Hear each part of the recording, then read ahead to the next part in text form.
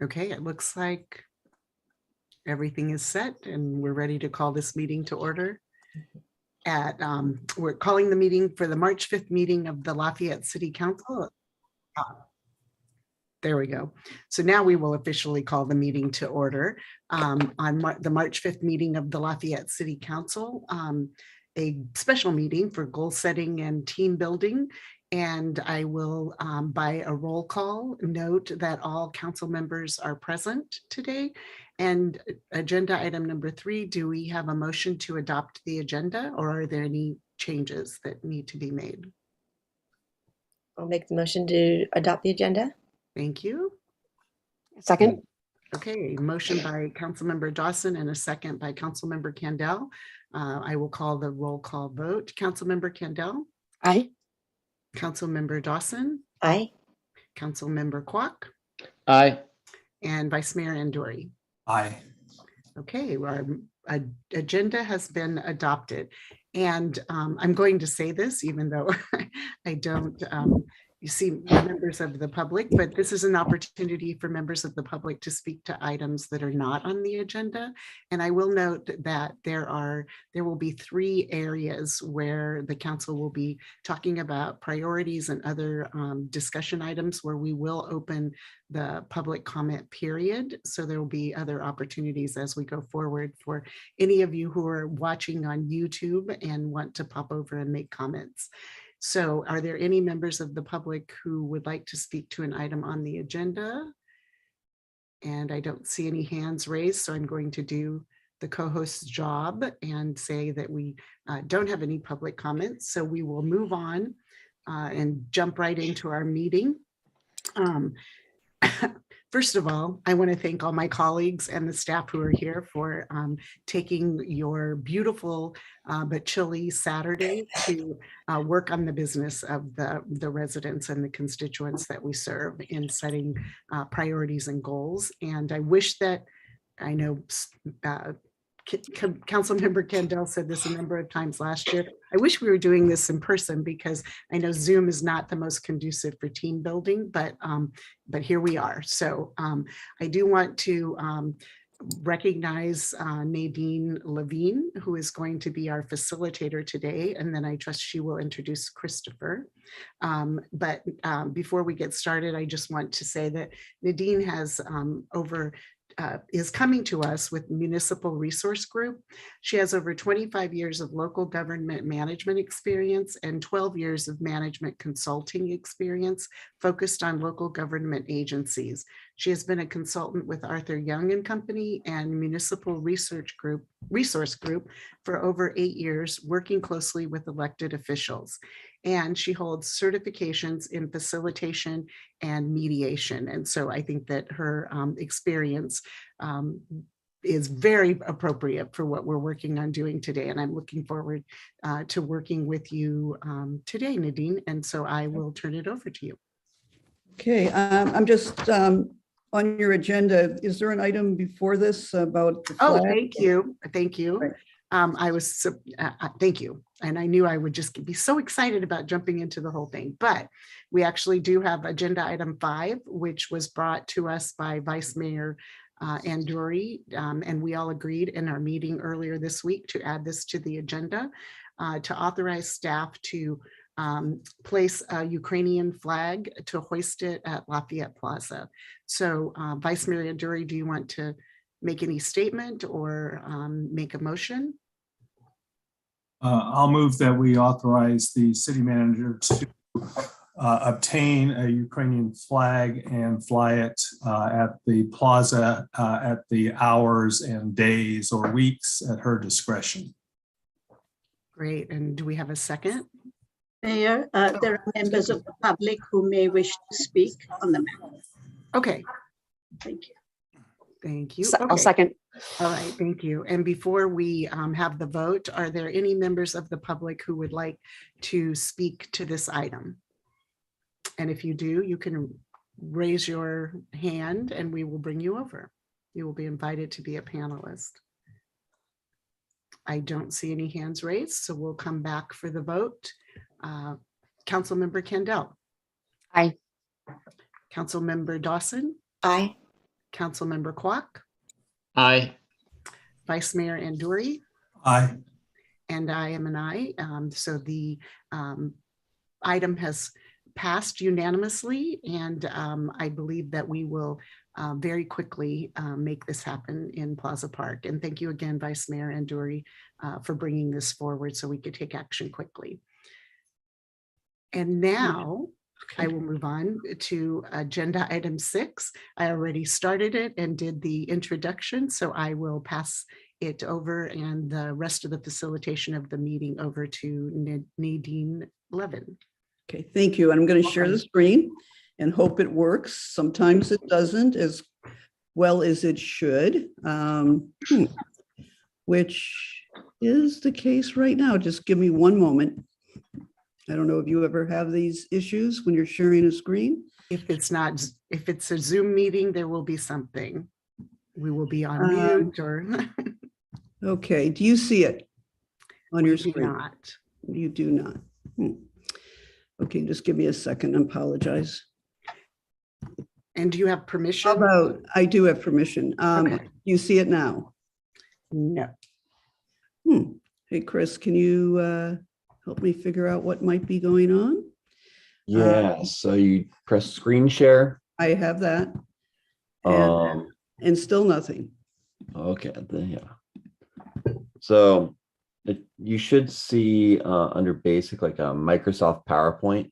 Right, I do. Let's just do this again. Share screen.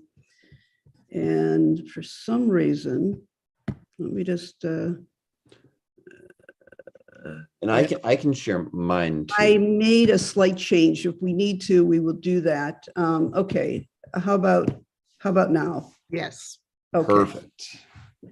All right, let's go to slideshow and we'll start right from the beginning. Thank you for your patience with that. So let me also, before I begin, may I address all of you by your first names? Does that work for everybody? All right, great. So thank you for the opportunity. There you see your faces. We don't actually see your slides yet. We just see the Zoom take a health and wellness break screen. Seriously. Which actually I was liking the message.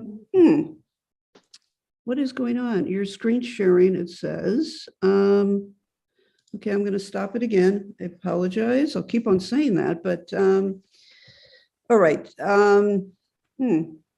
Let me see what is going on here.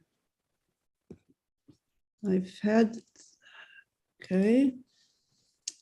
And you still don't see it. All right, I may have you share, Chris, but that may be a little bit of, I'm not just understanding why it's not working. I haven't had this issue. So it looked it looked like the PowerPoint just wasn't open. Yeah, okay. And it's still not there, is that correct? We're seeing your list of files here. So you might have two screens. Do you have two screens? And I only have one. Oh. Again, Can you double click on the very Yeah. final notes? you don't, on my what? I'm sorry. So we're looking at right now today at 7:52, very final notes. Can you just double click that? That's what I did. Okay. It's still not coming up. We'll get it. I would normally say, just talk among yourselves while we figure this out. Or I figure out, I'm going to stop share one more time. Share screen. Something is not right here. I'm on Maybe desktop.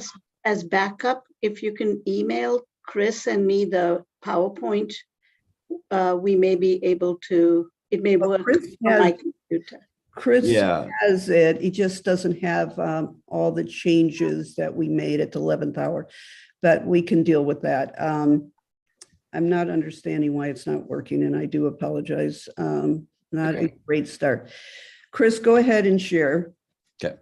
Let Let's see me- if this works. Let's see. And nothing that gives you confidence in your facilitator when they can't get their slides open, right? that's okay. There's a difference between having technology work, I think, and facilitation. So we're pretty relaxed. Okay, it's gonna, yeah.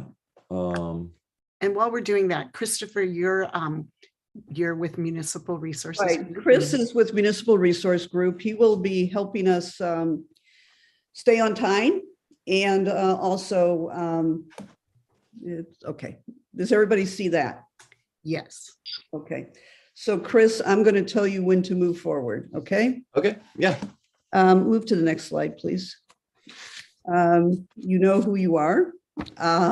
So that's it. And the next slide is talking about how we will ensure, next slide, please, Chris. How we ensure a productive day. We're going to take 2 5-minute breaks off camera and a 20-minute lunch break to allow you to focus and remain fully present. We'll allow time for a candid and honest conversation. We're going to all assume good intent and seek to understand, strive to find common interests, and we'll adhere to the schedule and allow me to move the conversation along. Chris is going to assist us. Chris is with Municipal Resource Group. He will keep notes for us, which I will later turn into a report for you at the end of this. And he will help me keep on schedule. When a topic comes up that is not relevant or necessarily relevant to what we're doing today, we're going to put that in a bicycle rack. And Chris will be keeping that on a separate sheet of paper. It won't be paper per se, but digitally. And at the end of the meeting, we'll bring it back so you can discuss what happens with those ideas so you don't feel like it just went into a black hole and you'll never see them again. I'm going to ask if you would stay mute, please, or on your mute button. And then when you want to speak, and I understand it's your normal practice to raise your hand. And if you could do that, that would be great. And I'll tell you that if you are overly quiet and not participating, you know, again, if I'm in a room, I would just have ways of doing it. I might move a little bit closer to you to invite you to speak. But if you are being overly quiet or quiet, I will invite you into the conversation. Chris, next slide, please. In terms of the workshop outcomes, at the end of the day, which will be around 2 o'clock, discuss and confirm the goals for fiscal year 22-23. Discuss and determine next steps regarding the consultant recommendation on commission and committee practices. Discuss next steps for the consideration of a good governance proposal and talk about council as a team. So Chris, when I go like this, just move, please. Or when I stop. Yeah. So the agenda for today, we are at an exciting point, which I know everybody looks forward to, the icebreaker activity. And since we're not physically together, there aren't any things for you to play with. We're not putting things on your back for you to guess what the other person is about. So with the icebreaker activity, the next slide, Chris. I would like you to answer one of 2 prompts. What has surprised you the most in the last 12 months of your council service? And what is the most enjoyable and the most challenging aspects of being a council member? And is there anybody that wants to go first? Otherwise, I will do it as I see on my screen. Okay, Gina, which one would you like to select? Well, first off, I just want to preface this answer with I very much enjoy the work I am doing with the people I am doing it with, which is obviously my fellow members of staff, council and staff in the community. But to me, the surprising thing has been the pace, which is obviously very different for staff because they're constantly busy, I know.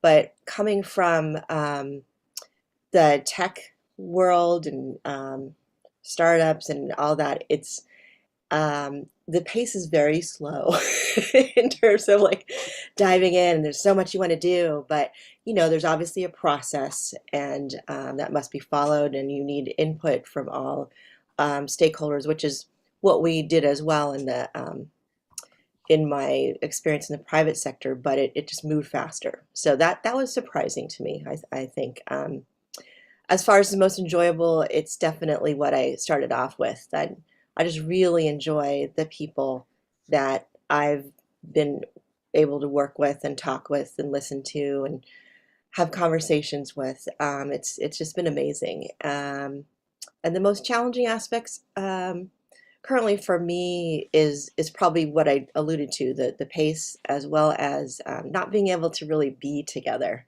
Because I do think for me, I started, my campaign was during the pandemic. This whole past year has been, I've never been to a meeting, you know, all of us together. So I think that's been not necessarily challenging as much as, you know, lost opportunities, I think, because there's so much added when you're able to be together. So. Okay, thank you. Anybody else, or who would like to go next? Okay, Carl.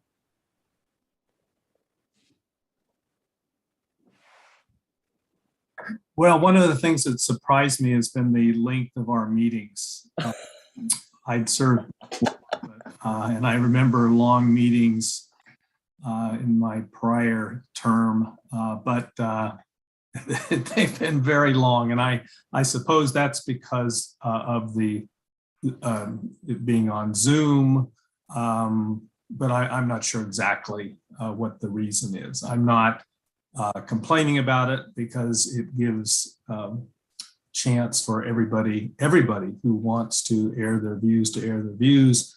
I don't think we've ever considered an item where someone has not had, on the council or in the public, has had a full opportunity to express themselves and make their views known. So that's all been positive, but it has surprised me the number of times we've gone past midnight in the last year.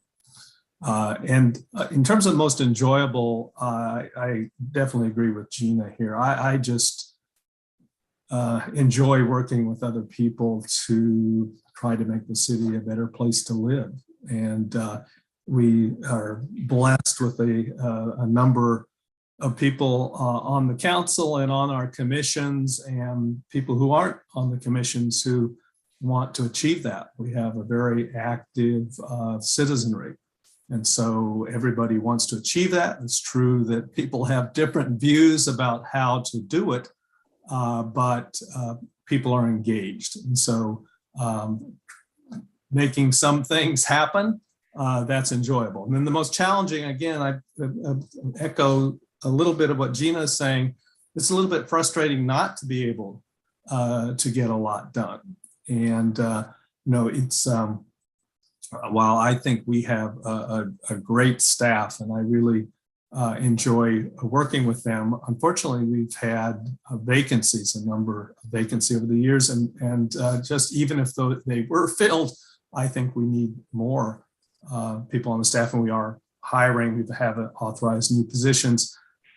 Things don't get done unless you have staff moving them along. No matter how well-intentioned citizens are, no matter how talented citizens are, things don't get done unless you have the full staff support to do it. And so I think the most challenging thing is to see all the things that we need to do to meet the challenges the city has, and not have all the staff positions filled out to do that. You know, whether it's planning staff, whether it's traffic engineer, all of the positions that we need, they're just critical. And you know, we can't achieve what we want to achieve until we're fully staffed. Thank you very much. Wei Tai? Great, thank you. Answering one of the two, right? So I'll go on the first one. Surprised most in the last 12 months. Now, I've only been on the council for 6 months. And I think it's, as a total newcomer, I would say what surprised me is a little bit of the gap of a perception of being a non-council member, just a regular member of the public, and then diving in and learning so much more about our city in the last 6 months. I think, for example, the gap of public perception versus reality in terms of how affluent our city is has been a little bit of a shocker to me, to see that maybe many members of the public, including myself, thought that the city has a lot of money and resources to do things, but in fact, we don't have a lot of excess cash. That's been a bit of a surprise. I think also that, sometimes in the public thinking that the city is falling short of its obligations, whether that be in public safety or in wildfire. But when the more I spend and see what staff is doing and what we're doing a lot in all those areas. And I think there's a gap between public perception that we're not doing enough, and given, I think we're punching above our weight, maybe not communicating it as much out as we need to, or limited by our resources. But that puts me to my third point. I guess it's not a total surprise, but I think categorically the city staff and members of this council and all the commissions are incredibly committed people and highly professional. And it's been so wonderful to see that the people who are volunteering and working for the city, their hearts are really in it, and that's very clear. And that sort of makes me sad too that the public does not see that.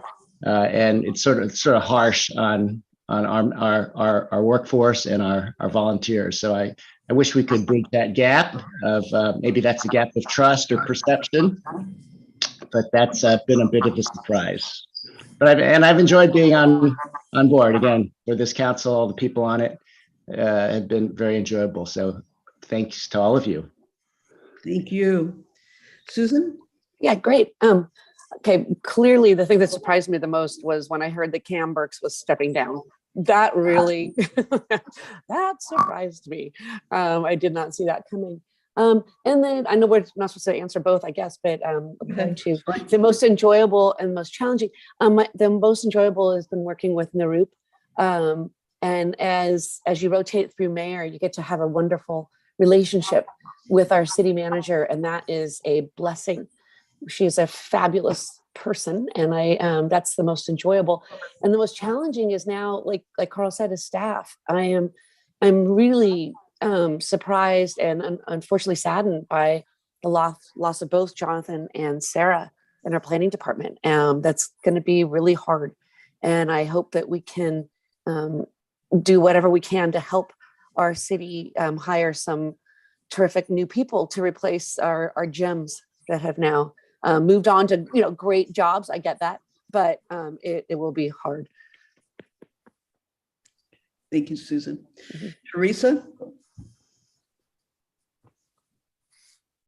A little bit of everything that everyone said, but I will take the second one, the second prompt, and absolutely working with the residents and staff and my colleagues on the council and all the people on the commissions to make and keep Lafayette the place that makes everybody really believe in the bumper sticker, the Love Lafayette.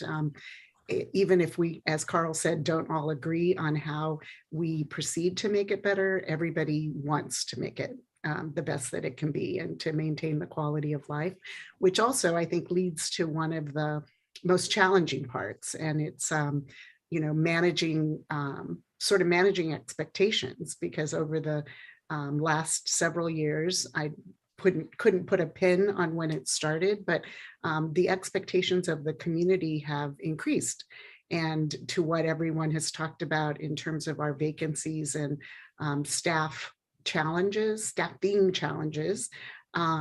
it's hard to meet and to be able to actually we're never going to make everyone happy, but to be able to manage and balance those expectations. And so I think that's the challenging part, but also the part that circles back to that listening and working with the community to try and accomplish as much as we can. So I think we're going to hear maybe more about our concerns on staffing and how we can support the effort to move that forward. But that's my comment on the prompt.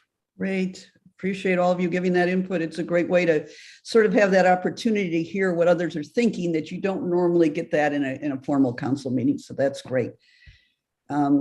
Chris, could you move to the next slide, please? Not moving. Not? Okay. Yeah, okay, Better? thank you. Yes. I had the opportunity, and I do appreciate you giving me the time to talk to each of you individually. It gave me a little bit of an understanding of who you are, as much as one can get in 15 to 20 minutes of time, and help me prepare for today. So just to give, now what happened? Oh, apologies. What's going on here? It's so much easier in person. So why don't we all just stop and I'll drive over and you go outside and we'll just meet in a park somewhere. So I just wanted to share with you what I heard from the five of you. Each of you I spoke with between the 14th and the 25th of February, and there was a very definite consensus that the main goal for today is to reach an agreement in a collaborative manner on the priorities going forward. You would like the council discussions to continue to be authentic and open. You want to discuss proper communication with the public, feeling that the council team is working well in general and are collaborative in nature. You like to see council, and again, these can be individual, other than when I say there's a consensus, they can be individual things that I heard. You would like to see council meetings used to move priorities forward and focus on outcomes.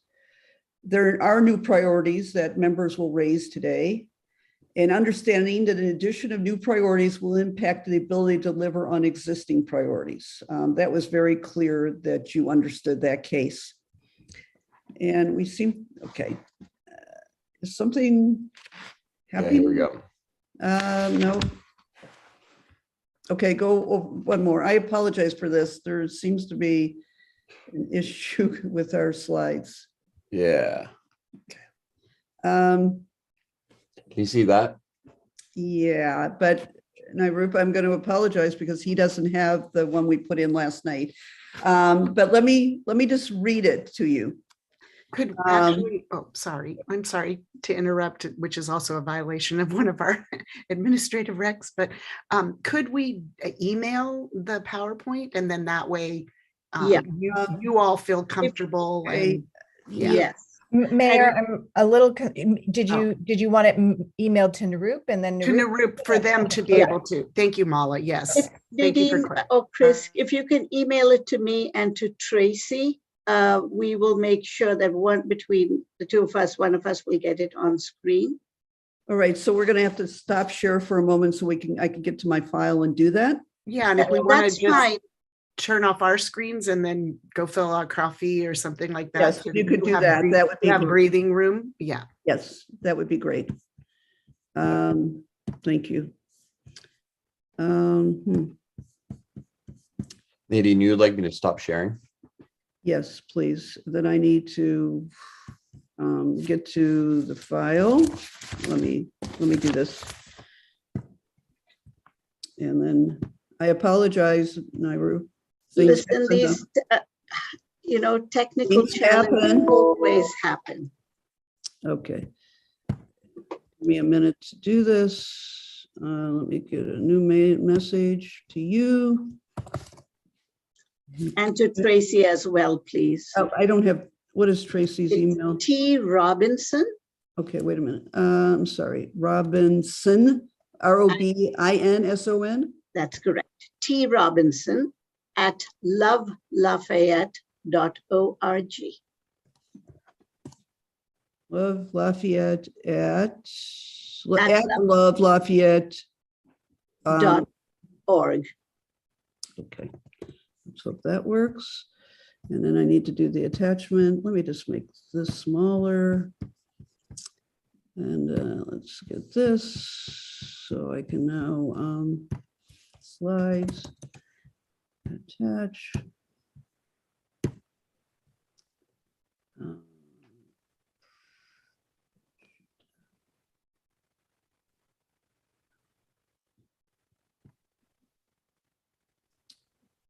All right, let me just go to desktop. Very final. Open. Okay, I'm gonna. Okay, so I'm sorry, you can hear me, right? Can you hear me? Oh, what happened now? Yes, I can hear you. Okay, so her email is different than yours. I have you at CI Lafayette. That's same. It goes to the same location. Go ahead. Okay, so T Robinson at Love. Lafayette, Love Lafayette. Yes. Okay, I'm sending it right now. Thank you. So let me know if you get it.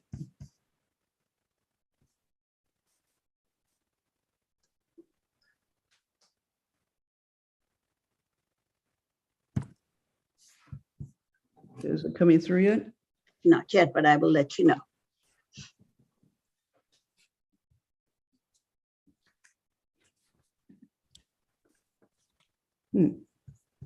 Should have come through. We have another technology. It's here. Okay. All right. I got it too, Nadine. It's Tracy. Tracy, can you see? I'm not really good at sharing screens. Could you see if you can share screens, the screen? Sure will.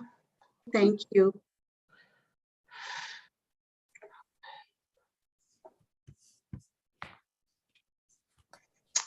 See, we were on review of input from council interviews. Right, you got, so the next slide up will read update on 2021 council priorities. Correct. Okay, let me see if I can share this.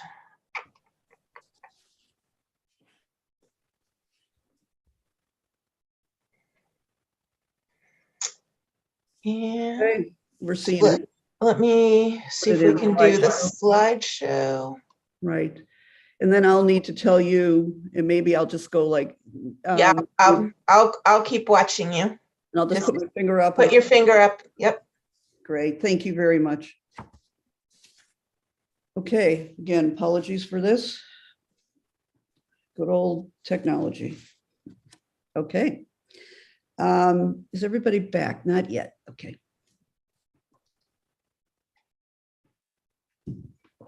Thank you. And I think Everybody back? I'm checking. All the council's back. Okay. Yes. Mhm. So I'm going to turn this over to your city manager, who I've been happy to work with over the last couple of weeks. I'm very impressed by her, as you've indicated yourself. You are as well. So go ahead and provide the update. Thank you, Nadine, and good morning again.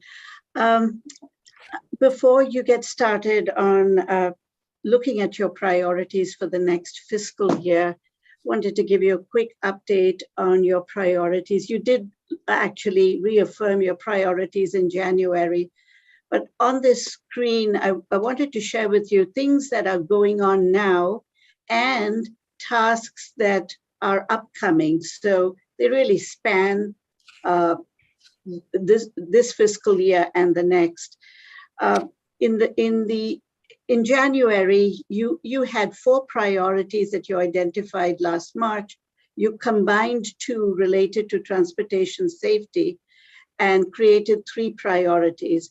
In the arena of public safety and transportation safety, as you are all aware, tool is preparing reports for safety recommendations around schools. And so the next steps would be to actually implement some of the quick fixes right away. We've sent out an RFP for the local roadway safety plan, which will be viewed with a Vision Zero lens per the council's resolution. We are in the middle of the Burton Valley pilot project. We have some recommendations on some improvements to our roundabout. The Pleasant Hill Road pathway design, it will also be undertaken this year. And we are getting ready to look at next year's CIP and really trying to reformat how the CIP is viewed, given, as we discussed, the funding challenges and the requirements of having a shovel-ready project ready to be eligible for funding. In addition to that, we've stepped up police enforcement and ongoing education with schools and bike safety. These tasks are primarily in the engineering and public works and police departments. So those two departments are pretty busy undertaking these tasks. In the arena of wildfire prevention and utility safety, the Emergency Preparedness Commission has drafted its goals for the upcoming year. And one of their goals is to increase the number of fire-wise neighborhoods. So that includes a lot of outreach and community education, really making the community understand the efforts that the city has undertaken and the fire district to keep us safe. We need to update the emergency operations plan and also just make sure that our EOC and web EOC are ready should, and we hope it never happens, but should an emergency or a disaster take place.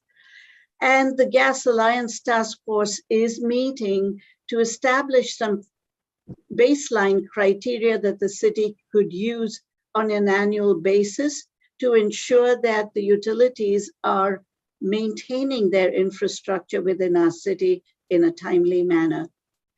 These tasks rest currently with the police department and the fire district. And as you know, the fire district is an independent district, and with the planning department. The third is creating a vibrant downtown and supporting our business community. And ARPA has really dominated your discussions early this year. Out of ARPA has come, in addition to the disbursement of funds, we're actually creating programs. The outdoor dining program, business marketing, small business technical assistance programs. We have the gift card program, and also the ARPA subcommittee will be before you at your next meeting talking about extending the outdoor dining and the relaxation of regulations. So we're actually taking your priorities and implementing them through a series of tasks and programs. Additionally, you will in a couple of months start discussing what you plan to do or how you would like to spend the next round of ARPA monies. These tasks rest with the Administrative Services Department and to some extent with the Planning Department as it relates to the relaxation of rules. In addition, these were your identified priorities, but in addition, we are carrying through some of your earlier priorities with the DEIB committee, staffed currently by Administrative Services. The big one, the general plan and the housing element update, staffed by the Planning Department. The age-friendly plan, staffed by Senior Services. And then ongoing attention to legislative matters and what's happening in Sacramento, and city schools collaboration, and they're both staffed by your Administrative Services Department. My point, if I could make one, and a suggestion would be that you have a lot on your plate, and we have a lot on our plates, and it will take us 2 to 4 months to fully staff up. And I want to take a moment here to just acknowledge my deep appreciation and staff's to the council for recognizing our staffing shortage and for really giving us permission to go out and the funding to go out and staff adequately. We are not alone in our staffing challenges. Our neighbor to the west has lost 2 key engineering and public works personnel. Our neighbor to the east has lost 3 critical planning positions. There's a shortage everywhere, and we're all drawing from the same pool of talent. But we will work, Tracy and I will work hard on over the next few months to get fully staffed. But from my perspective and staff, our recommendation is that we do a few tasks for each of your priorities each year, and we do them well, rather than do many tasks and not have the time to really put our time and effort into it. I think when we do a task well, the community responds and is grateful and is appreciative of the quality of work that we deliver. That's the end of my presentation on the priorities. If we can move to the next slide, please. So dovetailing what you just heard about balancing staff capacity and council priorities, the iceberg diagram, excuse me, is often a great way to conceptualize what a city does. You know, usually most cities are fairly common in this, about 10 to 15% is above the line. This is what people see normally. Council goals and priorities and policy directions, and below the line is the routine work of the city in the providing the services to the community, planning for the future, managing human and financial resources, responding to unplanned events. And as we all know, the last 2 years, no one could have planned and what that impact has been. Interacting with other government agencies, maintaining your infrastructure, and meeting statutory requirements that in some ways for cities has become more onerous in terms of what some statutory requirements have become. And then as you complete your projects and your priorities, they move below the line and they become part of the routine work of a city. And every city council that I've shown this to is, you know, you know this, but this is a good way for you and for and the public to really understand how your staff time is spent. I don't know, are there any questions about this or at all, or any more information you would like about this? Okay. And I'm going to put my finger up and I don't know if, okay, great. Now it's in a 5-minute break. Since we've already taken one with our technology, are we okay not taking one right now? Okay, we're going to move to the next slide. This is where we get into the goal setting. And the next slide, please. So the process. To discuss the current adopted priorities in the update you have just heard, identify new priorities, if any, that you wish to discuss, and seek clarification on those new priorities. As you raise them, hopefully you'll give information in terms of what you're thinking about, and then for all of you to seek whatever clarification you need with that, and discuss and arrive at a consensus of your top priorities for 22-23. And as you talk about new priorities, if you can talk about them in terms of outcomes rather than tasks, that would be helpful. So I would like to begin. Whatever comments or thoughts or questions you have for staff regarding your current priorities. And just raise your hand. Okay, Teresa? I actually have a request. Could we, while we're having this discussion, take down the PowerPoint after we've gotten it up? I apologize, but Oh, that's fine. so that we can see each other. Thank you. Yes, that's a great idea. So any questions about your current priorities? Everybody's clear on them, okay? What about new priorities that anybody has that they want to raise?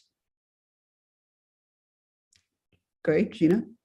Well, obviously, I think based on the conversation we've had and what Narup just went through, priority definitely needs to be around understanding challenges to staffing to the levels we need, and to the extent that even just in putting that staff in, first off, what we're doing in the meantime to support the staff that is then going to have to take probably additional work on, and we're going through the process of focusing on what they will be working on, but also if we need to look at even extended growth of staff.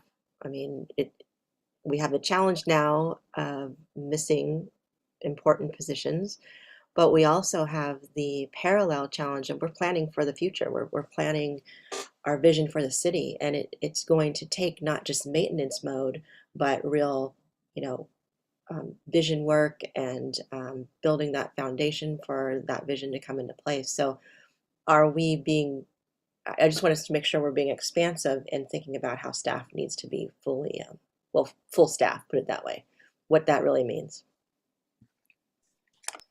So, Herb? Well, just picking up on that, I think it was Teresa who said one of the things that she had noticed was the increased desire of residents for services. And I think that is definitely true. As we have more new residents coming here from other areas, their expectation of what the city will provide seems to be greater than the people who have lived here longer.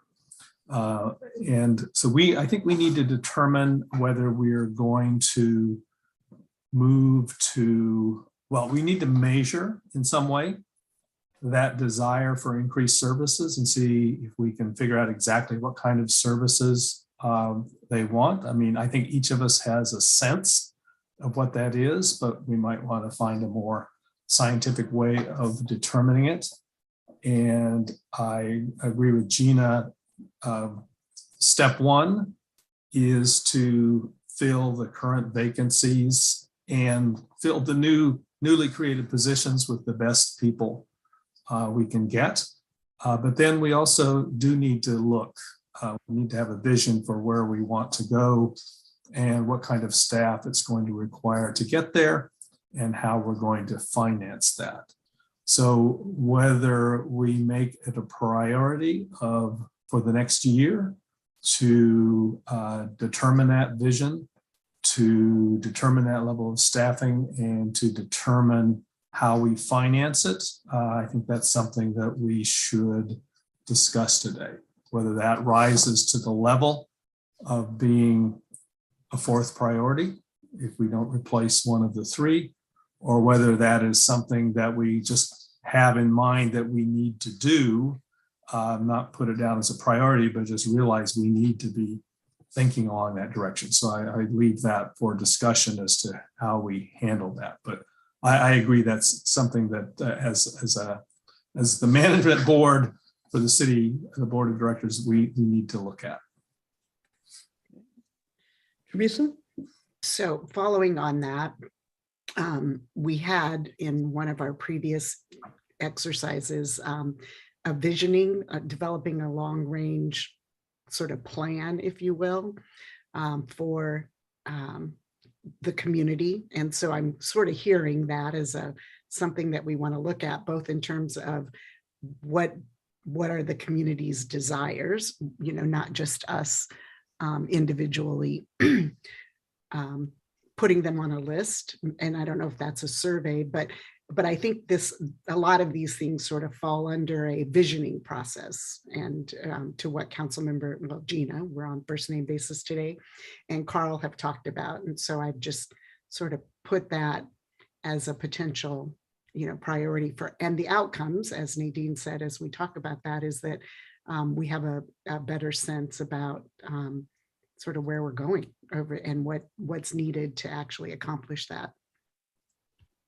And that is not that's not a new priority that I came in here with, but it is one that I noted picks up a lot of the things that we're experiencing in terms of growth right now. Susan?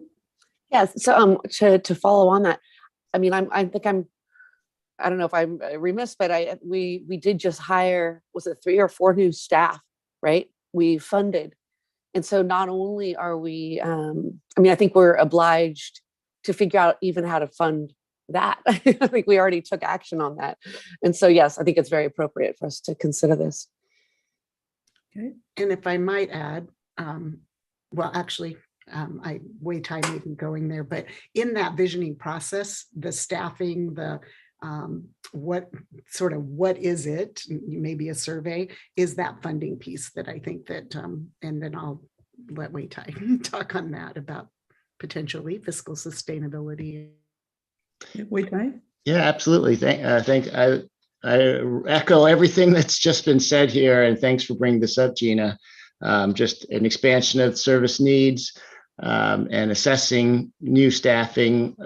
Susan mentioned we did agree to pay for 3 or 4 new staffing, but I am concerned that the money that's being used to pay for it is one-time money that right from the Palos Colorado. So that's not really a sustainable method of paying for 3 people. It's a stopgap measure for a little while, but if we do think we need to provide more services, then we need to do this in a fiscally responsible way and match our expenses with our revenue.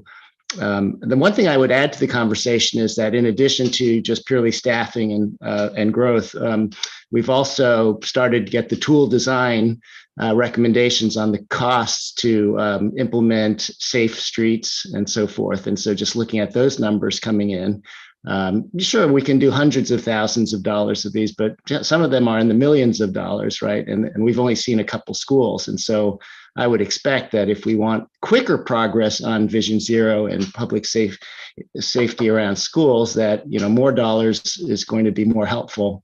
So just adding to the need to give our city the right resources to do the things that we need to do.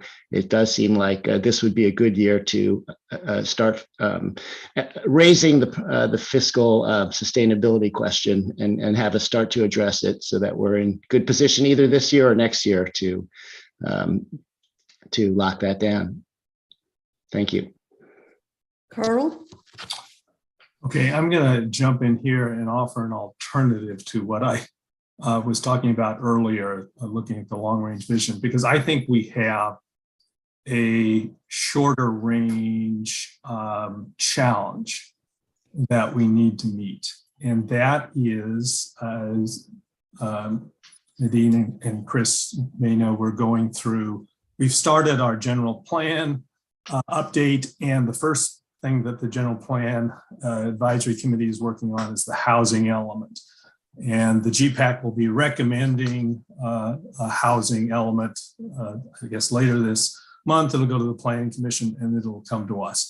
So one thing that's clear, although we're waiting for them to make their recommendation, but one thing that's fairly clear is we have a RENA of 2,114 units in a town that has right now 10,000 dwelling units.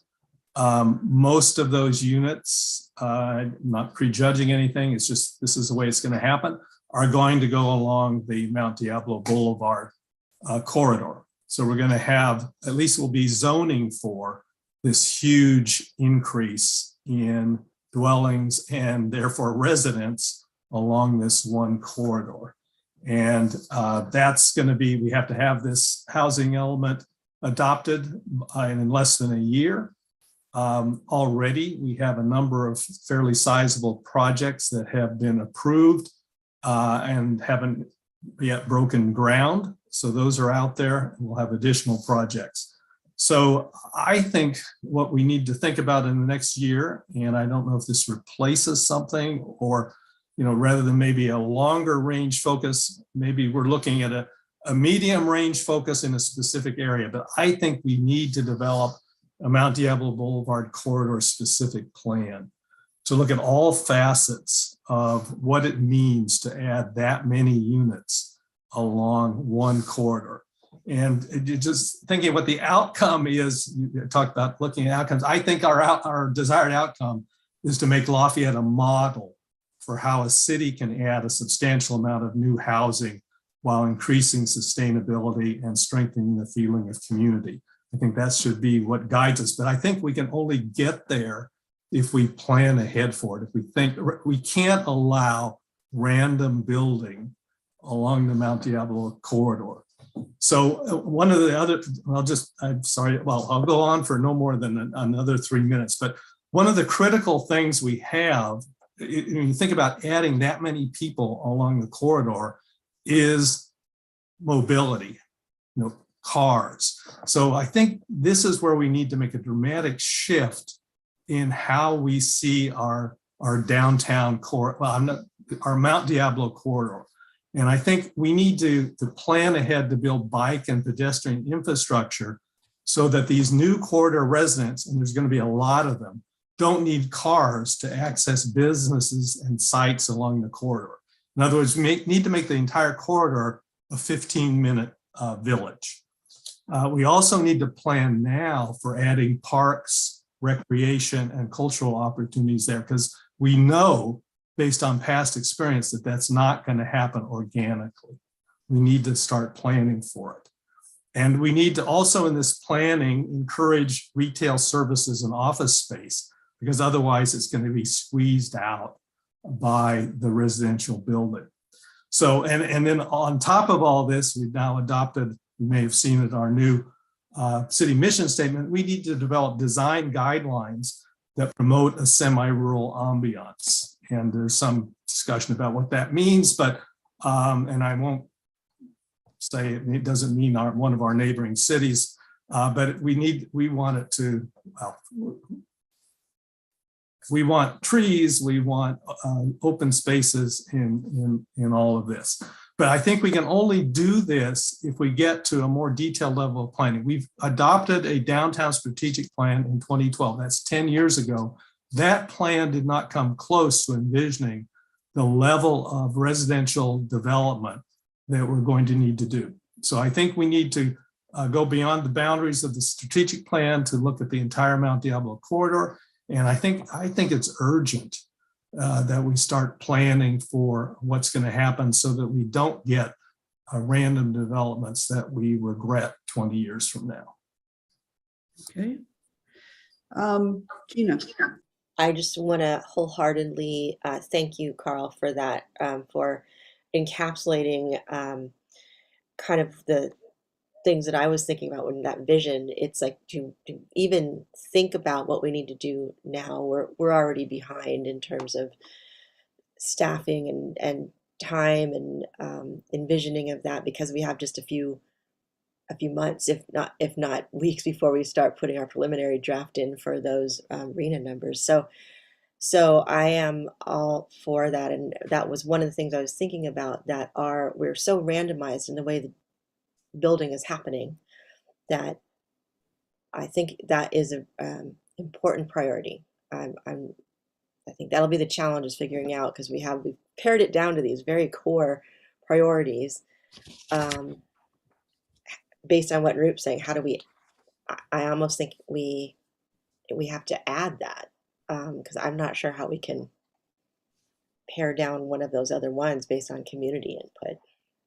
But I thank you. That's exactly what I think we need to be looking at. Others that either have questions about what we've talked about, and obviously there's going to be a more robust discussion about these, but any others that come to mind that we haven't talked about yet or raised? And if we wait time. I was just going to say thank you to Carl for being so eloquent and talking about both planning and all the vision. I think that's very exciting what you just talked about. And just from a timing point of view, I would agree. This would be a really meaningful exercise for us to do right at this window of time. So thanks for bringing that up. Other thoughts that haven't been raised yet? So let me, in a moment, I'm going to actually ask Chris I'm going to have stop share. Chris will share. He'll show you what we've talked about. And again, if we were in a room together, they'd be on a chart and you could see them. And before we do that, I do have a question. I did hear about the corridor and the mobility issue, how people get around once that happens. And just because of your current priorities, would that fit into, even though it's very specific to an area, would that fit into improve multiple modality of mobility? Would that fit in there or not? I'll ask the city manager, does she think that it would or would not, given the work you're doing to date? I think it's beyond that, but I saw that the Carl, who had the idea, raised his hand. Go ahead, Carl. Well, yeah, I think it's beyond that. It's one element. Let me just to jump ahead. I see we keep the three priorities we have, and I would suggest adding the one I just suggested, but they interrelate because looking at improved traffic safety and multimodal mobility, the way I'm looking at that now is that there's 4 layers to that. And the first layer and the first priority is to implement the safety recommendations around the 7 schools. So that's our commitment. We can't, as Wei Tai said, we can't implement all of them because we don't have the money to do it, but we need to focus as soon as we can on implementing as many of those recommendations we can. So that's level 1. Level 2 is we have adopted Vision Zero, and what this level means is that we have to see everything through the Vision Zero lens, and our immediate task is to create the local roadway safety plan. So that's the 22-23 part for that layer. But anything that comes up in terms of safety, pedestrian, bicycle, mobility, we need to look through the Vision Zero lens. And then the third thing I'd like to add in terms of looking at multimodal mobility, I have been thinking in the past about, maybe being less ambitious about turning the whole city into a bicycle pedestrian friendly city, but just thinking practically that we need to have at least one safe bicycle corridor or path from each neighborhood, or well, not neighborhood, but area of the city to the downtown. And so, for example, I live in Release Valley. There is a great path along, experienced bicyclers can be in the road.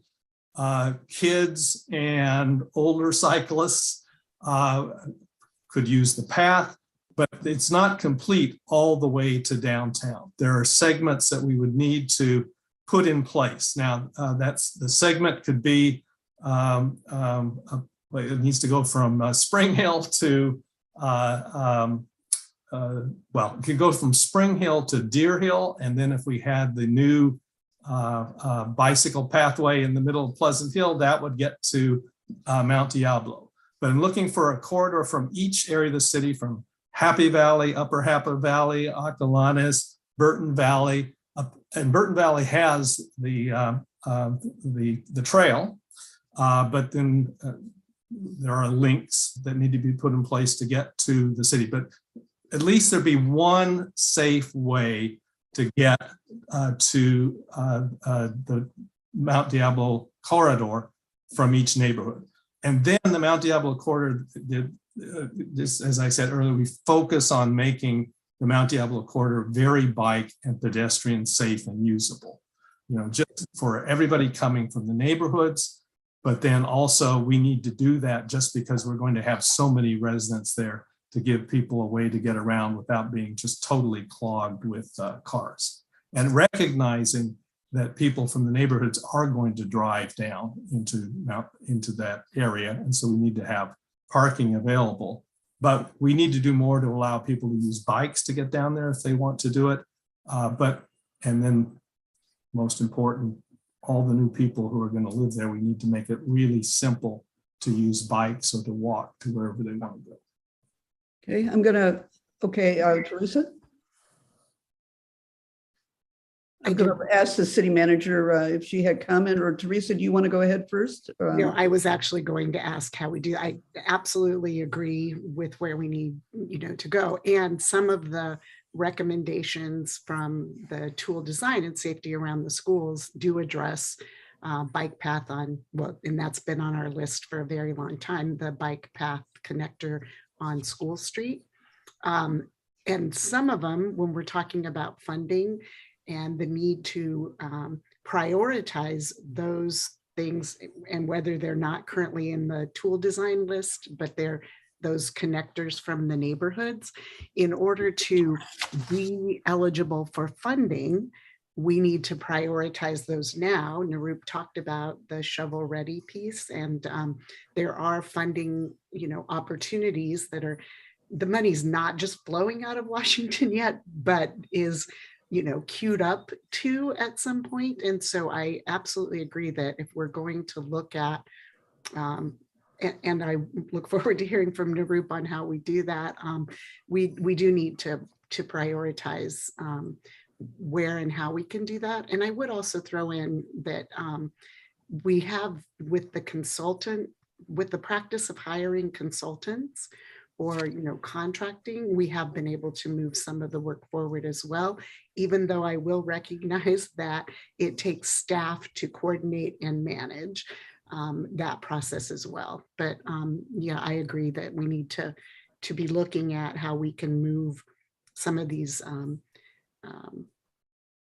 aspirational but realistic, if we're prepared, goals. Okay, Nirup? Thank you.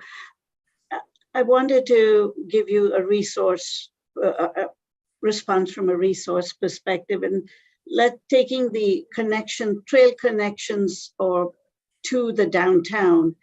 That's the outcome. If the council wants that as the outcome, what staff can do within its work plan is to identify funding and identify projects.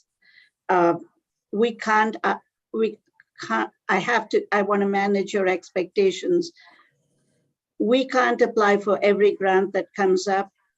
We have to prioritize. If we get one successful grant a year, that's a pretty big deal for us, because a grant translates to work and to design and implementation.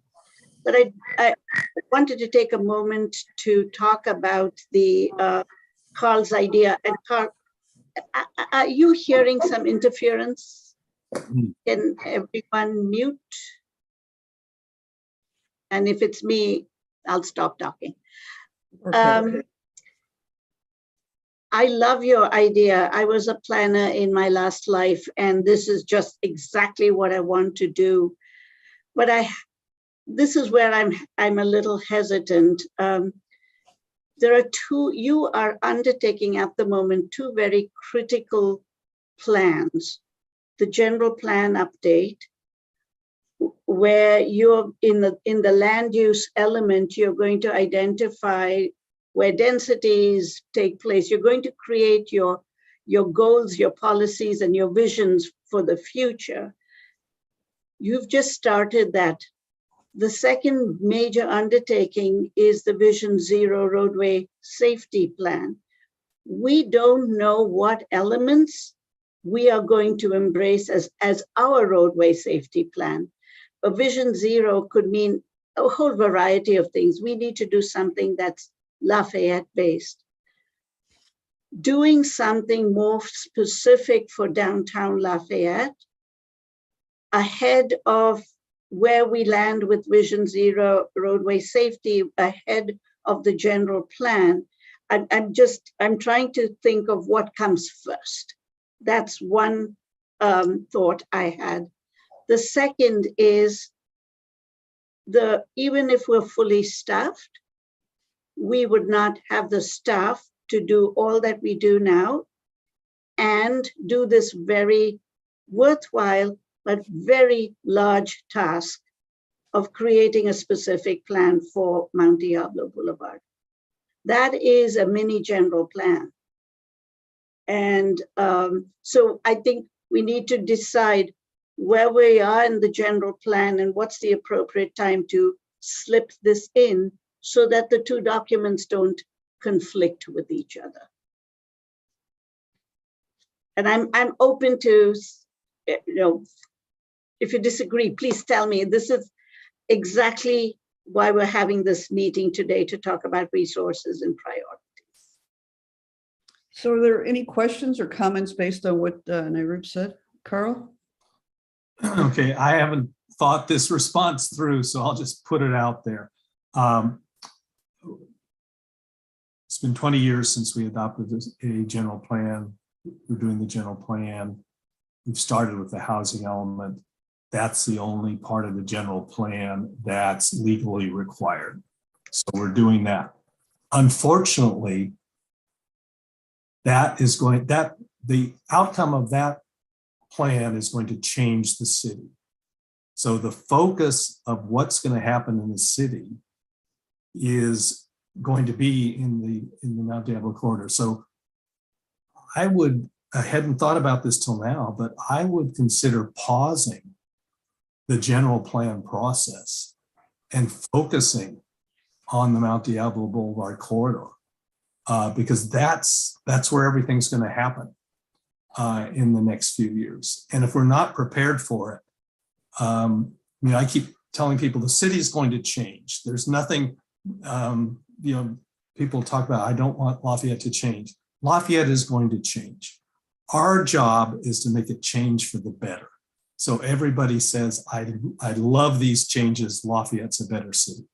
I'm concerned that we're not going to get to that outcome unless we plan it. And if that means pausing the general plan process and focusing on Mount Diablo Boulevard for the next 2 years, then I think we should do that. So reactions to that or comments? Others think about that?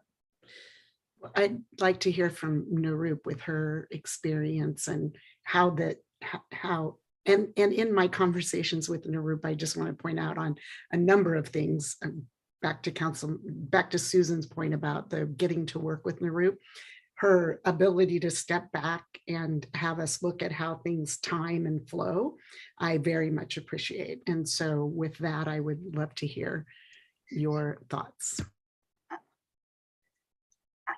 Carl is correct.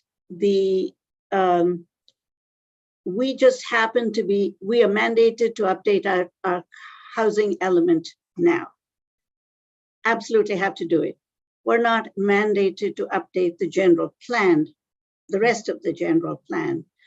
We're doing it because it's 20 years old and it's time to do it. It's the right thing to do.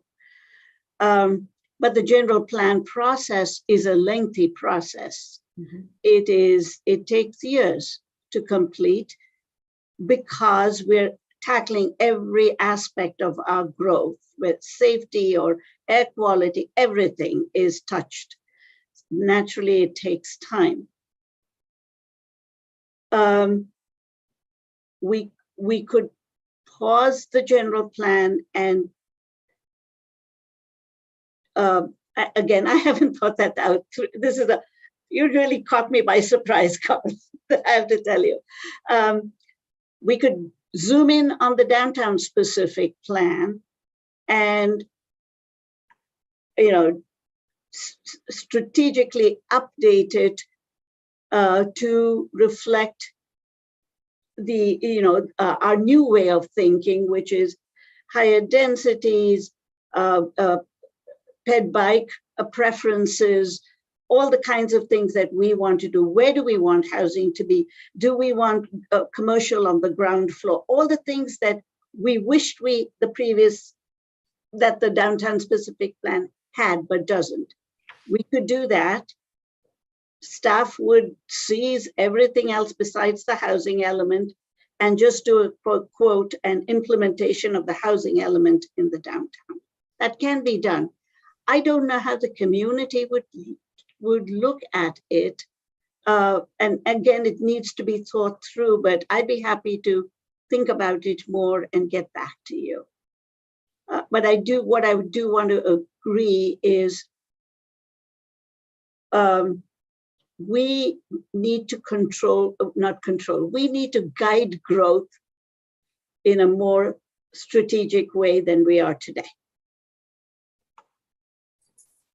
Carl? And I just want to say, I didn't mean to surprise you with that, because that just came. That is a good surprise.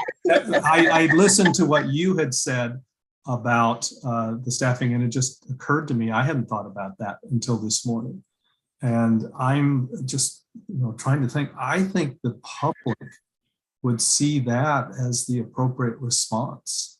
I know that people appreciate what we're doing with the general plan, but I think that people would recognize, because there's just so many aspects to what's going to happen downtown. We really need the plan for parks in the downtown. And unless we do it, unless we have a plan that is just provides a way that we know we're going to get them, we're not going to get them. So I think the public would welcome us saying, we've had to allocate this number of housing to the downtown. it's going to change. We need to guide that change, and we'll wait on these other elements. And some of the things that the public is most interested in are in our priorities. The Vision Zero, the safe routes to schools, those things, we are handling those, so we will try to handle them. But I think given where we are on the staffing, I agree. It just flowed from what you were saying. We need to focus on staffing in the areas that are just going to make the most difference in the city in the next few years. And thank you. I just also wanted to add a point that it is staffing. That's a big thing, but it's also making it, having two plans underway at the same time is confusing to the community. You have the general plan, which is a big thing, and then you have a downtown specific plan.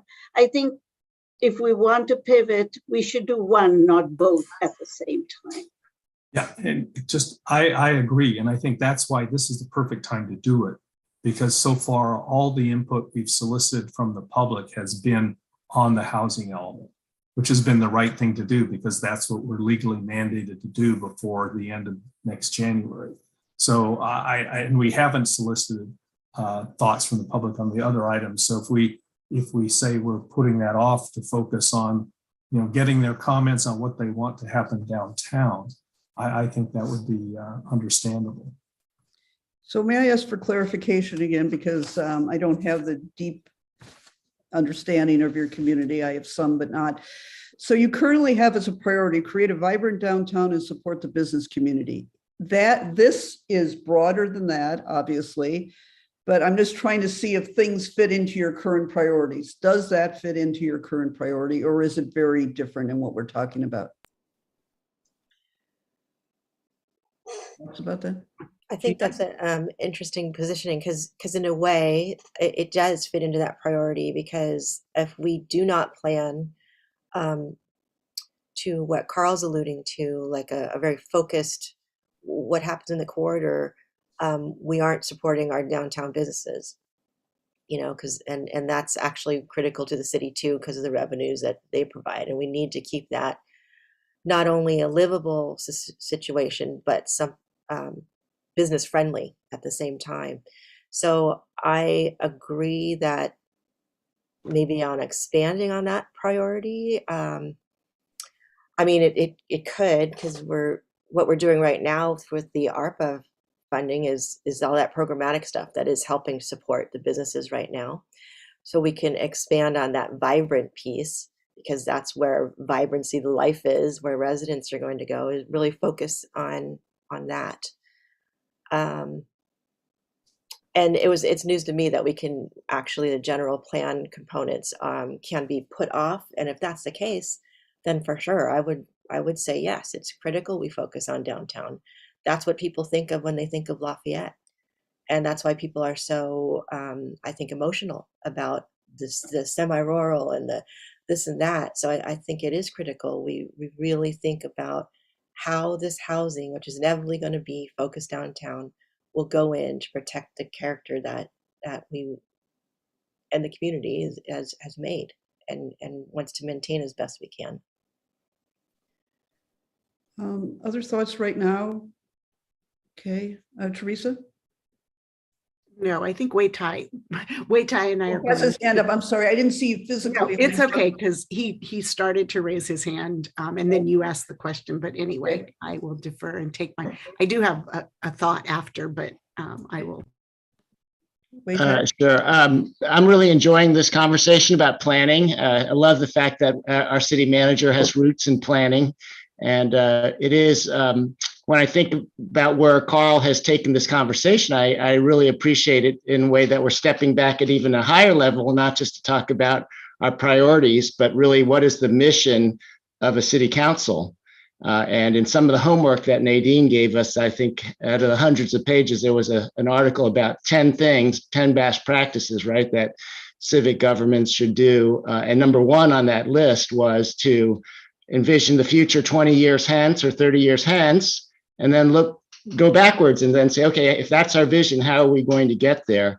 And I would love to see as the mission of a city council of Lafayette to be exemplary in going to that point 20 to 30 years in the future, saying that's what we want, and then coming back to now and then doing the planning and prioritization to help us get there.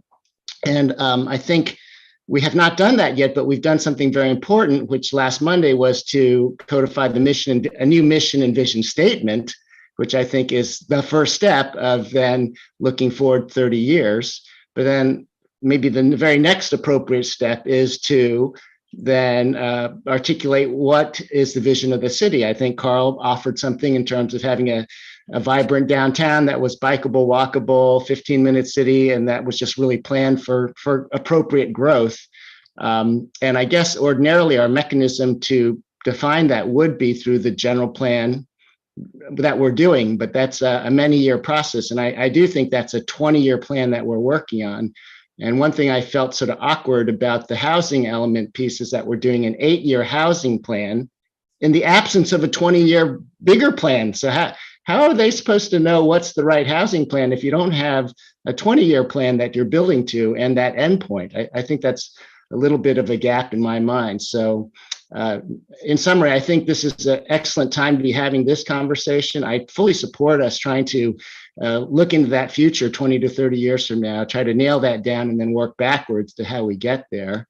And if that means putting a pause on the bigger general plan approach, even though I think that's the right community mechanism to get people involved, albeit very time consuming.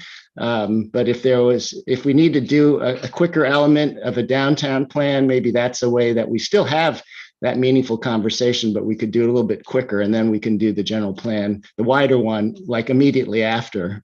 So that's totally brainstorming, no conclusions yet, but just some crazy thoughts on top of the crazy thoughts already here. So thank you for throwing that into the pie. So Teresa, did you want to go ahead? Yeah, thank you. Thank you, Wei Tai, and thank you, Carl. I think this is a great discussion and definitely focusing us. I think I also agree that the current priorities that we have, the 3 priorities, that we have, that we recommitted to in January, I would like to see us continue those as we go forward.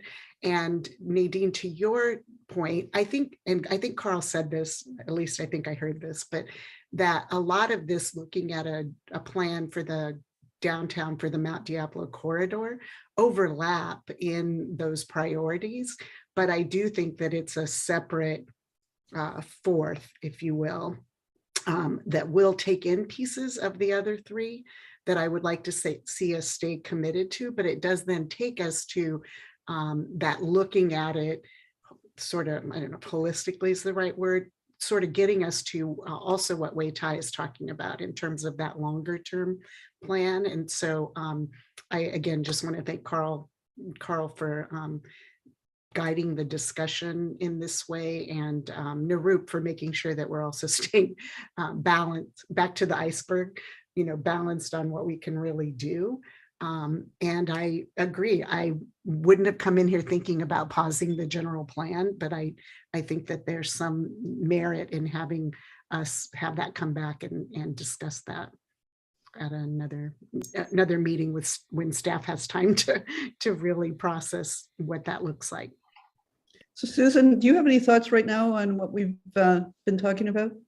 I think a pivot is, I think it's smart. And I think we probably can do it. I think our GPAC would be fully capable of pivoting as well and bringing the community along with it. So Carl, yeah, good idea. Okay. Anybody else right now? Okay. You have a lot that you talked about so far, so I don't want to go, what else is out there? But if there are ideas or priorities you've come into this meeting with that we have not raised yet, I'd like to make sure they're out there. Anything else from anybody? Teresa? Well, and I think that this can be done through a lens. I know last time the climate, our response to climate change and the climate crisis, how we look at that look at all of our current priorities, not to add it in. And I think that's where we came to last year. but looking at it through all of that, and I know that we are moving forward with a number of different initiatives, but again, slower maybe than we want to, but I want us to have that. I guess the other question is, how does staying with those three primary, we still have all those other things going on. We have the age-friendly, we have the other items that Narup. So not to add another thing, but I did come in with climate resilience and sustainability and that fiscal sustainability, which probably will come out of all of these things that we're doing, but that we really need to look at. And Wei Tai, and I think Susan brought this up, but in our budget that we just approved, going out 5 years, we don't have, our reserve starts to come down from the level that we want it to be. So how we layer those things in to what we're prioritizing, I think is important. Well, that was Teresa. I'm sorry, Gina. No, thanks, Teresa. I was just looking through our third objective, that create a vibrant downtown. I don't know if we've ever really fleshed that out either. We've, here, if we're hanging on to it, we should really know what that means. A lot of what we've been doing has been directed and focused at ARPA spending, economic recovery. At the time we did this was March 2021. So we were very much responding to that. And we've been, I think the effort has been good of what we've allocated funding to and what the programs that have come out of it. The only other thing I could think that would be a good focus there, if we were to, keep hanging on to that as a priority, as opposed to, that downtown master plan, would be economic development, because that is really what comes out of a vibrant downtown is the revenues and the viability of businesses, both residents making the most of downtown as well as other business being attracted to us. So that's the only thing that I'm thinking in terms of downtown business support that would be part of that priority, but we never talked about that in specifically when we set that priority up. So I do think it was very much in response to the pandemic. So I can see, though, I just think that would be a point of further discussion, put it that way. If there's an ability to swap and pivot from that particular point, or if we go down that path of what is economic development, or what truly does that priority mean, that vibrancy of downtown. So just trying to tease that out more, or otherwise swap it out. Carol? Well, starting with the big picture, at least where I am now, and obviously open to being persuaded to do anything else, but I see 4 priorities, the 3 we had, and then adding the develop a Mount Diablo Boulevard corridor specific plan as a 4th priority. I see the create a vibrant downtown, support the business community. I understand. I agree with you, Gina, on what you're saying there. I'm just concerned about the message it might send if that doesn't continue as a priority. And I agree we need to look at what we do in terms of economic development and continue. I'm just thinking that might be a future discussion. I think we need to do more in terms of planning for economic development. I think that's going to be an important part of what we do as Lafayette grows. So I think we do need to think about that. In terms of and then just stepping back, we're setting these overall priorities, and we've mentioned a number of other things. The way I tried to look at this, and I mentioned this to you, Nadine, and I've talked to Narup, and I think I've mentioned it to Teresa, although Teresa hasn't seen the list of these things, but I created a list of items that I'd like to see us, the city accomplish outcomes in 2022-23. And Some of them are already things we're aiming to do. And I don't know if it's worth talking about these so we see if people think, yes, we should try to do that. No, we shouldn't. We should put that off for the future. But there's a number of things that I believe are already in existing work plans, like the planning department's work plan, such as, where is that? Complete the impact fee nexus study and review of level of impact fees. I could say that needs to happen at the same time as the downtown strategic plan, because we need to figure out how we're going to fund the parks that go there and what the impact fees need to be on the new developments. But that's something I think we need to complete next year. And I've got a list, yeah, it's 22 items that, and it's not as if, well, a number of them we're doing, but some of them, for example, I have on the list, create the local roadway safety plan. Some of these are subcategories of the big visions, but there's other things. Well, Teresa mentioned the environmental sustainability items. Yes, I agree. I would like for our environmental task force to bring to the council draft resolutions in the area of EV charging for multifamily buildings. I'd like to see them if they feel. We're asking our environmental task force to think about what we should be doing to become a more sustainable city. If they think that we should have some sort of reach code for electrification, then I'd like to see that come to the council. I'd like to see a resolution to the council if the environmental task force thinks we should do it on gas-powered leaf blowers. So there's things that are going on that other commissions are doing. I just don't know if today we want to talk about what we'd like to see happen in the next year. So Carl, and you can all tell me to back away. I think we're beginning to talk a little bit about tasks now, and not necessarily priorities. They are priorities in your mind, obviously, and they're important to the city. And some of those fit within what the city manager is charged with doing. You have a priority, you have a goal, you have objectives. And her role, as I understand from my own background, and I assume how you operate, is to come forward with a work plan which has tasks in it. And when she does that, there may be not as inclusive, for example, of what you would have liked to have seen. And I think that's where the discussion goes. So I don't want to stop the discussion in any way. What I want to do is have enough, not too much out there, but that you can look at your priorities and say, and make sure they're framed language-wise in a way that you can see an outcome. And if it's, keeping the 3 you have, which I'm hearing, and maybe there's some tweaking on the vibrant downtown, I'm not sure on that language. And then are there 1 or 2 others that you want to talk about and agree together to move forward to a 4th priority?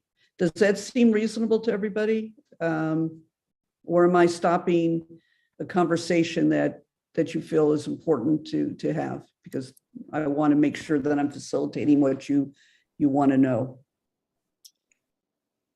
Teresa? And not interrupting Carl, I do see a lot of those that they would come back to us in the work plan, unless, Carl, one of them would rise to and I'm not advocating for a 5th priority, but I mean, if there's one that doesn't fit within the priorities that we have, and a 4th priority of developing a Mount Diablo corridor downtown specific, or I'm not wording it right, but anyway, strategic plan or specific plan, I think that they would come, Narup would bring them back as part of and that is the plan. I don't know if we mentioned it at the beginning, but remember when we've done this in the past, or not remember, wait, what happens is we agree on what the priorities are, and then Narup comes back at a subsequent council meeting with how she envisions assigning resources and the tasks that it would take to implement. And so those were contained in the materials that we had. And so Yeah, again, Carl, unless there's one that would rise, but Narup, I think that I'm. I just supporting- wanted to add that the management team is having an all-day retreat on March the 25th, and we're going to take your priorities and talk about the work plans for the coming year. And so in the first meeting in April, I will come back to you with, here are the things we can do given our current resources. And then if you want to substitute some of the tasks for tasks that you believe are more important, that would be the time to do so. And that'll be folded into the budget. Gina? I just want to be determine whether or not, you know, we're basically saying now we're moving towards these 3 priorities and adding another.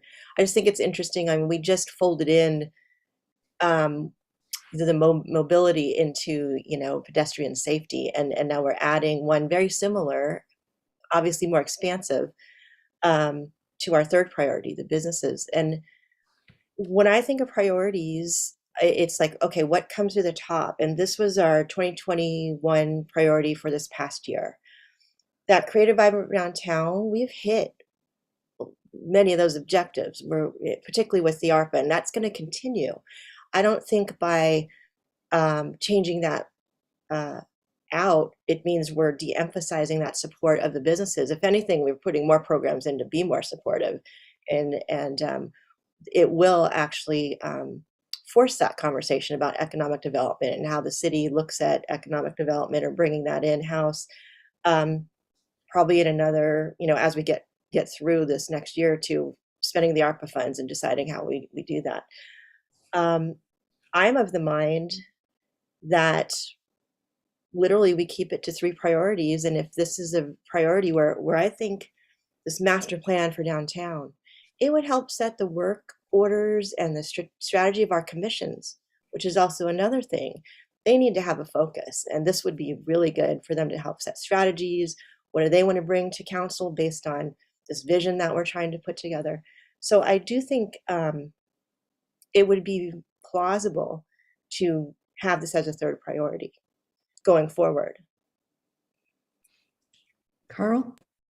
And I would support that. Swapping out the creative, vibrant downtown with develop a Mount Diablo Boulevard corridor specific plan. It can be, I mean, Gina's right, the council subcommittee is going to be continuing looking at what to do with the ARPA funds for economic recovery and economic development. So that will continue. And what I want to mention, one thing that we haven't given ourselves credit for in terms of the downtown is the Park Theater and the support the council has given to the Park Theater. Okay, so I was going to suggest as a 5th, but now as a 4th possible priority is developing the financial plan. But I don't think we need to make that an actual priority. I think that is something, well, we either make it a priority and we think, how are we going to finance all this over the long term? Or we say, no, that's, you know, staff knows we need to do that and staff will come to us with recommendations. So that becomes a staff task to help figure out how we're going to do it. The only problem is that we need to go, almost any financing requires us to go to the voters at either the 22 or 24 election. So I'm going to, Narup, I'm going to go to Wei Tai first. And then Oh, sorry, please. Okay. Yeah. Wait, I would just have, you put your virtual hand is against a background that's almost of the same color. So that's why. Right. There, now I can see it. Yeah. No. Sorry about that.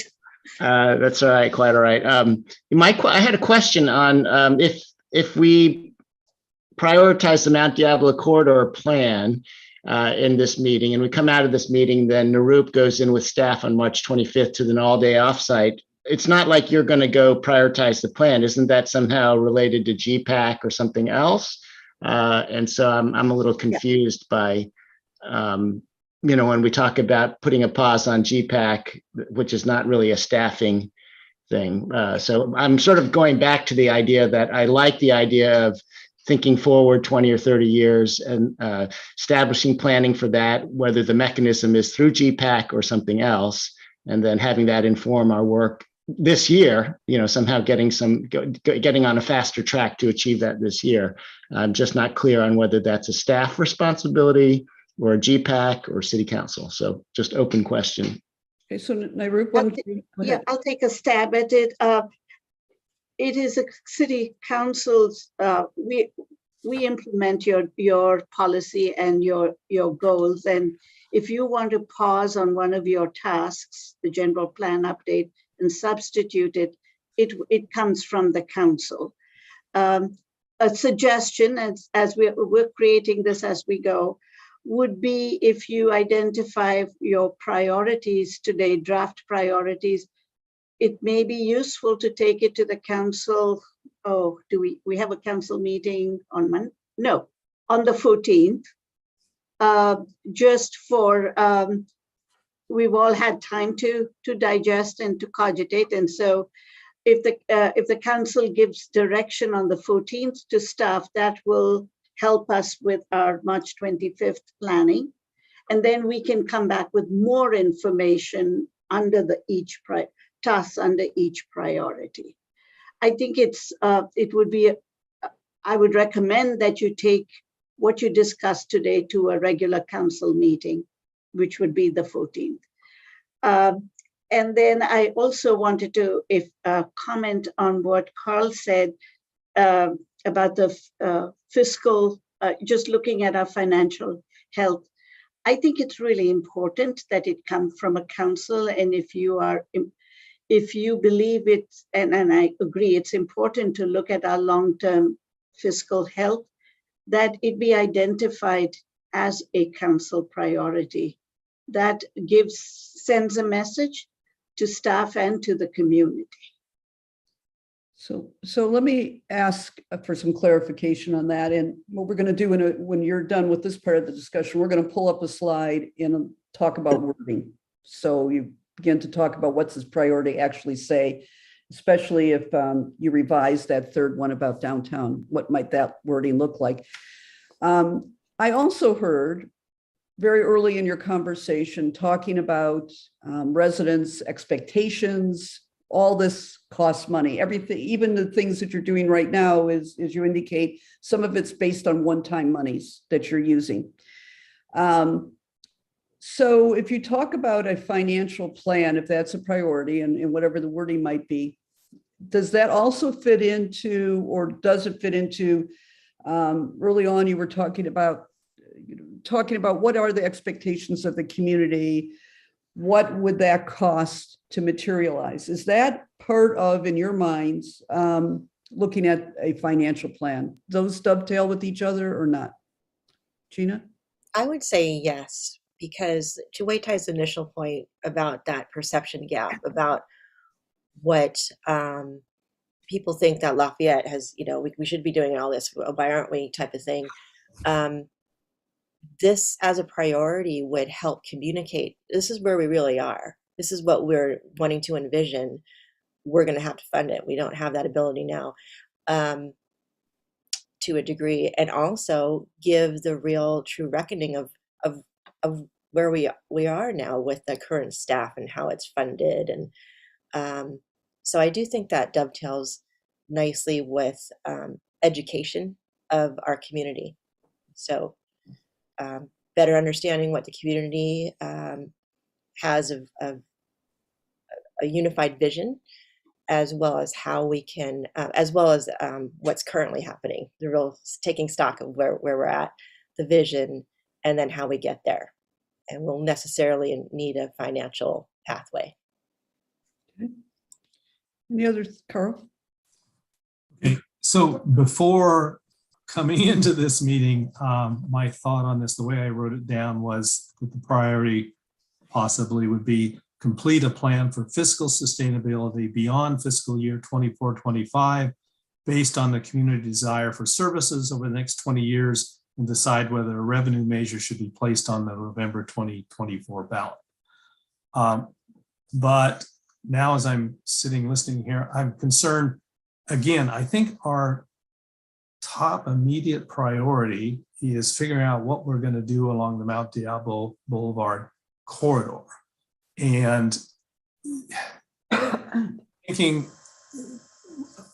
almost assuredly, if we go down that road and we plan, there are going to be costs to what we develop, whether it's parks, ball fields, whatever is along that corridor, bicycle facilities, whatever. And so now I'm thinking, should we wait for a more ambitious look at what needs to be financed until we know what we need to finance along the Mount Diablo corridor? Because just an example of what could go wrong. If we put a measure on the ballot, say for an item that's, and we, for items not related to the Mount Diablo corridor, and let's say it passes, and we discover that in order to make the town work, we need to fund infrastructure and other developments along the Mount Diablo corridor, it would be very difficult, I think, to go back to the voters and get additional funding. So now I'm having difficulty with the sequencing of this. I mean, I think we should start as soon as we can on planning for the Mount Diablo corridor. And then there's a question in my mind, do we wait until that we know what we want there before we start thinking about then the future funding? Because I think we need to know what we need for the Mount Diablo corridor. That's the most important. Okay. So I'm going to turn back to your city manager for a moment, just for some information.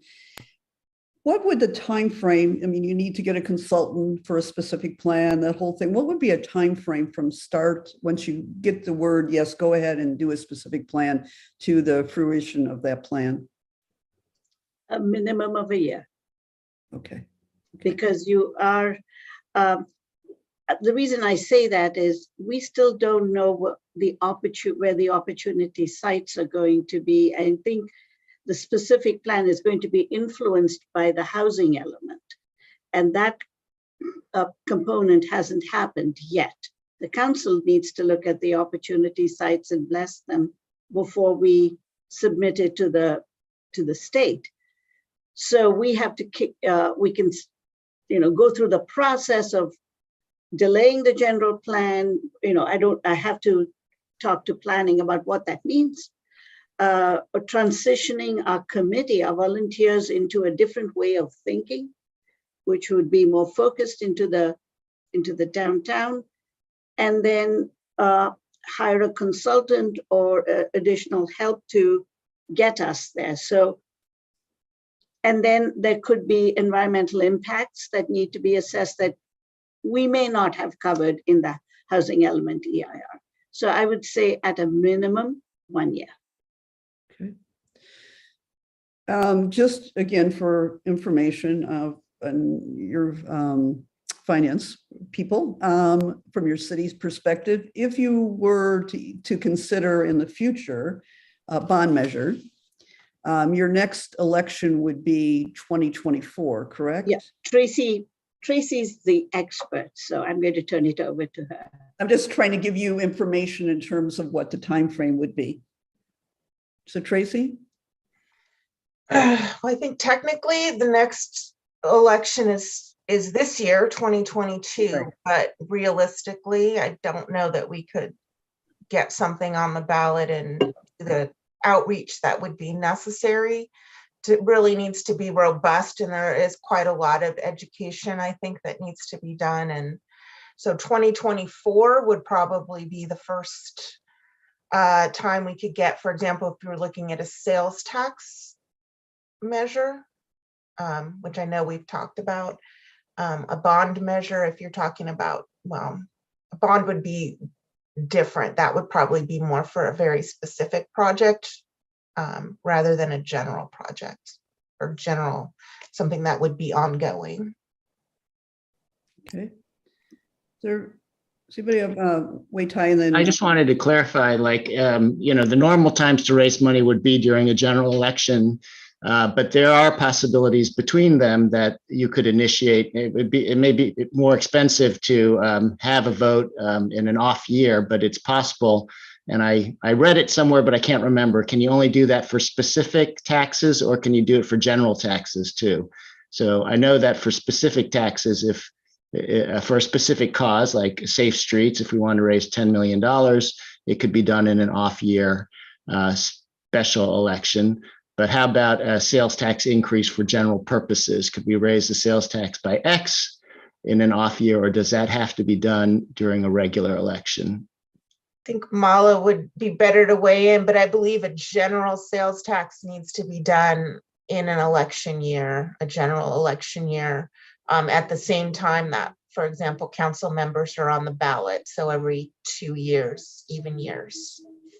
And if I could just add to Tracy, there are exceptions if you can make findings, but I don't know that we'd be able to justify those findings given our reserve. And Gina?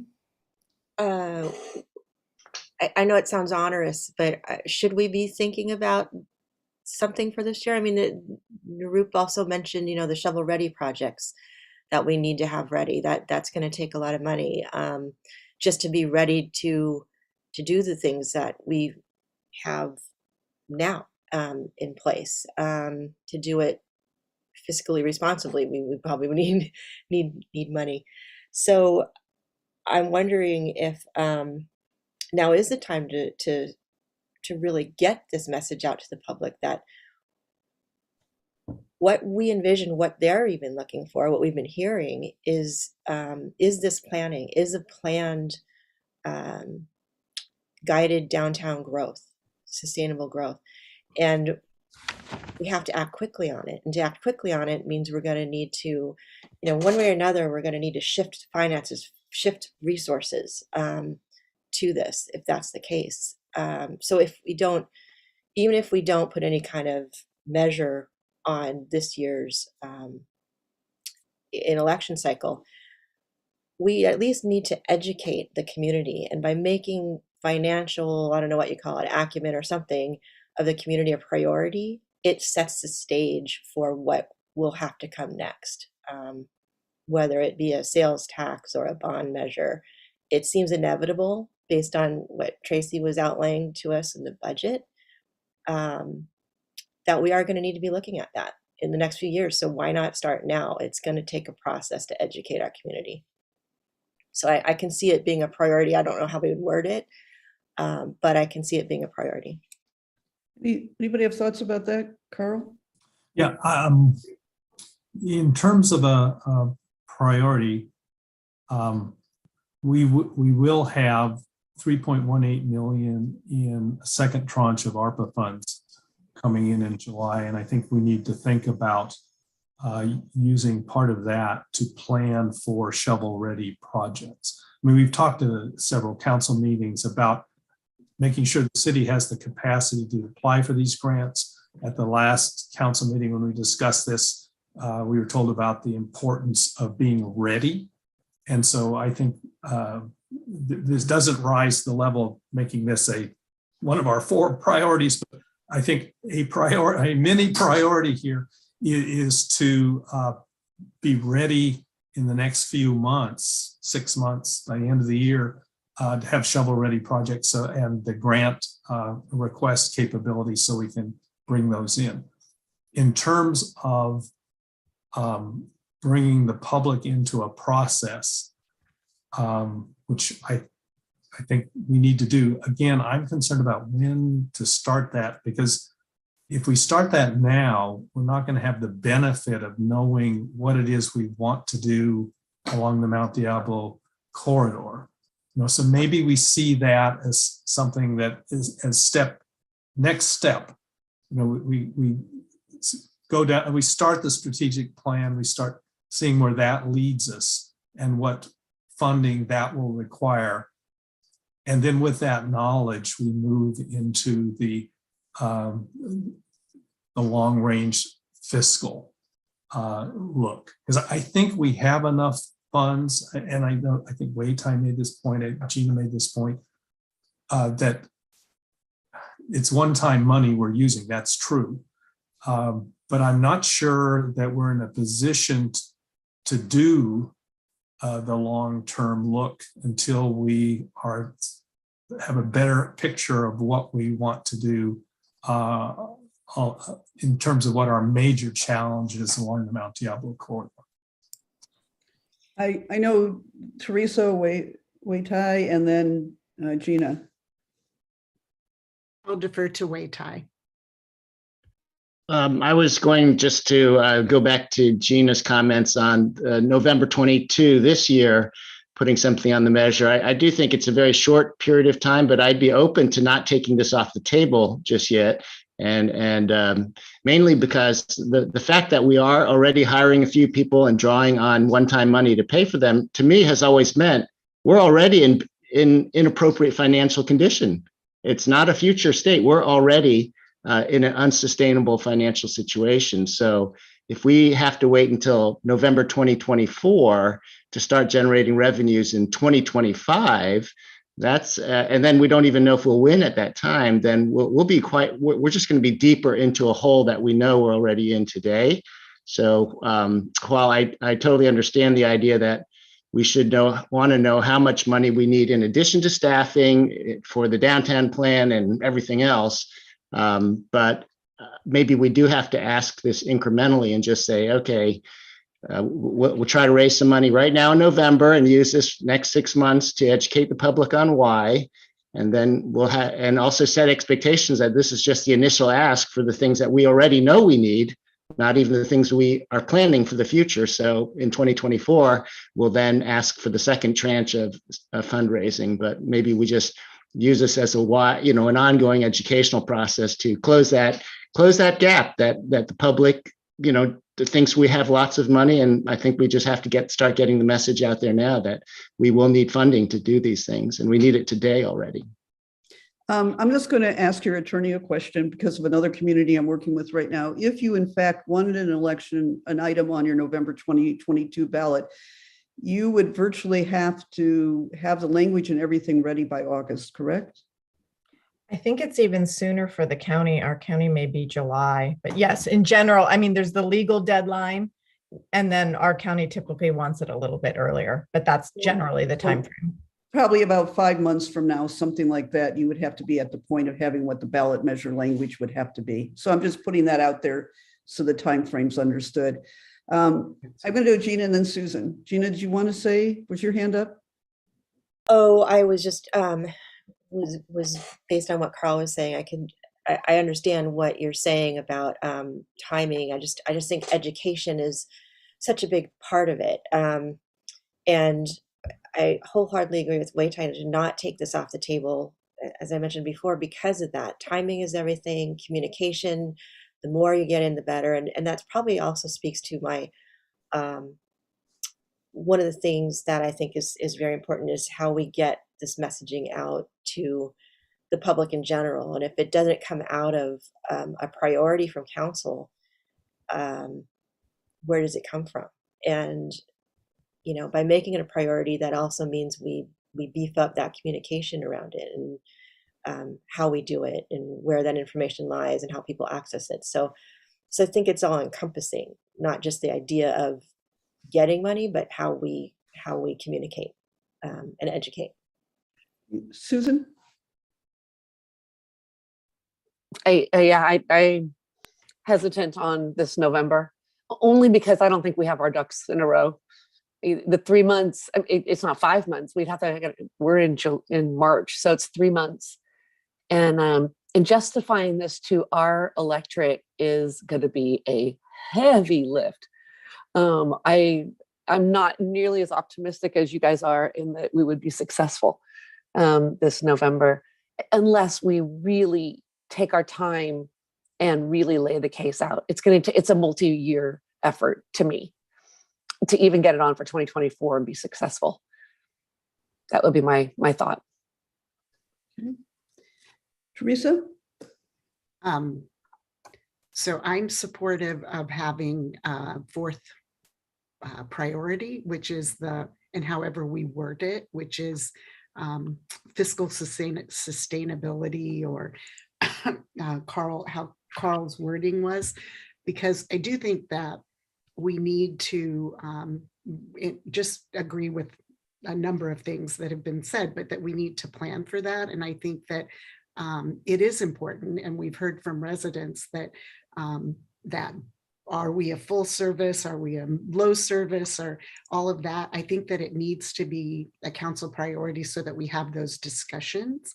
And I could weigh in a lot on timing of revenue measures. And I appreciate Nadine talking to us about backward mapping and where those requirements are, because I think making it a priority will help us to educate the community about where the gaps are, that we're a $15 million or maybe 16 operating budget, not, just money flowing out. And I know, Wei Tai, I appreciate the presentation that you did, but I think making it a priority will help us to get to where we need to go.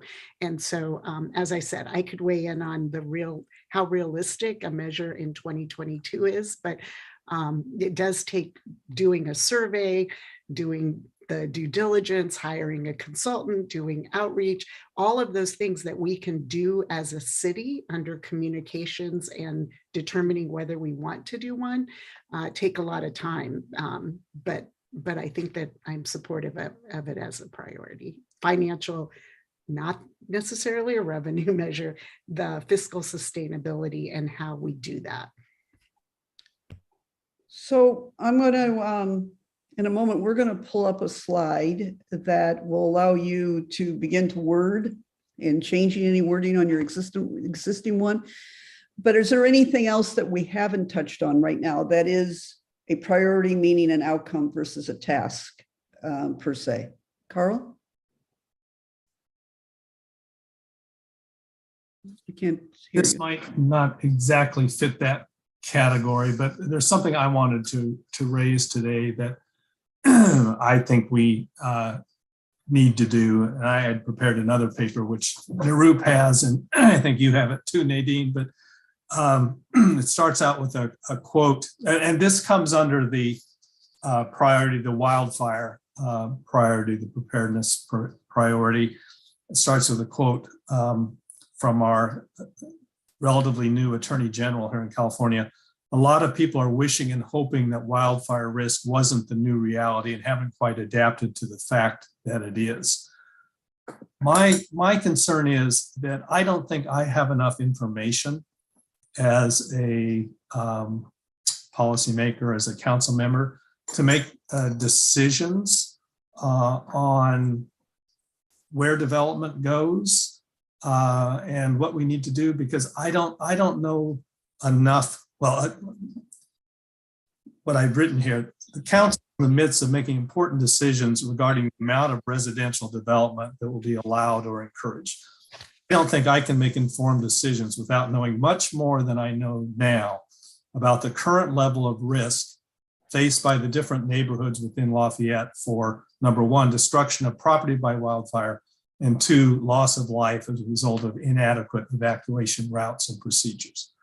So at least from my perspective, it would be worthwhile for the city to engage an independent expert with an unimpeachable reputations, whose findings and recommendations could both inform council decisions and support decisions that the city may choose to take that challenge requirements imposed on the city by levels of government that might not understand actual conditions in Lafayette.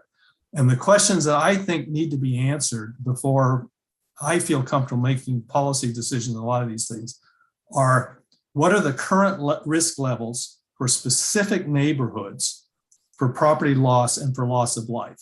And how do existing levels of residential development affect the level of risk? How would infill development of single family residences on existing vacant lots affect the level of risk? How would the addition of ADUs affect the level of risk? How would the addition of dwelling units through SB 9 development and lot splits affect the level of risk? You know, what are the standards for an acceptable evacuation?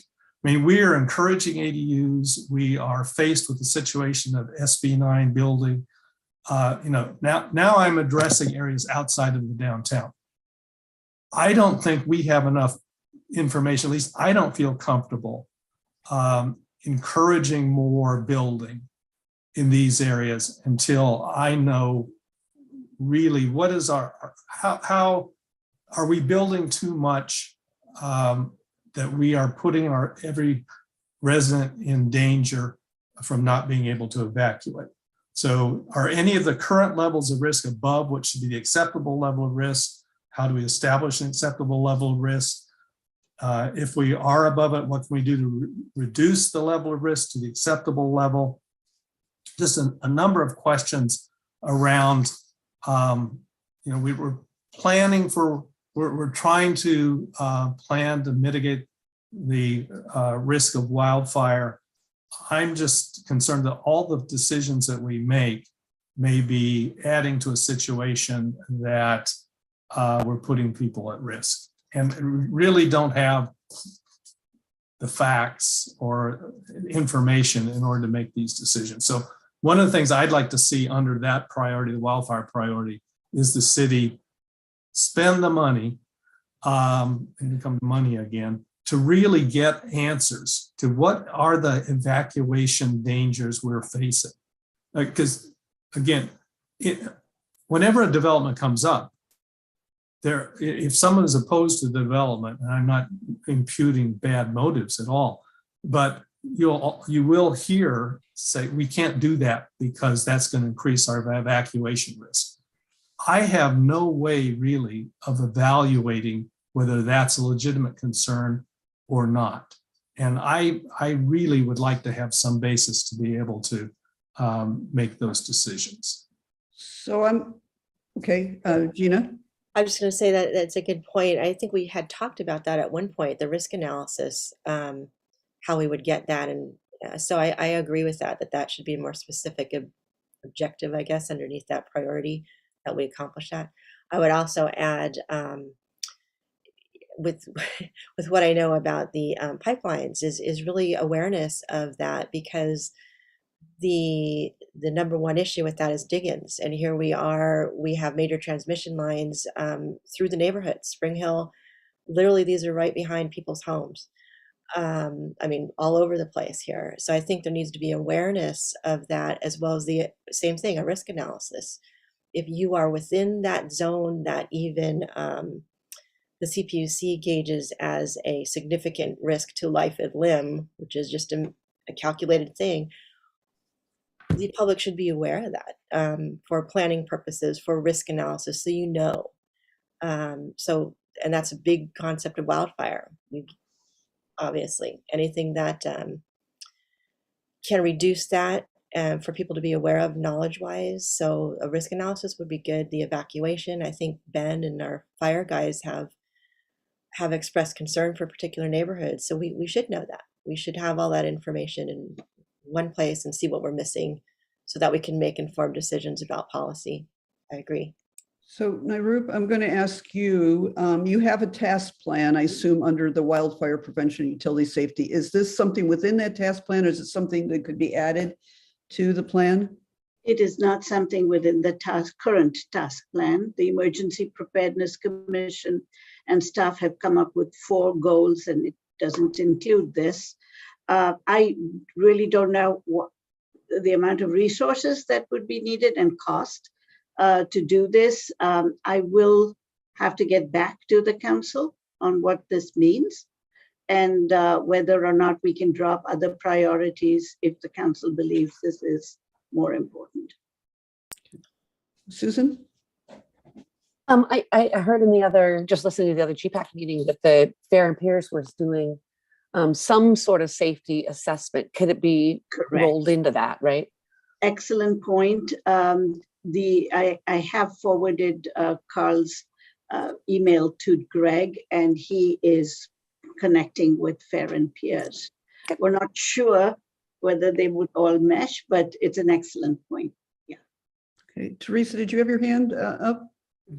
After the meeting on the EIR, I had spoken with Nirup about how this could tie together. So Susan caught it. Okay, and Carl? Well, the only comment I would make, I went back and looked at the minutes of our discussion on that. I don't think what Fair and Pierce is doing now is what I had in mind. I think it needs to go way beyond that in order to give us the information that we need. And I would just point out that the EIR we received with respect to the housing element, basically what it says about evacuation routes is if you build a lot of houses, the city's going to have to look at we'll have to change the evacuation plan. In other words, there was no analysis of increased risk from the increased building. So what I did hear is that that piece hasn't been done yet. It is in the works, but is going to be coming. So I guess process-wise, if council agrees, and I'm looking at Mala, we could ask that this come back separately from the work plan if we think that it's something that needs to rise above, and or we can have it come back as part of the work plan related to the wildfire preparedness priority. And so I guess the question is,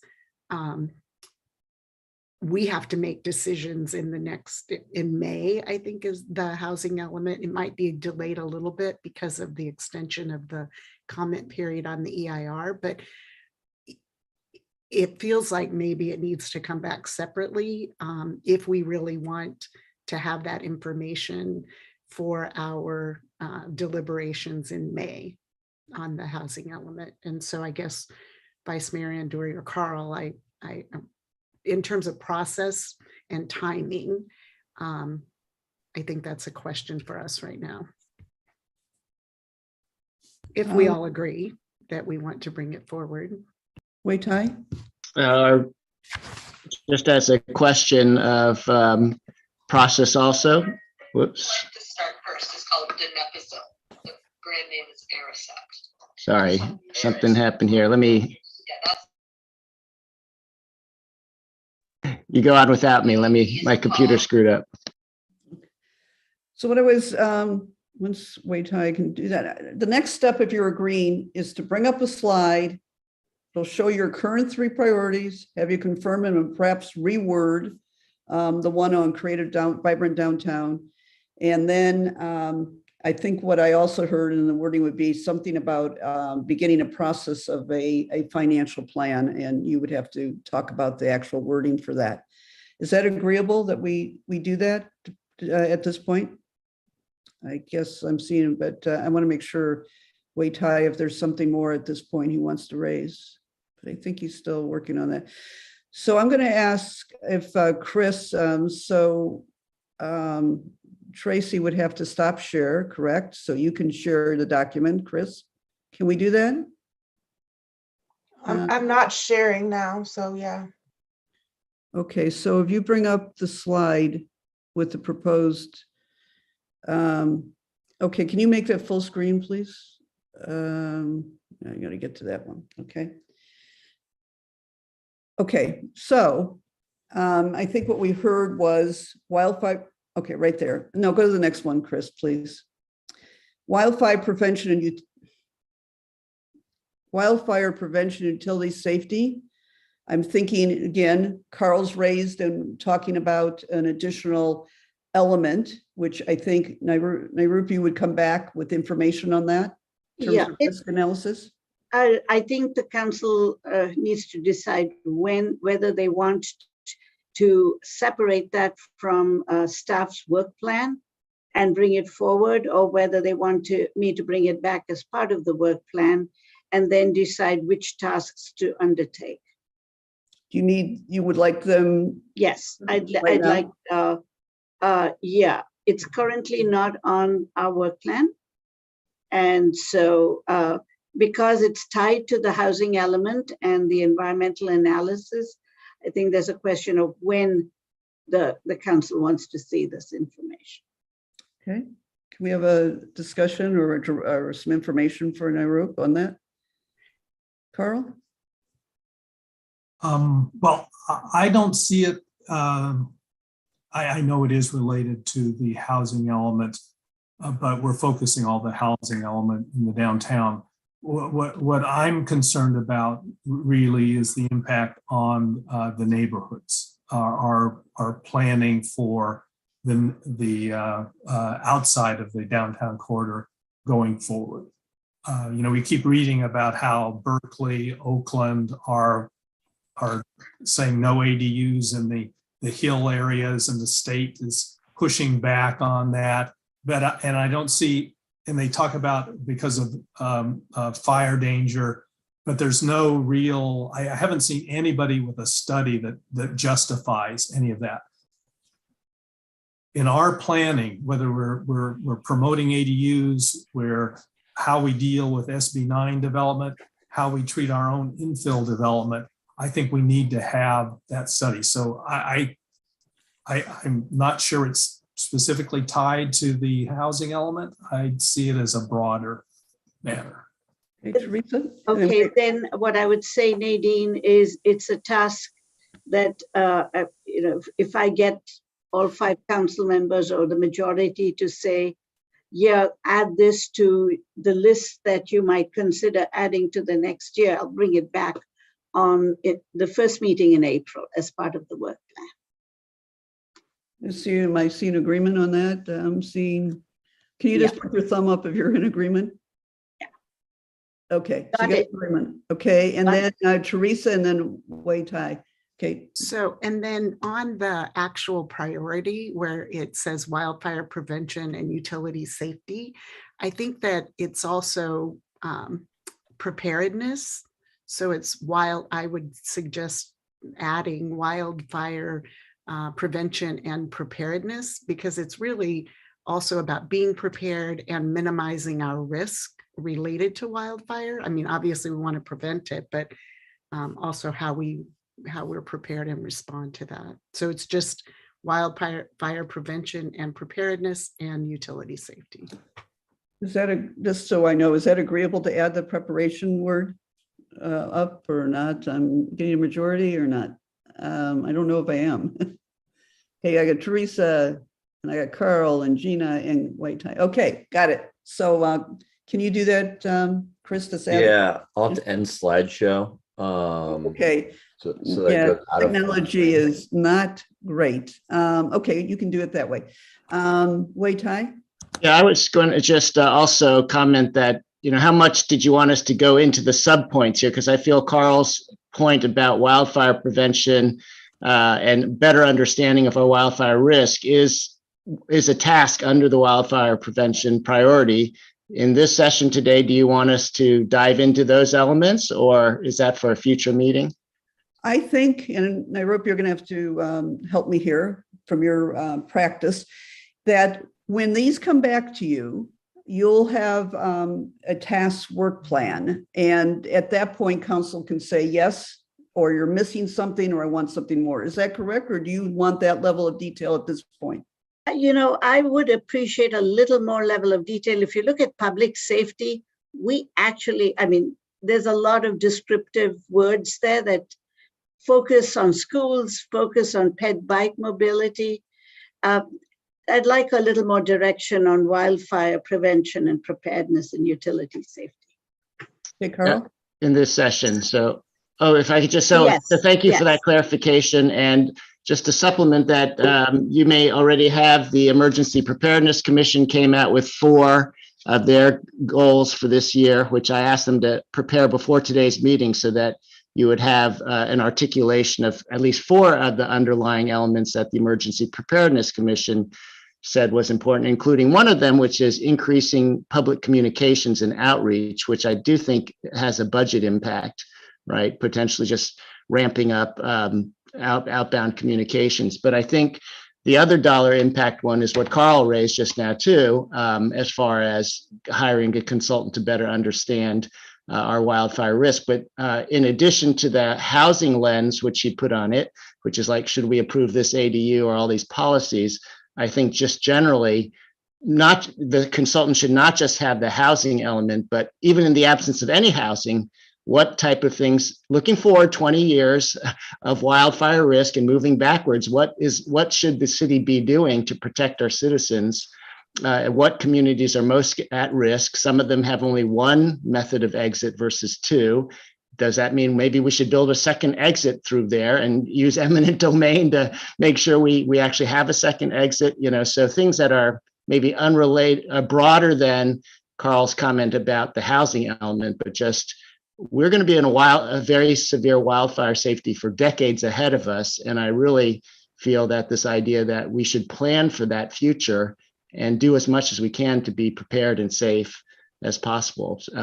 So I guess scoping of that consultant's thing is probably something we'd want to do before NARUP can know what to hire and how much that would cost. Okay, Carl? Yeah, I agree with that. I think that's good.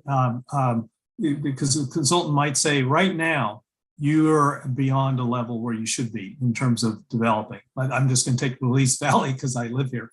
They might say you shouldn't be building anything more in Release Valley. And if you want to build more, you've got to develop additional evacuation routes, or in Release Valley, that may be impractical. So, at least look at it.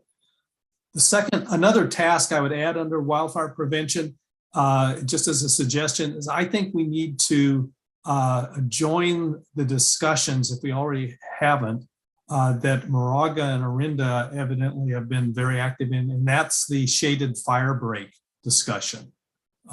We know that Orinda, they've completed at least one level of their fire break around the city. We saw I think their grant proposal for the fire break that'll go through Moraga to the south and then around Rossmore. And I think we need to look at a shaded fire break to the north of Lafayette as well. So I think that's something we should add to the list. Okay. I want to make sure I'm not missing a hand here. All right, the next one up is public safety. No, You need something more, my group? Teresa has a hand up, and then I would like to say something. Yeah. Okay, Teresa? So if we are raising tasks, looking at our tree ordinance as it relates to the ability to clear trees and do fuel management and vegetation management. I know we've discussed it and talked around it, but I think that I'd like to hear what that means and how that would fit into the work plan. Okay.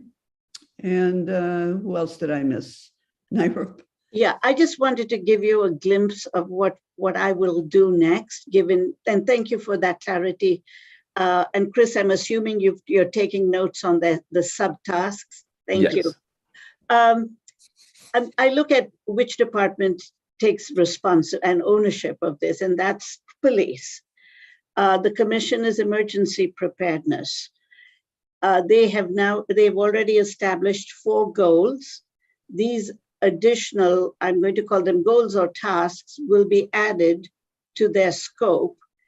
And I will work with Ben and Kathy, who staff that commission, to see, to talk about resources and how much they can do.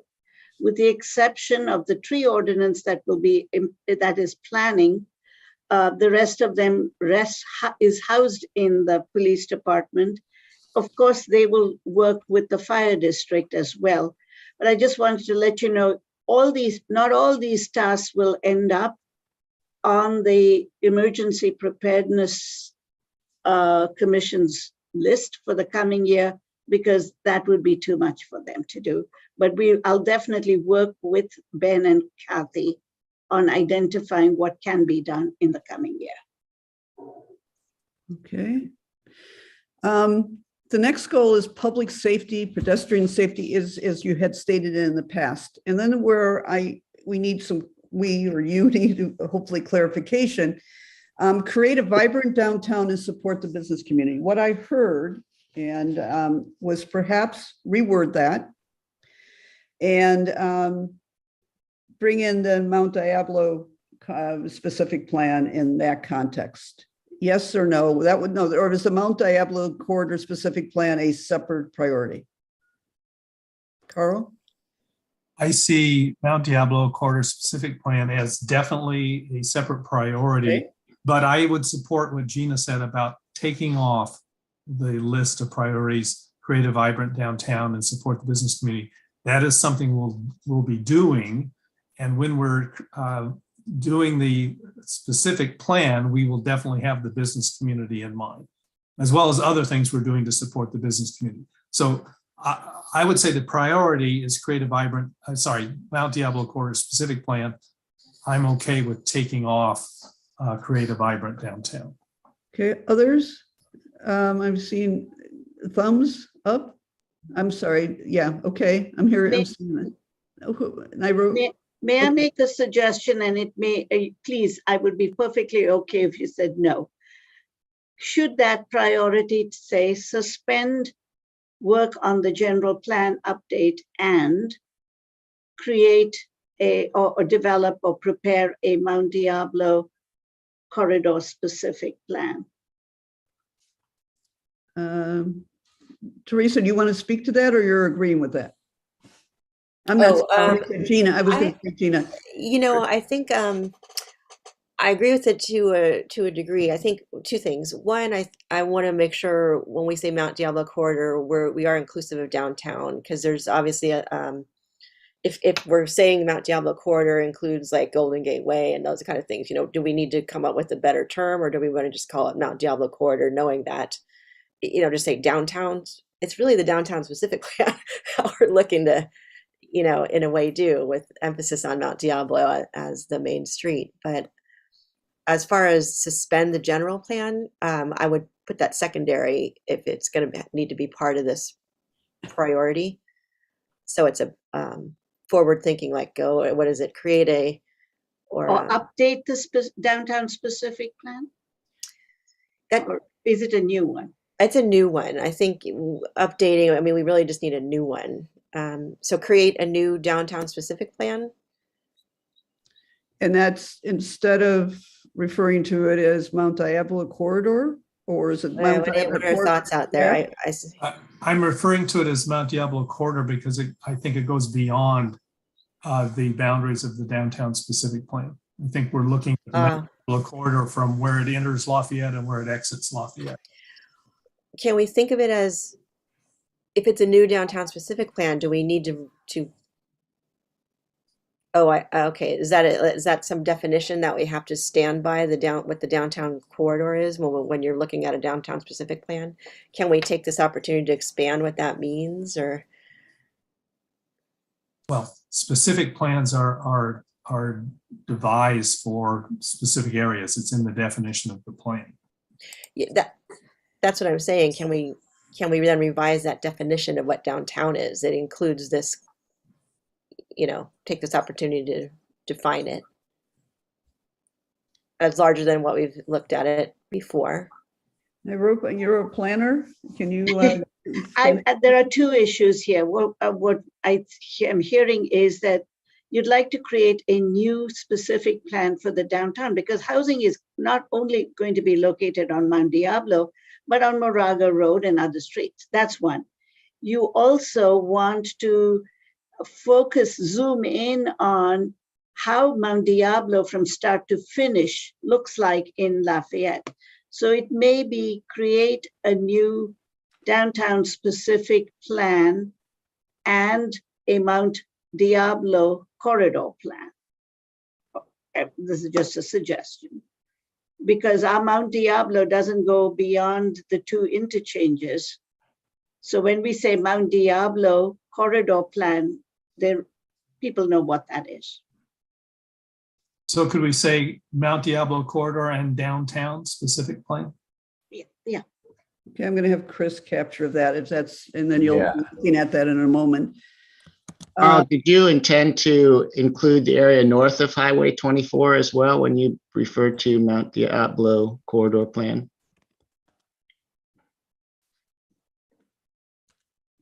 Downtown and Mount Diablo corridor specific plan, or downtown?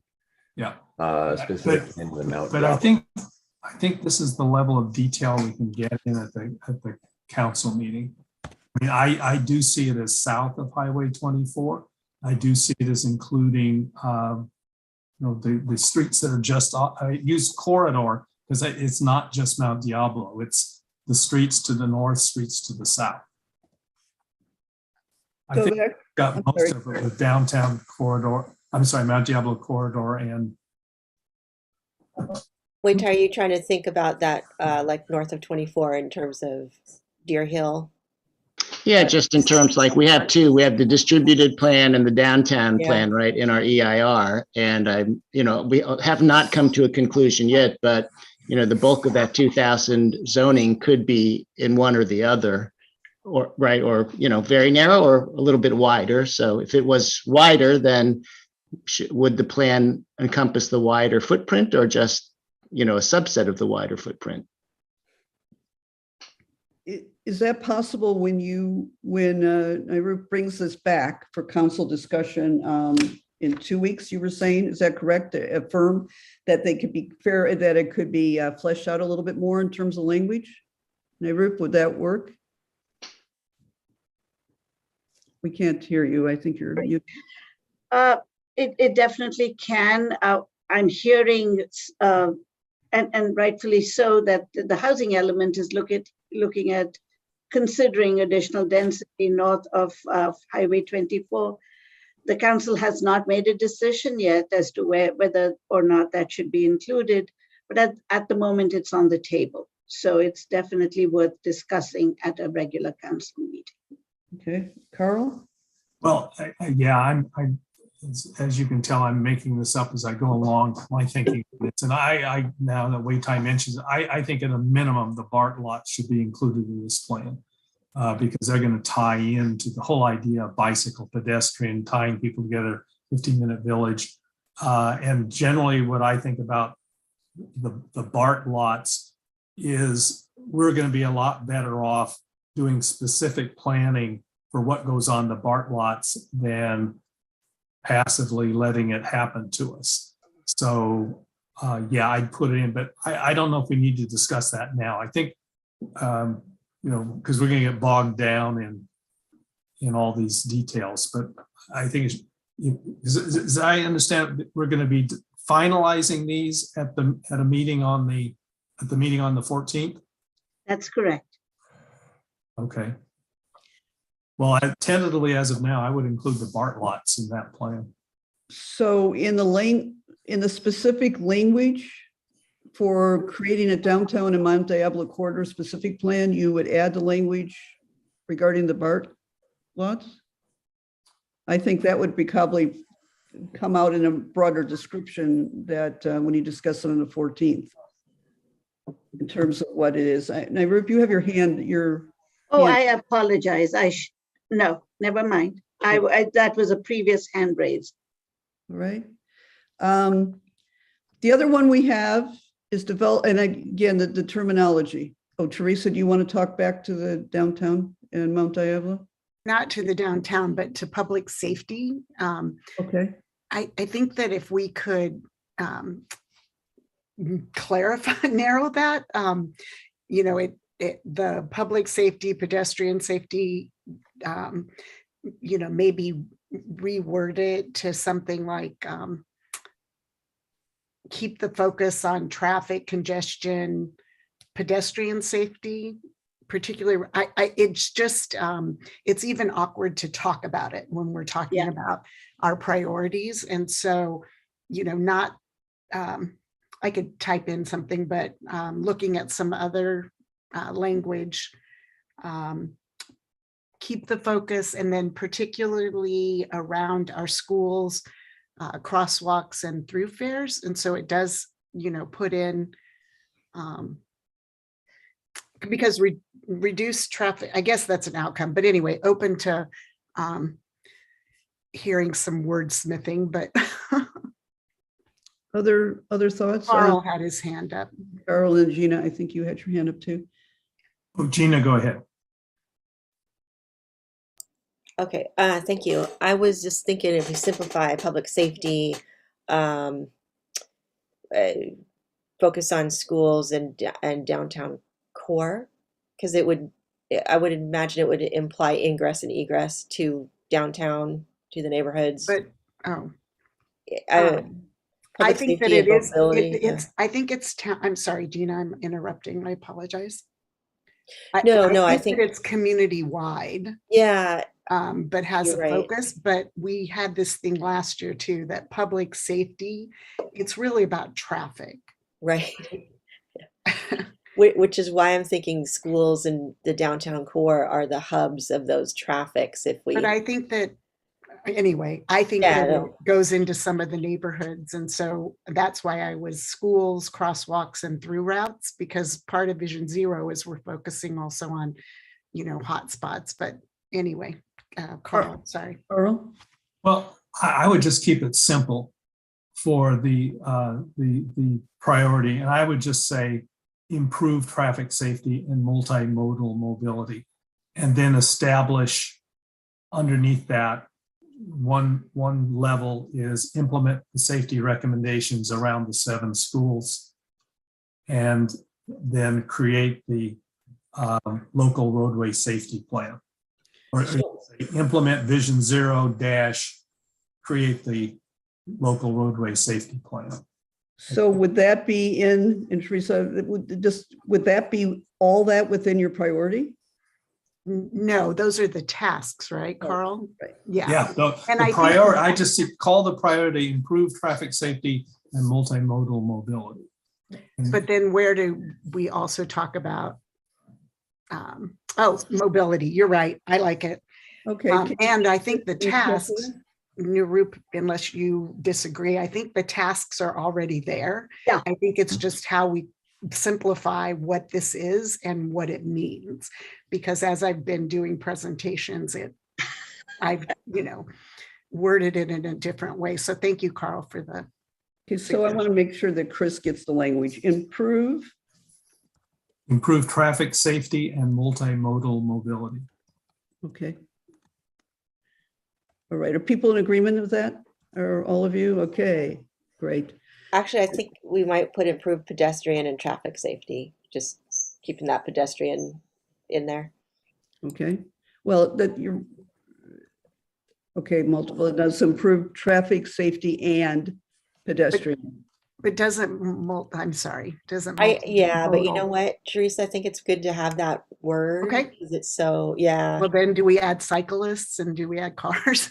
But anyway, I hear you, but in the keeping it simple, so. Okay. So, I'm sorry, am I missing anyone? And we can tweak it at the. At your meeting on the 14th. And then Chris, it was mobility and not accessibility? Yeah, Oh, mobility. thank you. Thank you. And then how do you wish to phrase develop fiscal sustainability? I mean, begin the process. What kinds of thoughts do you have about that priority? Carl? I would phrase it, develop a plan for fiscal sustainability beyond fiscal 24-25. More detail, I go on to say, based on the community desire for services over the next 20 years. What are the thoughts? Anybody else have thoughts about wording of that? I thought the plan, I thought the shorter version, but based on the need, develop the fiscal sustainability plan. And what was it, Carl? 20? Well, the first part, develop a plan for fiscal sustainability. You can stop there, or you can add beyond fiscal year 24-25. And then you want to bring in the community input and say, based on the community desire for services. Chris, can you change that to develop a fiscal sustainability plan?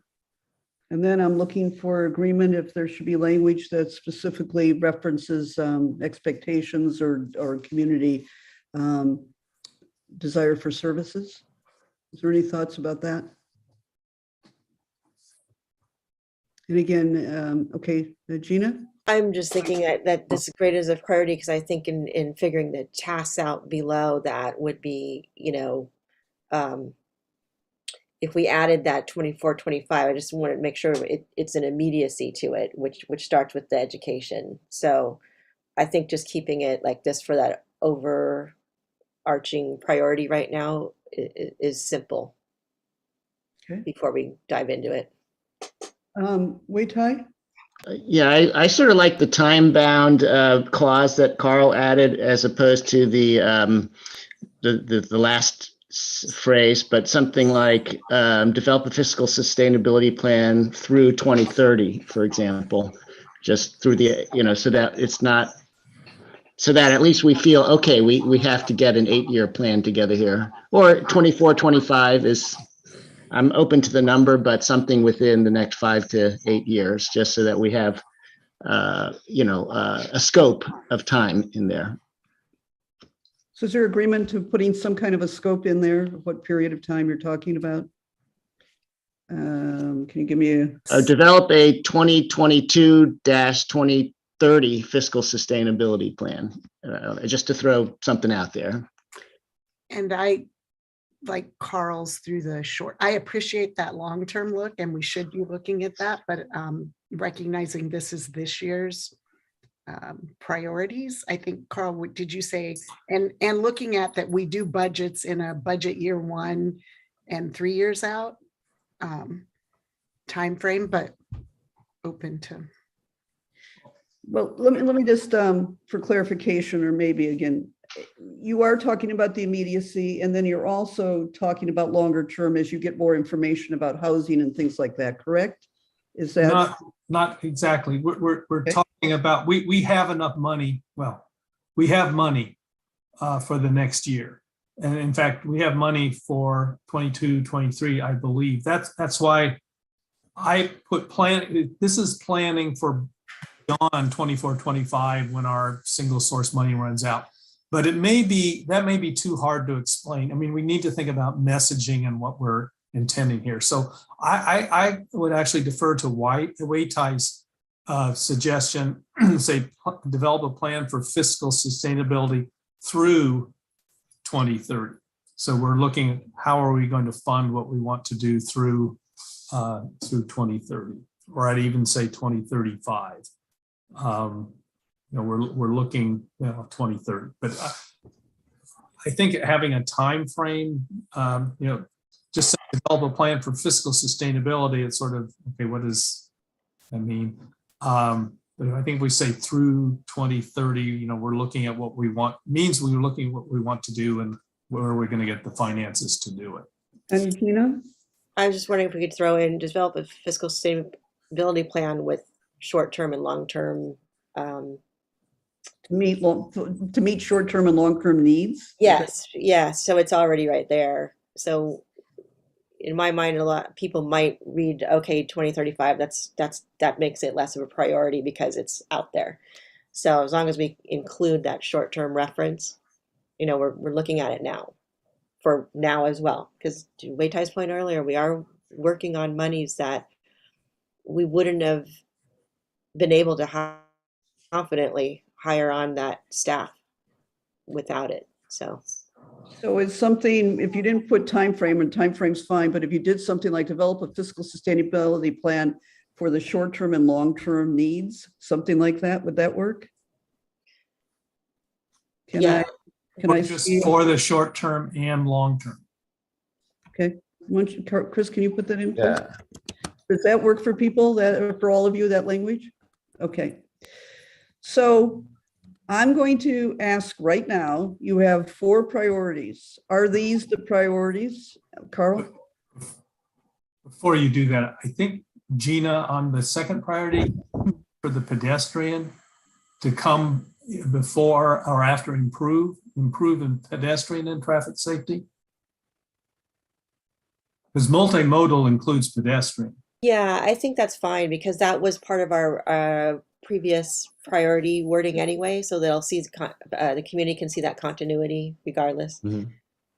So the wording again, I'm sorry, improve, pedestrian, start with pedestrian as the first word.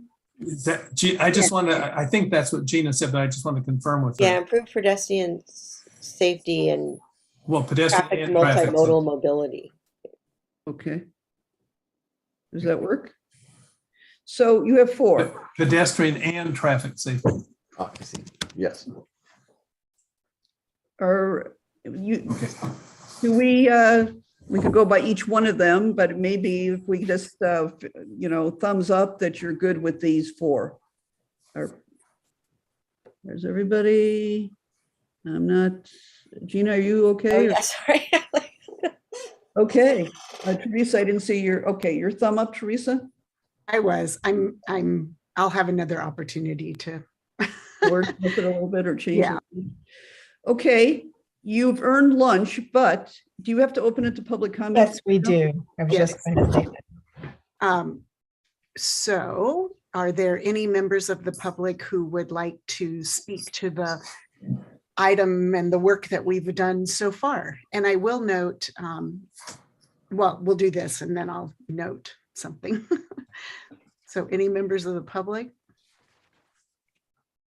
Okay, I don't see any raised hands. I do want to thank and acknowledge Carol Singer, who regularly attends and these meetings, and I appreciate you being here. I also wanted to note that I checked the YouTube, and at one point we did have 3 people viewing the YouTube. I just looked at who's watching, so we did have 3 people, so I wanted my colleagues to know that. And then I think that's that. All right, it is time for your lunch break. Break. So Camera for 20 minutes. Christopher, could you take down the screen share? But I'm going to put up a screen share that says we're in recess right now. Thank you. Okay, and then I'm going to ask, can you, Tracy, can you keep up? Because I'm going to try to get my slides to work during lunch. Can you keep it open so I can try screen share, or is that not possible? Yeah, it's just that everybody will see you trying to do it. That's fine. We'll just look a little embarrassed, but that's okay. So if everybody else just wants to turn their cameras off and Yep, mute and yourselves. And enjoy your lunch. And we have 20 minutes, so we're synchronizing here. I'm at 12:50 or so. Is that right? Is that correct? It's 11:47 right now. Yeah, I'm on a different time zone. I was just going to hit 20-minute timer and see you back. Okay, thank you. Okay, so Chris, can you stay on for a second? Yeah, of course. I'm going to try to, because it's easier if I do it, because I know when to move. So I'm going to share my screen, right? And something is going on with then I go to my desktop where I have them. I actually have it on my desktop and it's not working. So do you have the option, and I'm looking kind of on my side how this works. Yeah, so all you're seeing is my emails right now, right? Yeah, I'm seeing your emails. Can you X out of your emails and maybe Yeah, I can see if the PowerPoint's behind that? Okay, let me just close my emails. Close the function. Let me just do this. Close. Quit my emails. All right. So let's do it again. Share screen. Let's just move So this. you're not seeing anything that says PowerPoint or. You know, I'm trying to open, there's something very strange going on with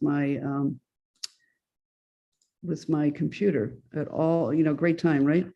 Do you see something that came up now? Okay, let's see, share. Do you see it? I'm not seeing anything, no. Nothing. Okay, let me try it a different way.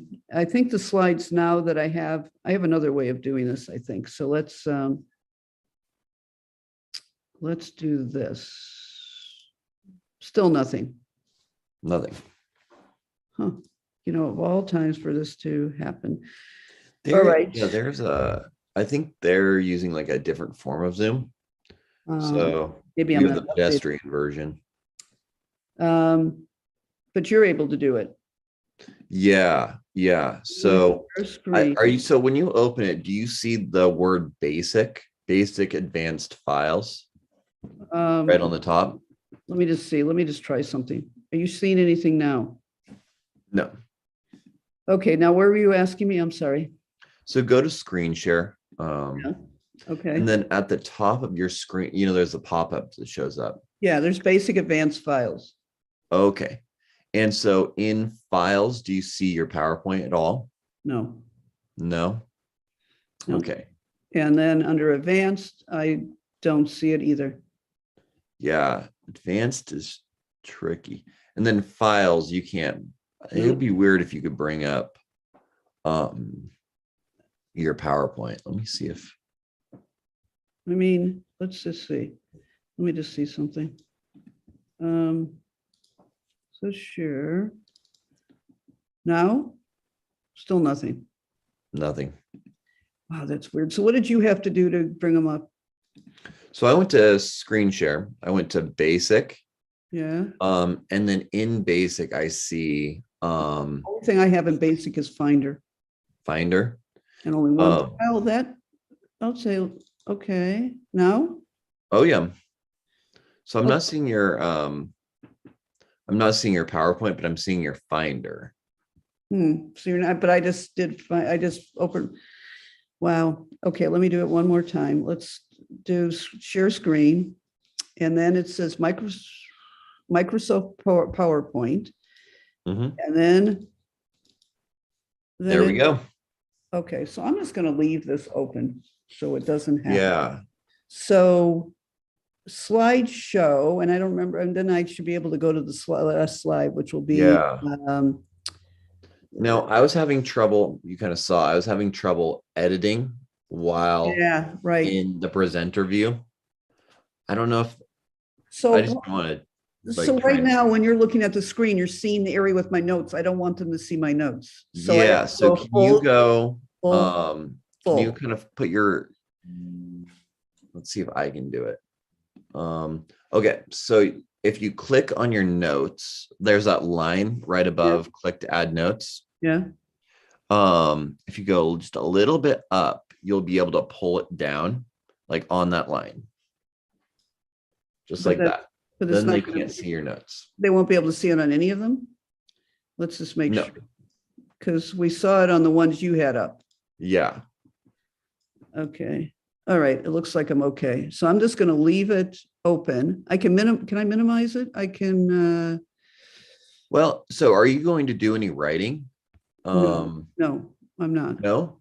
Okay, then go into presenter view and then that'll be the easiest for you. Okay, where's the presenter view? You go to slideshow. Yeah, and then you see play from start, play from current slide, and then presenter view. Right, but that doesn't take the whole screen. Oh, go play from current slide because I'm seeing. Should I end show? No. Okay. Oh yeah, end show. End show. And then go from play from current slide. Play from current slide. Perfect. Okay, so is that okay? So that's where we'll be when we come back. Yeah, yeah. Okay, so let's say they say, oh, yeah. Why does it do that? You were having a little trouble. I was having trouble with that. I think it's a Zoom thing. Oh, so do you have the arrow? You see the arrows on your computer. Try to just use those. Yeah, no. If you click, it'll make you go forward or backward. Okay. All right. All right. Go have lunch or something. All right. Thank you. Cool. I'll have my phone on me. So if you want to talk, let me know. Okay. Thanks.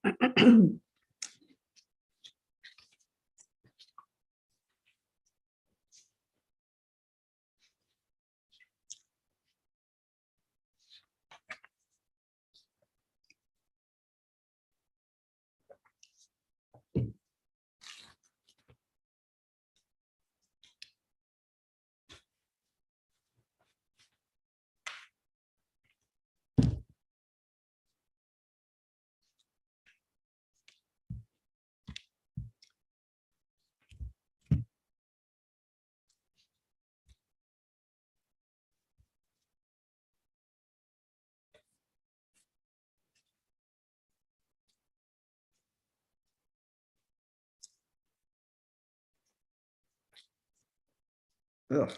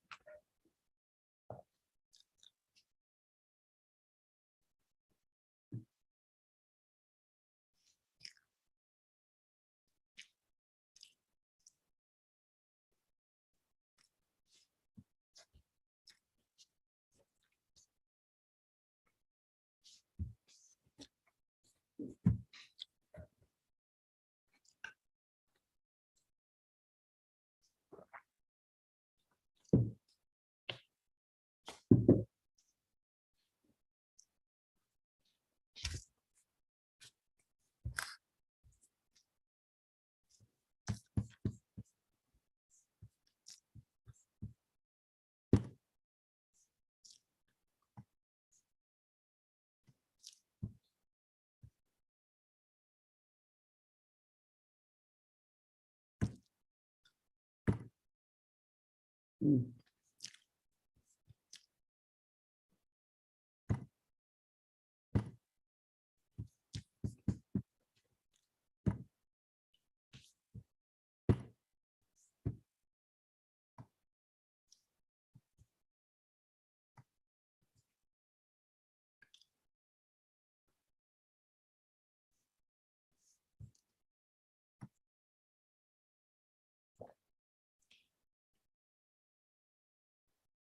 Isn't Teresa there? Oh, she is.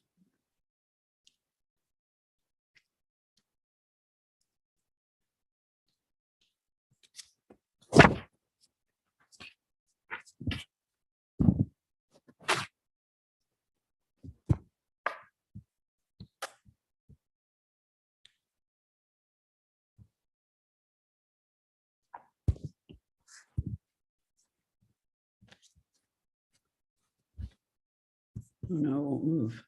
Shit.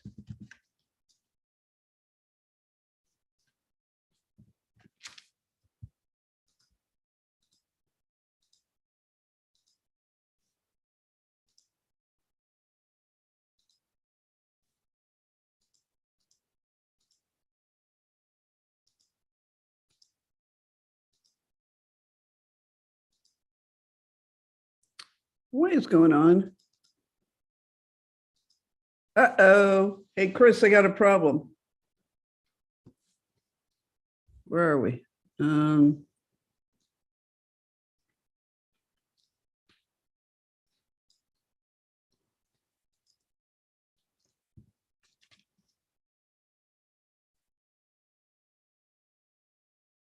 Chris, can you hear me?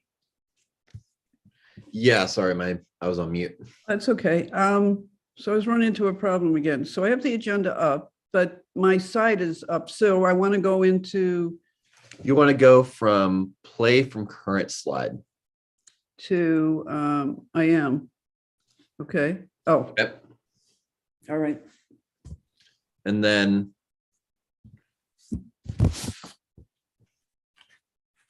That'll work, right, Chris? yeah, Okay. I think so. Well, I perfected that. Let's hope it continues to work. I use my lunch hour wisely to get those to work. I That's hope good. you had the chance to eat something. Yeah, I made my partner bring up something for me to eat. Good, good.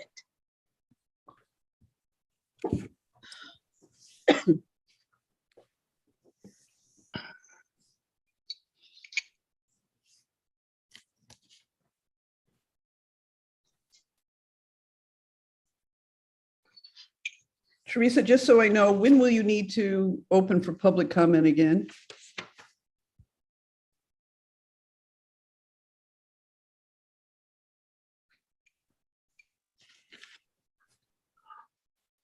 I guess. Naira, do you know when? Yeah. Yeah, the next two items when they discuss the commissions and committees, Okay. and also after their discussion on good governance. Okay, great. Thank you.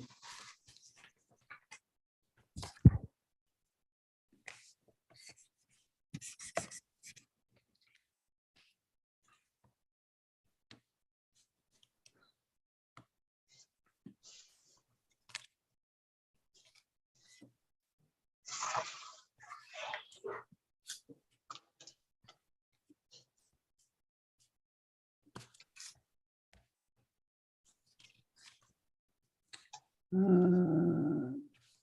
see. It's not back.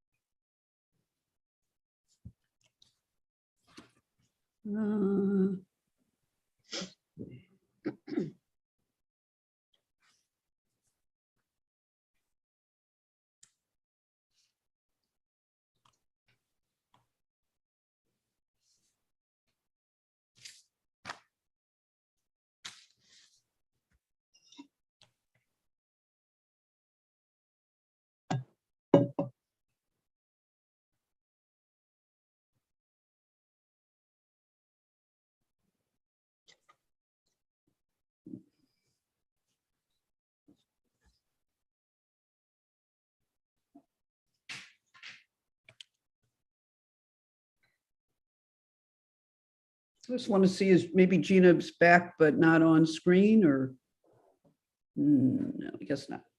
Okay.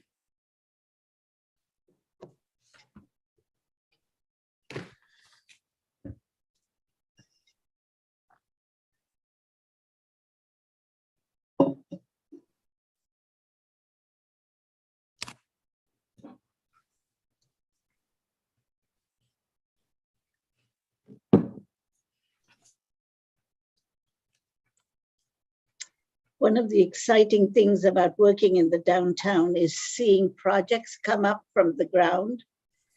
And we can see the Lennar project take shape it's going to be outstanding with the public art and the backdrop of the trees. I think it'll be a wonderful addition to our downtown.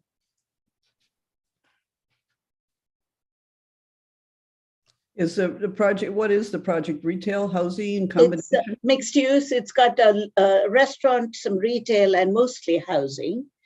And what was special about this project is at a time where we did not have a redevelopment agency or an inclusionary housing ordinance, the applicant agreed to provide 15% affordable units, just voluntarily.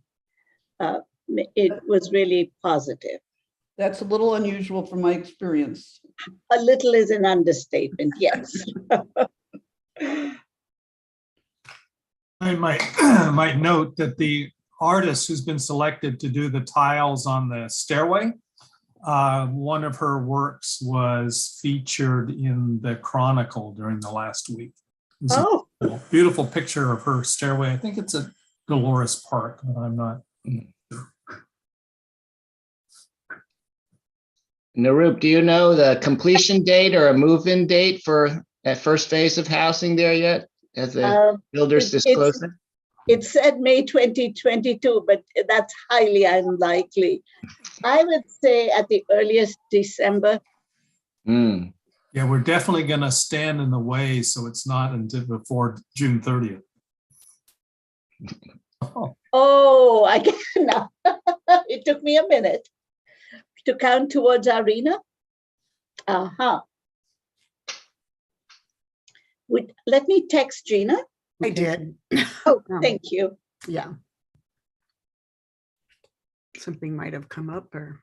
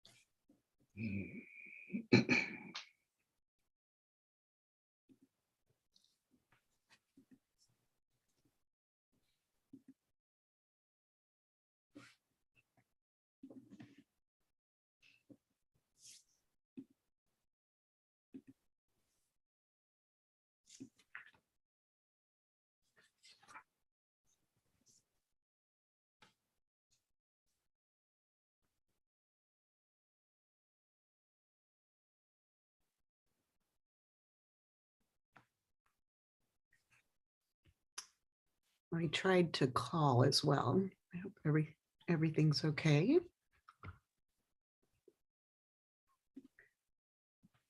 And by the way, it is still very cold outside. When I went to get they delivered next door to the, luckily I could reach my hand through the neighbor's fence.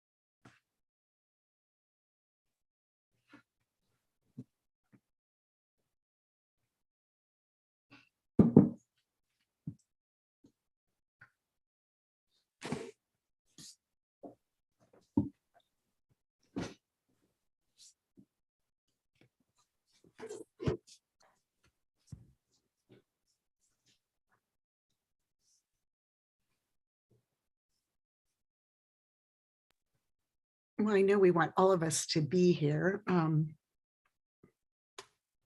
guess we'll give it a few more minutes. There been any power or outages or anything?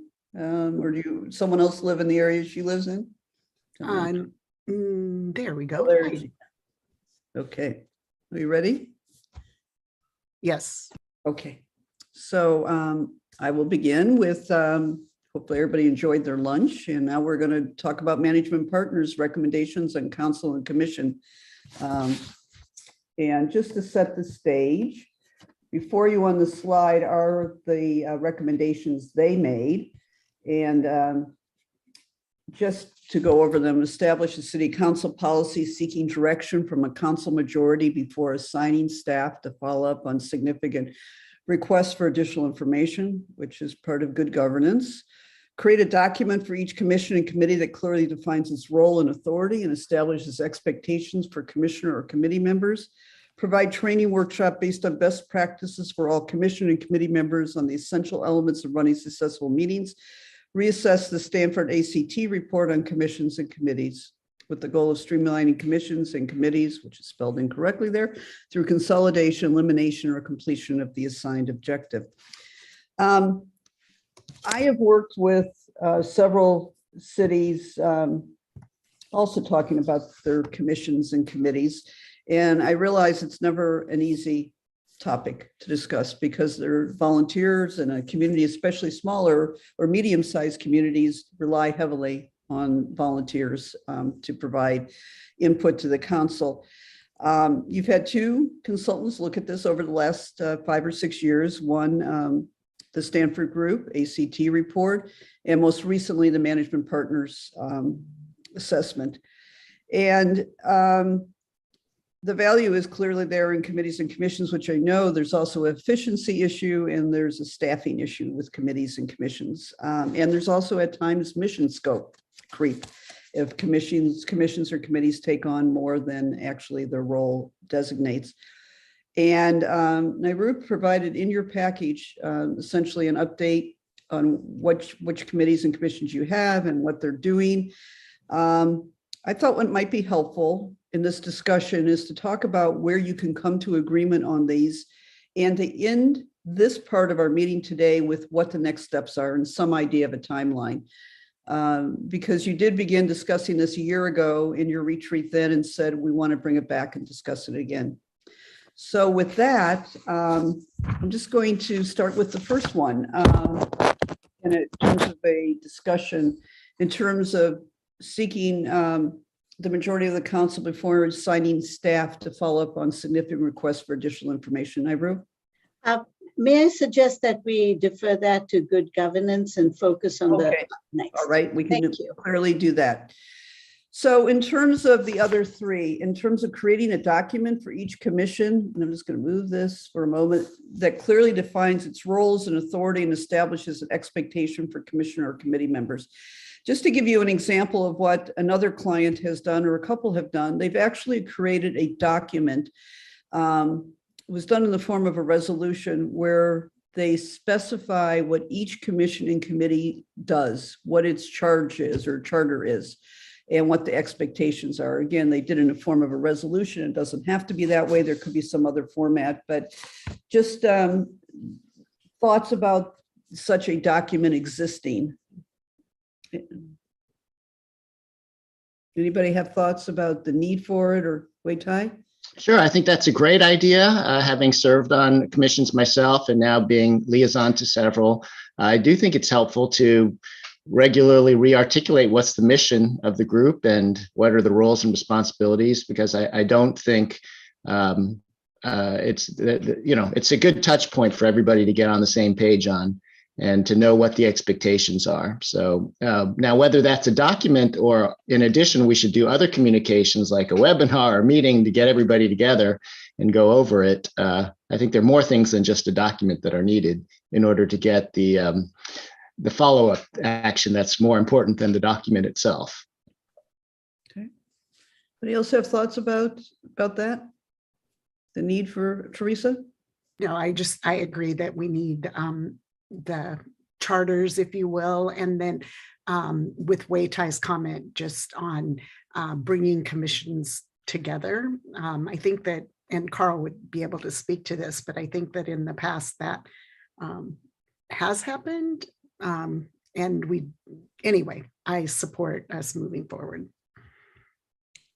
How about others? Susan, do you have any thoughts about that? It's always good to refresh. I don't know how much effort is involved with this process. I don't know. That's my only concern. Yeah, maybe I can But- ask your city manager to create such a document. I mean, pieces of it exist already in other documents, so we're pulling it together, correct? Right. Yeah, thank you, Susan, for that. What I tried to do is in the table that you have in your packet is to go back to the resolution that created or ordinance that created the particular board and just copy and paste the purpose. But as you can see, some of them were created a very long time ago.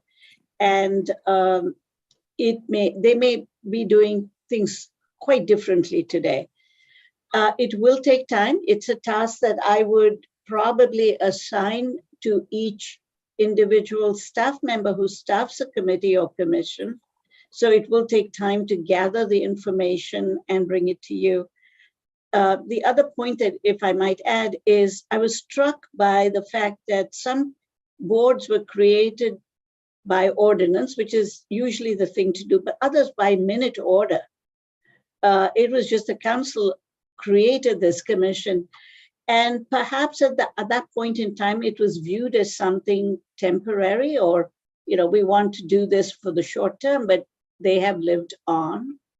And the third is many of the commissions and committees are not called out in the budget. And what it does is their efforts go unnoticed or not recognized.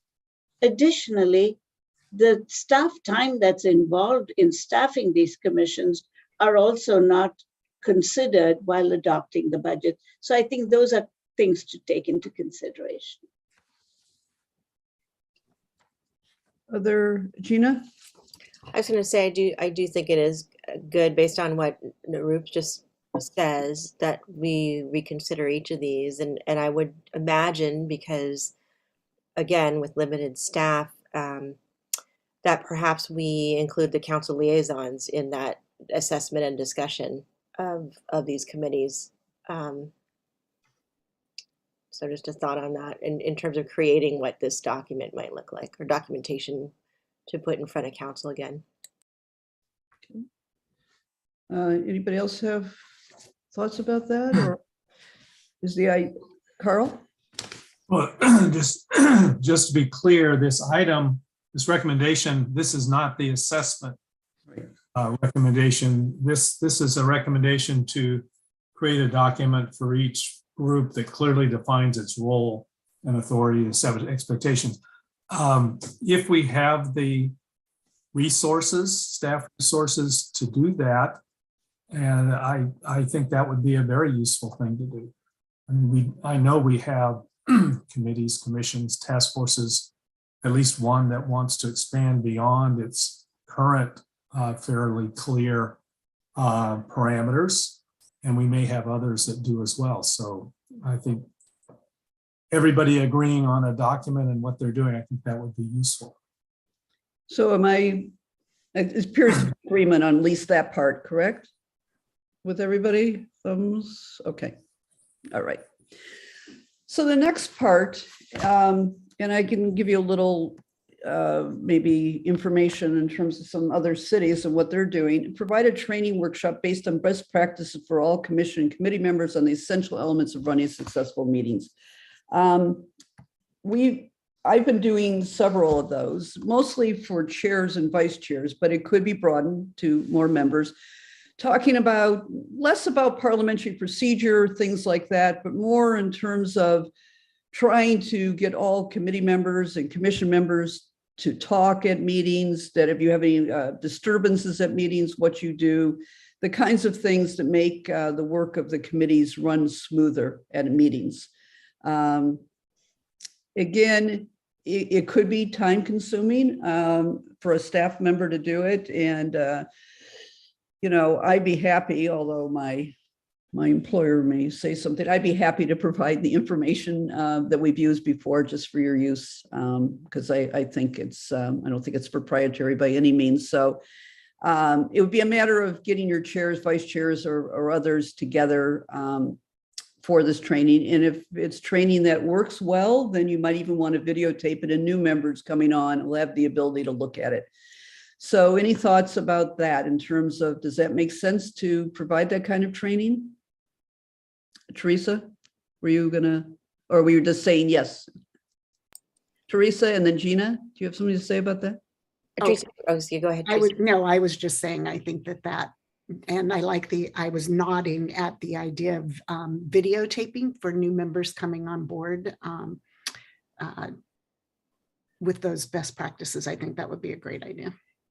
Okay, and Gina? Yeah, I greatly agree. I think one of the benefits of this, it's part of what a commissioner or committee member also gets back. You know, because it's one thing to be a volunteer, but and get your ideas out there. Another thing to be effective in doing that. So providing training for really the group would be best, because the chairs and vice chairs rotate in some of these. So the more that people are exposed to these ideas, the better. And because these volunteers are so important to how the city runs, I think training is necessary. Okay. Carl? I agree with everything that Gina said. I will say, though, I think it would be very useful to have a brief training session for new chairs each year on how to run a public meeting. Okay. Other thoughts on this one, or is there basically agreement that to the degree that it can be implemented, that it happen? Okay. The next one, I assume there's a little bit more of a potential for discussion. And again, I don't know that necessarily today, now is the time that you might come to a decision on this, but at least identifying the process that you would use in the time frame. So reassess the Stanford report on commissions committees with the goal of streamlining commissions committees through consolidation, elimination, or completion of the assigned objective. It's pretty broad, but I don't know at this point what the feeling is about relooking at your committees and commissions with the idea of making sure that they are still what the city needs and wants. So thoughts on that, Teresa? So it was interesting to go back through the Stanford report and, you know, see the places where we had done some of the work, but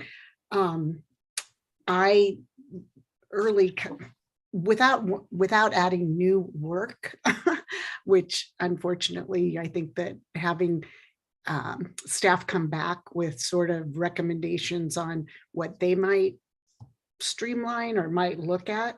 When I first came on the council and had spoken with other communities where the planning and DRC were part of, they were combined. I had talked to Narup and some other previous council members about had that ever been considered here, and then had reviewed the Stanford report and noted that that's one of the items that are in there. And particularly now with the 5 meeting limit for reviewing land use projects, that's one of the areas that I think I don't necessarily have all the information that I would need, but I think it's something that would be interesting to consider rather than, anyway, I won't go into all of the other details on that. And then, well, I'll stop there for now, but just having an idea of what's realistic in terms of consolidation to be aware of the staff commitment that is here. I absolutely agree that the volunteer commissions are a part of who we are and contribute, but how do we keep the charge to a manageable level? How do we manage the staff time? And do we consider looking at combining some of them similar to what I was just talking about with design review and planning? Others thoughts about this? Wei Tai, do you have any thoughts about this? Yes. Yeah, I definitely think it's healthy to always relook at organizations, not just perpetuate things because we've always been doing things in some ways. But so as to whether it should be a priority this year, because this is a very time consuming to do this well. I would ask Narup, like, how big a problem of this is this? Does this rise within your world? If this is a very big problem that you think the city council should act on in 2022, then, I would weigh that as opposed to like out of 20 things, this is, in the bottom 5, it'd be nice to do. But otherwise, when the Stanford study was done way back then, you remember how much time it took for the community to act, and then what type of trimming back we did, which was almost nothing. So it's for us to go through all that time and sort of expected outcome. I just wonder, again, with all the other things going on, where does this, should we really try to tackle this with both our hands, or should we just do like 10 or 20% of the effort to try to get 80% and just keep it very laser focused on trying to eliminate some key thing that would be helpful to Narup, but not really try to bite off the whole assignment, which is very time consuming. Even though it might be worthy, but it's just very time consuming. I appreciate that question.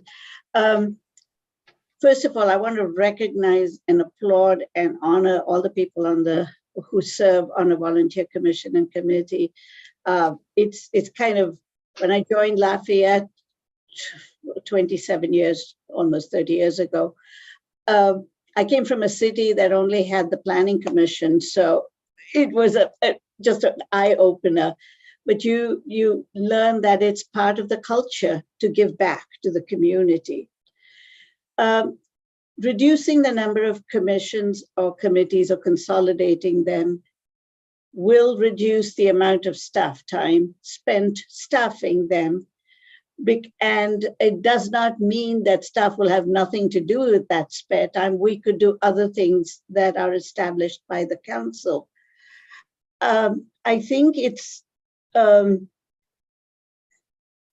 what I will say is there are two aspects of it. Looking at the number of commissions and trying to combine them, that's one thing. But more importantly, and more, I would say immediately, really understanding that sometimes the commissions have a lot more on their plate than staff can do. And they, as a result, get frustrated because staff cannot achieve everything that's on their plates. There just maybe education about taking on 1 or 2 tasks a year and doing it well. And this is going to be my refrain, rather than keep adding to their plates, I think will go a long way in managing or in making staff's time more efficient. I think that's the immediate need, but I do think if the council wishes to look into it, I would be happy to assist in this evaluation, because at the end of the day, the number of committees and commissions does impact the amount of staff time that goes into them. Gina? Thanks, Narup. I appreciate that. It's interesting because I know there could be some definite synergy with what Teresa was saying with considering planning and design review, especially in terms of the legislation and 5 minimum meetings for planning and new developments. So that there is some good thoughts about that. But that being said, there's distinct need for people with particular focus of design, especially as we go into looking at, a priority of what is downtown looking like, not only just planning, but those objective standards. And we would want that focus. So it would be interesting to just figure out, if we were to combine, how do you keep, though, a separate focus within that? Is that a subcommittee within that? Maybe so. So considering those kind of options. Secondly, I always figured that commissions and committees were extension of staff, and that helps us arrive at much of the work that gets done, or at least supports staff in getting work done. And I'm not sure if it's working inversely from what, to describe, Ruth, that it's more work for staff than than really what it probably was set out to do when these commissions first formed. Which I guess goes back to why we need to assess the mission of each commission and what they should be able to do on their own to bring to staff to facilitate, as opposed to the other way around.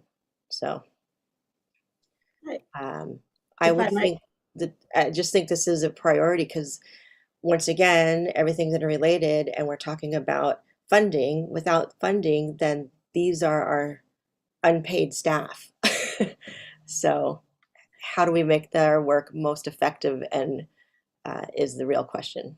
And also deliver results so that they achieve things. I mean, that's important, that they're not just there meeting for the sake of meeting, but actually promote the council's goals, which is also what staff hopes to do.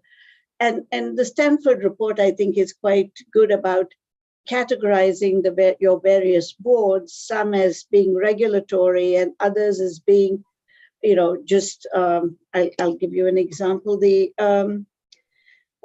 Trails Subcommittee of the Parks, Trails and Recreation Commission, they're out there maintaining trails. So they're more working committees, and others who are more policy-based. So they're not all alike. And therefore, as a result, the staff time that's involved, it also varies. I think, Teresa, yes. Yeah, thank you for that. So what I'm wondering, if we determine that this is important, and I think I heard Nirup in response to Wei Tai's question say that it is, that it is important, let's just assume that we agree that that's the case. Does it make sense to, or is it helpful, Nirup, to form a council subcommittee to work with you in the assessment? And I know Gina had mentioned having the liaisons work in terms of the working on the document that clearly defines roles and things like that. But I think this review of streamlining commissions and things like that, would it be helpful to have a subcommittee? And maybe Carl has another thought as well. I see his hands up. So Carl? Yeah, I'm going to offer a slightly different view. I think what we should do is start with the first item here, create a document for each commission committee and clearly defining its role. Because I think in the process of doing that, we're going to learn more, the entire council is going to learn more about what each commission and committee is doing. Things may come up that we weren't aware of, but I think that's the first step. It's assessing each committee, defining its role and authority, and establishing its expectations. I think we should do that before we go into an assessment of what it is we should move around. We need to establish what it is we have before we start moving things around. What are some other thoughts? Susan, do you have any thoughts about this? I concur. I think that would be really helpful to see where we are right now with each one of these. I was having struggles because I don't know. I mean, and most of us are new on council, except for Carl. He was around before, but commissions change. I think it would be really good to do that step first and then understand where we are and then move forward. How do others feel about that? I agree. I think that it's a good step. How about Gina? Do you have thoughts? Yeah, I think it makes sense. Obviously, start with what we have now, understanding it, and also in view of what we need to do, it might be more attractive to people. I mean, we are having some problems getting people to fill these positions, so perhaps a new, fresh look at what we're doing and what they could be doing might be more attractive, especially in terms of future visioning. People are willing to roll up their sleeves for that, not just status quo. So I think this would be a really important piece to not only assess, but envision too. Other thoughts? Wait, Yeah, this is totally like brainstorming, right, today? So just I agree that doing that first bullet point will be helpful. To meaningfully address number 5, though, that Stanford one, I was thinking that rather than trying to look at everything and then try to figure out how you peel it backwards, that you could have a different approach where you start with clean slate of 0 commissions and then try to justify up which ones you need to have. And one way of doing that would be to say that in 2 years from now, we're going to sunset all commissions, and that they're all going to go to 0 in 2 years. And so let's use these next 2 years to determine which ones we'll need starting that year 2025 and beyond. We, of course, are going to have some or many or maybe all, but let's go under the assumption that we're going to say mission accomplished on everything unless we can justify why it needs to be there, because again, we have to be fiscally sustainable. This is part of our goal and priority to identify what we really need to staff and fund for moving forward. So it's just a different funnel way or a strategy to how we rebirth and start over again with the right number of commissioners for the right number of commissions doing the right things, but we treat everybody the same by saying we start from scratch. Thoughts about that? Carl? I guess I've been around long enough to know the impact it has on morale of a commissioner committee, an individual commissioner committee, when you suggest they might be sunsetted or there's going to be some uncertainty about their future. So while I'm open to all sorts of approaches, I don't think that one would work.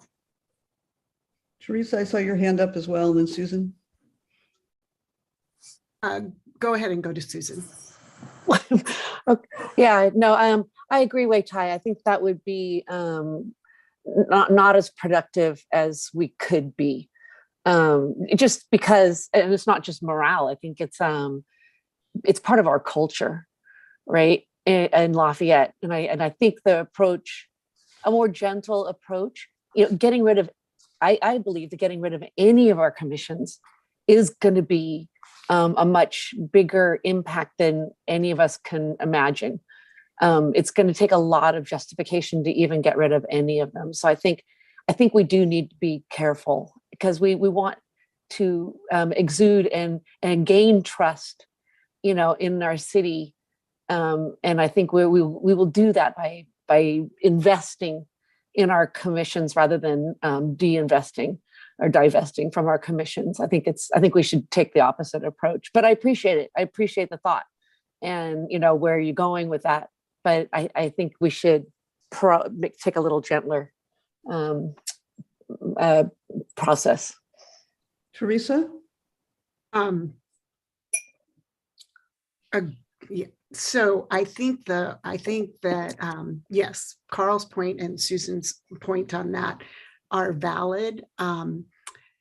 To Wei Tai's point, I guess what I would, as we look at and this document that clearly defines the role and authority and establishes expectations, we're doing that in partnership with the commission and the volunteers who are on the commission, but that we also encourage us to really look at those efficiencies and is there an opportunity? So coming back again to design review and planning, as design review and planning and the liaisons, or however we determine the process is going to be to get to that definition, that we do encourage a little bit of thinking outside the box for where there might be opportunities, even if a commission stays, to have one meeting versus two, or to look at how to be more efficient so that we're also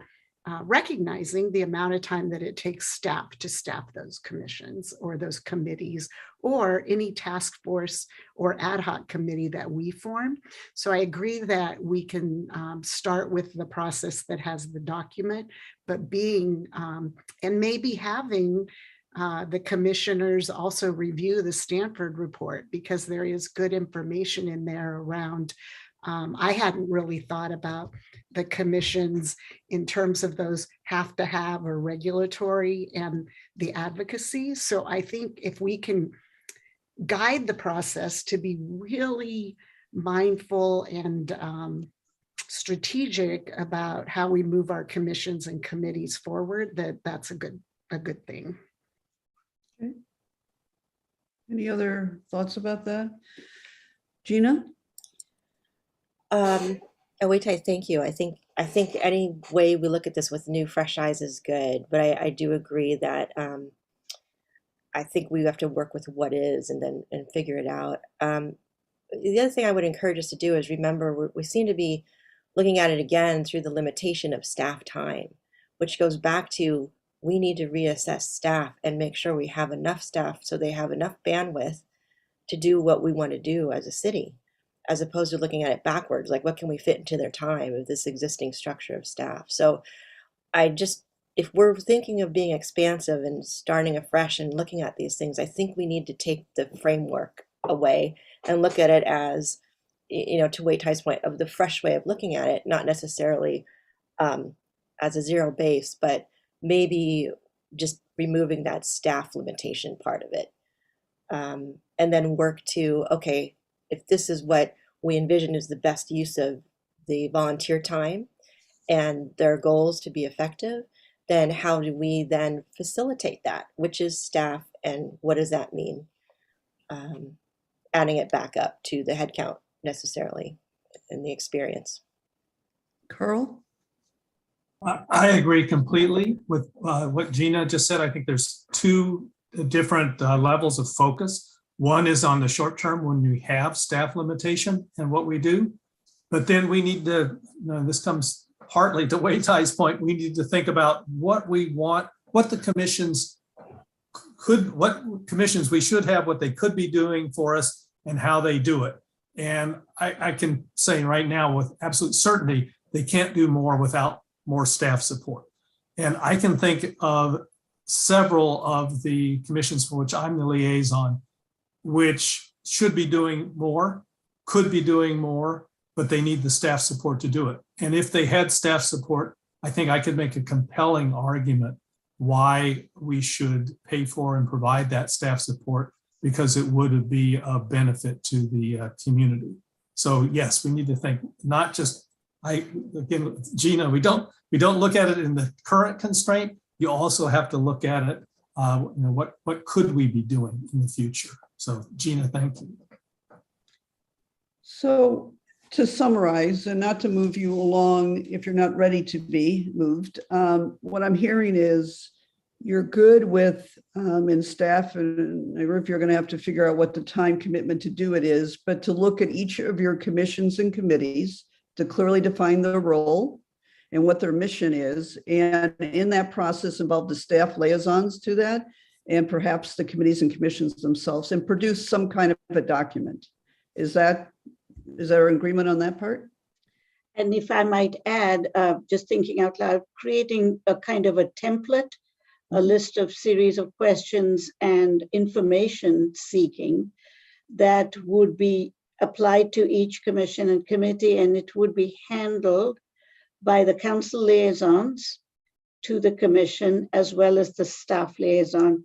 So it would be that group working with each of its commissions and committees and then reporting back to the full council. No deadline, but just encouraging that every commission have that self-evaluation, so to speak, with the guidance from the council liaisons. Does that seem to be agreeable to people, to all of you? If I can, I'm not seeing, I'm seeing two for, are you good with that, Wei Tai? Okay, and Carl, are you good with it? And then the next part is providing training for the commissioners on successful meetings and anything else that seems important for them to be able to do their work well, and perhaps videotaping that for future commissioners coming aboard. And then I also heard some kind of training perhaps for new chairs or vice chairs on running a successful meeting. Does that seem to be agreeable as well? Carl? I guess I would stage these though and do this one after we do the first one. Okay. Are there thoughts about that? Does that seem agreeable as well? Just the timing? Okay. All right. And the last one, in terms of reassessing, will wait until you have done that first part of review, correct? Okay. Well, thank you for that. And what was up next, which we're not going to, oh, okay, go ahead. I'm sorry. We just need- If we're done with this item, I want to do public comment. Oh, Is that what you were doing, sorry. Walla? I'm sorry about that. Okay, so are there any members of the public who would like to speak? Carol, would you like to speak to this item? Ms. Singer? And not seeing a hand raised, we will move on to the next item. The Thank hand you. is raised. Oh, now her hand is up. Thank you. And Tracy, can you bring Ms. Singer over? Yeah, she's coming over. There she is. Am I on? Yes, thank you. Yes, you are. Welcome, Carol. And thank you again for hanging out with us through all of these. I remember sitting in the Lafayette Park and anyway, welcome. Well, thank you for all this work and all the work that you do. It is amazing. I just have two comments. We used to have this training. Remember, we went out to I can't think of the name of it, out Bradbury, the place out there, Naroop, you remember? And we had that training, I think it was once a year for all the commissioners, because just for the chair on a year, we rotate every year. We have 9 members. So it really, that's I think more work for staff to do each chair every year, and most of the other commissions do the same thing. But we used to have those meetings and they were very effective. So maybe you could do that again now that COVID is calming down. It wasn't just COVID, you stopped that quite a long time ago. So maybe we could reinstate that. Going to Council Member Kwok's suggestion, I think all ideas are good to vent, but we are having trouble filling our vacancies. We've never had that before. And part of the reason is we can't get the things done that we would like to do. We've had several resignations over that. The people got tired of working and nothing happens. And the renovation of Brook Street Park is a good example. It went on and on and on because the staff couldn't help us. They were too overloaded. We have a lot of projects that follow up on the general plan and council's priorities in the past, and we can't get them done. So, we would appreciate more staff and this analysis of what the commissions should be doing. But also, if you did away with all the commissions in a few years, I don't know what would happen to we'd be right in the middle of all our projects, and I don't know what would happen to those. But anyway, thank you for all your work, and those are my comments. Thank you very much. Does anyone have a question for the speaker? Any colleagues? And I can't see your hands, so just jump in if you. This is Gina. Carol, I just want to thank you so much for all your service on, the commissions through the years and on GPAC now. Your insight is really valuable. I like the idea. If we did, are you saying the training, was it all commissioners at one time, or was it each group had an annual training? All commissioners at one time. That's wonderful. I think that would also add to that sense of community around those set of volunteers, because I do feel sometimes it's siloed. Here's parks, trails, here's, planning. So that would be really wonderful to consider something like that and give each one the recognition in that group setting is a good idea. Yeah, it was a retreat actually, and we had lunch. At Wildwood, right? Wildwood, that was it, out at Wildwood. That's lovely. Thank you so much. If I might just add, at one of those retreats, the council barbecued and cooked for their commissioners at the community center. That's great. We should do that. Yeah.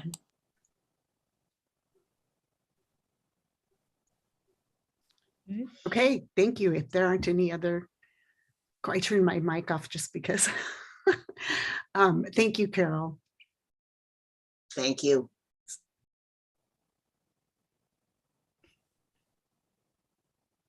And Carol was the only person in the public, so I will close the public comment period and we will move on. Nadine. Okay, thank you. Oh, could I just make a, Yeah. Before we move on, just a point of clarification on this past topic, since Carol mentioned it. So I was not advocating that we're going to eliminate all of our commissions and committees, right? I was just saying as a technique for trying to accomplish the third bullet point of how you actually streamline. One technique is to, force a sunset and then come back out with a new group, right? So I'm not advocating for that.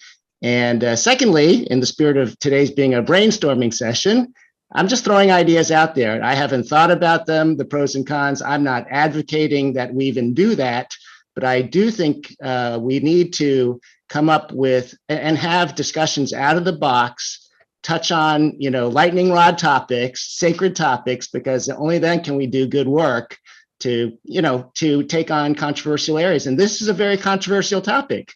And I would like us to all candidly, wrestle with controversial topics. And my takeaway was that if we're going to do that, Stanford, even have that bullet point, we have to know that's going to be a very time-consuming thing to do, to touch on. Either we're going to do it because Narup said we really have to do the hard work to trim this out, or I think it's not. I don't want to spend the time on that this year because we could spend a lot of time and then get the same result as Stanford, which is almost nothing, right? Frankly. So I would say that's my point, is to just provoke us into really thinking, are we going to tackle it? And if we do, we have to have the courage to do something bold. Otherwise, let's optimize on point 1 and 2, which I think we can get a lot out of those optimizations. But if we keep number 3 on there, then let's really do number 3. Otherwise, I say take it off and let's not even pretend we're going to try to do it. Well, just on my part, I appreciate that, Wei Tai. I'm saying perhaps we don't even keep it on. We consider it. I think, we keep it on to the extent that we're going to consider what to do after we do the first step. But I think it's just important we focus our energy, full energy, on the first step. Teresa? And again, I want to go back to, I think that it's good as we do the first step to also have the commissioners and we as the liaisons look at efficiencies that might arise and understandings about roles and what the roles and responsibilities and what the charge is, if you will, or charter of each of the commissions and committees. And there is information in the Stanford report that I think is thought-provoking. So from that standpoint, I would like it to not go off of I'd like to have it be incorporated in terms of making us and the commissioners aware and looking at. Any other comments on that before we move on to the next? Okay. The next item is how council governance, both in terms of talking about norms and broader than that as well. And the slide you have in front of you right now, when you met in Rod Gould, sorry about that. Rod Gould was your facilitator when you had this discussion last year, and you can see the summary of what came forward when you were talking about norms. The council acts as a body and not as individuals, direct public inquiries to city staff or require information. No surprises before any member of council leads a public meeting in the community or gives a presentation to the public on sensitive policy matters. Please let all members know and invite staff to participate. Council members need to have clear direction how to get items placed on the agenda. Council wishes to develop its own norms or guidelines, but they should be concise and tailored for Lafayette. Roles of council liaison to commission should be defined. At the end of that meeting last March 2021, Rod reminded the council it would be important to follow up with a separate session to formalize council norms to codify its governance culture. So that's the reason it's agendized today, 1 year after you've had that discussion. And again, from my own background, both in city management and then as a consultant, I'll just give you some additional context. It is not unusual for a council to have norms, a norm statement or code of conduct, whatever they refer to it. Many cities and many of your neighboring communities have that as well. In addition, you had the articles in your package, and they also focus on what norms and can do in terms of good teamwork and good governance work. So I don't think, and then I'm just going to make a few more comments, and I'm going to turn it over to the mayor to talk a little bit more about this. But I'm not sure today you're going to come up with a norms statement. However, my suggestion is that you figure out a specific time or schedule so you don't reach March of 2023 and it's agendized again to be talked about in terms of developing one. So in terms of governance, and again, I'm going to turn this over to Teresa in a moment, but again, policies and procedures. Your city has administrative regulations. Within that are both the operational aspects of the city's operation, which your city manager and her staff are governed or deal with, and there's some references to council policies. Again, one of my recommendations would be, from my own experience, is that you have a separate council policy and procedures handbook, separate from the administrative regulations. And the reason for that is if you have a question as a council member about a policy or procedure, you don't have to wade through administrative regulations to find it. You have it right there. And again, many councils have what they refer to, they might put different names on it, but it's usually council policy and procedures or council procedures, council regulations. It's a separate handbook, and it's about governance. And the reason is to guide council members, new council members, know what the expectations are. They know things like how do I get something on an agenda? What is reimbursement? Just a variety of policies, some more mundane than others, that you know where to go and you know what the expectations are. You know how social media to handle it. Those kinds of things are codified within the governance procedures or your procedures book. So it's about the management of the council relations separate from what your city manager does, what she needs to know about managing the business of the city. And so with that, I think I'm going to stop share. And Teresa, are you going to bring up your slides? Is that the plan? Okay. And let me make sure I can share. And is everybody okay with continuing and not stopping for that 5-minute break? No, I didn't do that because I figured we had just come back from lunch, but if you want to stop, okay. Nope, I think that's fine. And then make sure I don't have other weird things on my screen. And I'm going to go to the slideshow, which means I won't then be able to see all of you because it takes up the full screen, but oh no, I can't. Yay. Okay. So, as Nadine just pointed out, last year at our session, we did talk about forming an ad hoc committee and looking at having those policies and procedures laid out. We looked at anywhere from Walnut Creek that has every single thing in there, which is about 156 pages, to Orinda and other examples that were more concise. And to that point on the slide that Nadine just showed, that was what the goal was. At a subsequent meeting, we did assign us ad hoc committee, and Carl and I are on that committee. Carl and I did pulling different things and different research, but did not get to the sort of final step of coming back to the council with a handbook or policies and procedures. What Carl did find, and I'm not sure that any of us, were aware that it was this detailed, was the policies and procedures that are in our administrative regs.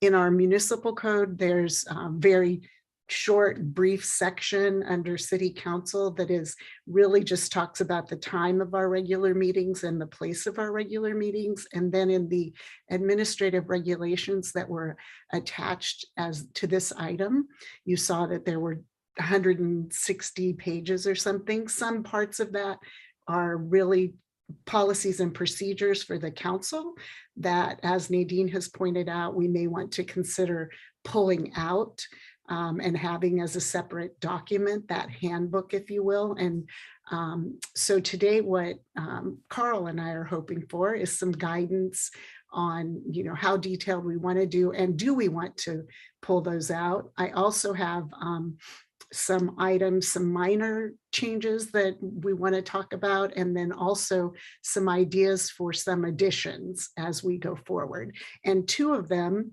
it turns out, I didn't see this, or I did, the slide was there, but I didn't focus on it, the slide that Nadine brought up, but how to get items on the agenda, and then also our roles around liaisons to committees and commissions.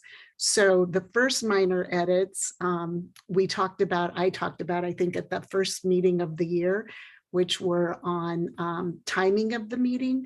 And it's set in our policies and procedures that we start at 7 o'clock on the second and the fourth Monday of each month. And we have started this year. I'm going to try and move all of us over. We started this year with having our meetings, because we had special topics and we knew that they would go longer, starting one at 5 o'clock, starting most recently at 6 o'clock this last week for a joint session.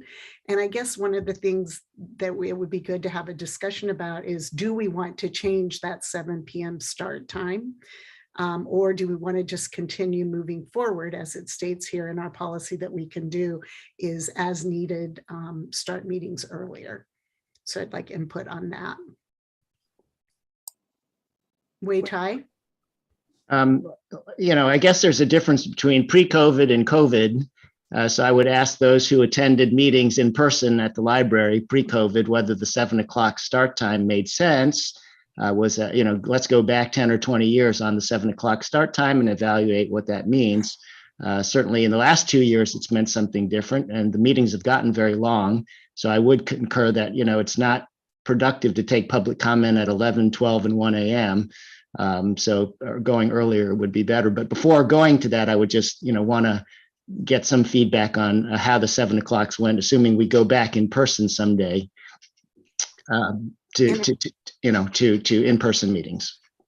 Thank you. I appreciate that. And I do want to make sure, before, I can't see Mala on my screen, but make sure that today we are just having a discussion, and the intent would be to bring this back for a subsequent meeting. So with that, Susan. Yeah. So Wei Tai, the 7 o'clock start time, pre-COVID, as somebody who does, work and commutes, it was important to delay it to start at 7, and that made sense. And that was, you've got enough people commuting to their work and coming back, and that's why the 7 o'clock start time. But yeah, I think it's different now. I think it's absolutely worth consideration that we would start at 6 o'clock if we continue to do the Zoom or the Zoom hybrids. I think the public may be able to tolerate that a little better these days. Okay. Anyone else? And we will bring this back as a proposal, and there will be opportunity for discussion. I'll jump in. I don't know if you see me, Teresa. Okay. I wasn't working, but as a citizen who was at council meetings many times to provide public comment, the 7 o'clock was late. It added to that length of waiting, even if there was a agendized item, it pushed just everything back. So just I'm thinking from a community standpoint, it's a little more accessible in terms of meeting earlier. So. Okay. Any other, Carl, do you want to make any comment, or we're taking input? So I guess I somehow want to test how it affects the community. I agree. In the old days, 7 o'clock worked well. You know, a lot of people commuted to San Francisco in those days, and so 7 o'clock was a good start time. A lot of people eat dinner around 6 o'clock, so 7 o'clock was a good start time. Personally, it doesn't matter. So I think that you know, it's what is going to get the most community involvement, and I don't know which way it cuts. I mean, I can see people would rather have their dinner with their family and then start the meeting at 7. If we have something special, which we have had almost every meeting this year, then we can start earlier. But I'm okay either way. I guess I would prefer the expectation that we start at 7, and people could count on that. okay. And again, we'll have an opportunity for public comment at the end of this item, but also as it comes back in the form of policies and procedures. So the next one that I had brought up, and really we can look at this, I had talked about at the January meeting, looking at changing to 2-minute limits, similar to what the Board of Supervisors and some other communities. But I think that love input and discussion on this. The 3 minutes, even today, we were saying it would be a 2-minute comment when we did the listening session around following the accident in Ashley Diaz, and did that listening session with the community. We made a decision that it was 2 minutes. And so I think we have enough flexibility in the policy, but would love input on the first item on the limits. And Susan? Yeah, and it was interesting, the 2-minute comments. It in some ways it helped focus the speakers. They were far more organized in their thoughts, and I think they conveyed everything they needed to convey. But the message was actually a little more focused. That was a comment that I think a couple of us shared. But there are times when you have somebody that needs to speak longer than 4 minutes, right? And so if we gave up the 3 minutes, I would be apt to say that you can go up to 6 minutes still.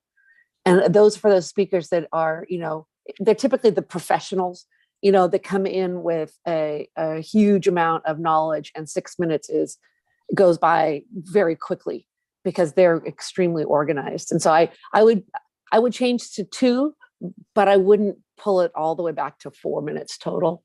That would be a thought for me. So if someone, but it would still be under the the procedure for seating time. The procedure of seating time, I think we may want to at least discuss that. Okay. Anyone else? Okay. Gina's raising her hand. Oh, Thank sorry. you. Thank you. I like, Susan, what you suggest. That makes sense. I'm curious, is 3 minutes the norm, or is 2 minutes the norm, for a majority of cities? Does anybody know? I didn't do the whole county. Narup, do you know? I know that the Board of I believe our La Marinda communities are 3 minutes. I did pull Arinda's, but the Board of Supervisors, it's 2. And they do a hard stop like in the middle of your sentence. But I think that I like Susan's point about the 2 minutes did during our listening session focus people. And I think I experienced at that Board of Supervisors too. But Narup, did you I don't know what other cities do. Mala? With the ones that I work with, and in my experience, 3 is the norm. Okay. But that doesn't mean you can't drop to 2. Yeah, so we can bring this back and do some of that research. The other item, and I think that we can do it. It's not in our policy. Everybody's given the opportunity, this idea of questions following speakers' remarks. The only time, so now what we do is we say, do any of my colleagues have a question for the speaker? And many times we shake our head rather than asking that each time, other than when we're in a public hearing and it's on land use matters, because that is in our policy, that I would suggest that I stop asking after each one, and just for the sake of efficiency and timing of the meeting. So I see a thumbs up there, but we'll bring that back as well.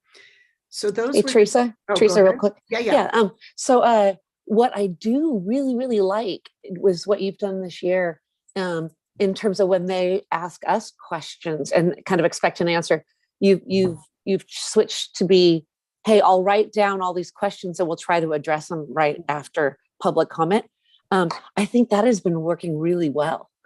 And we may want to consider codifying that, right? And great. And on Arenda's, they do that. So we can look at and Arenda's policies and procedures around the meetings. Actually, we will follow Robert's rules, I think is how it's worded in the administrative. In Arenda, they actually, we will ask questions. We will write down, we will capture the questions, and after we come back, after public comment closes, we'll get staff to answer them as much as we can.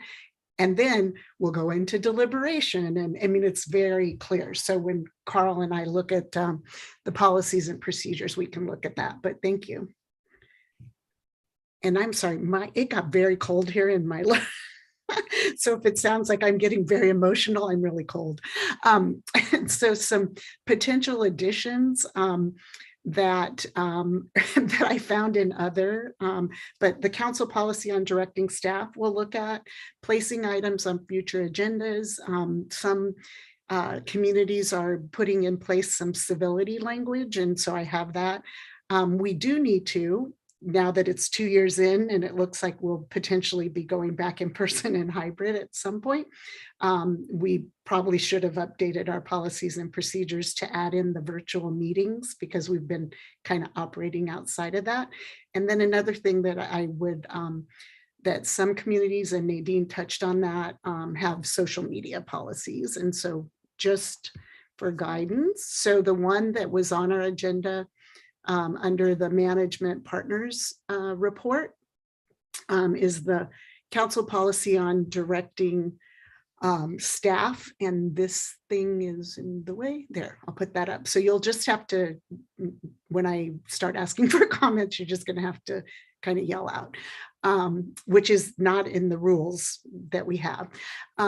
So we're asked to establish a city council policy seeking direction or consider from a council majority before assigning staff to follow up on significant requests for additional information. And then I just pulled this part that was in the, when I noticed I pulled part of the second part that was in our staff report. And so I want to open this up to discussion and input. And again, we would develop this in the council policies and procedures and bring it back.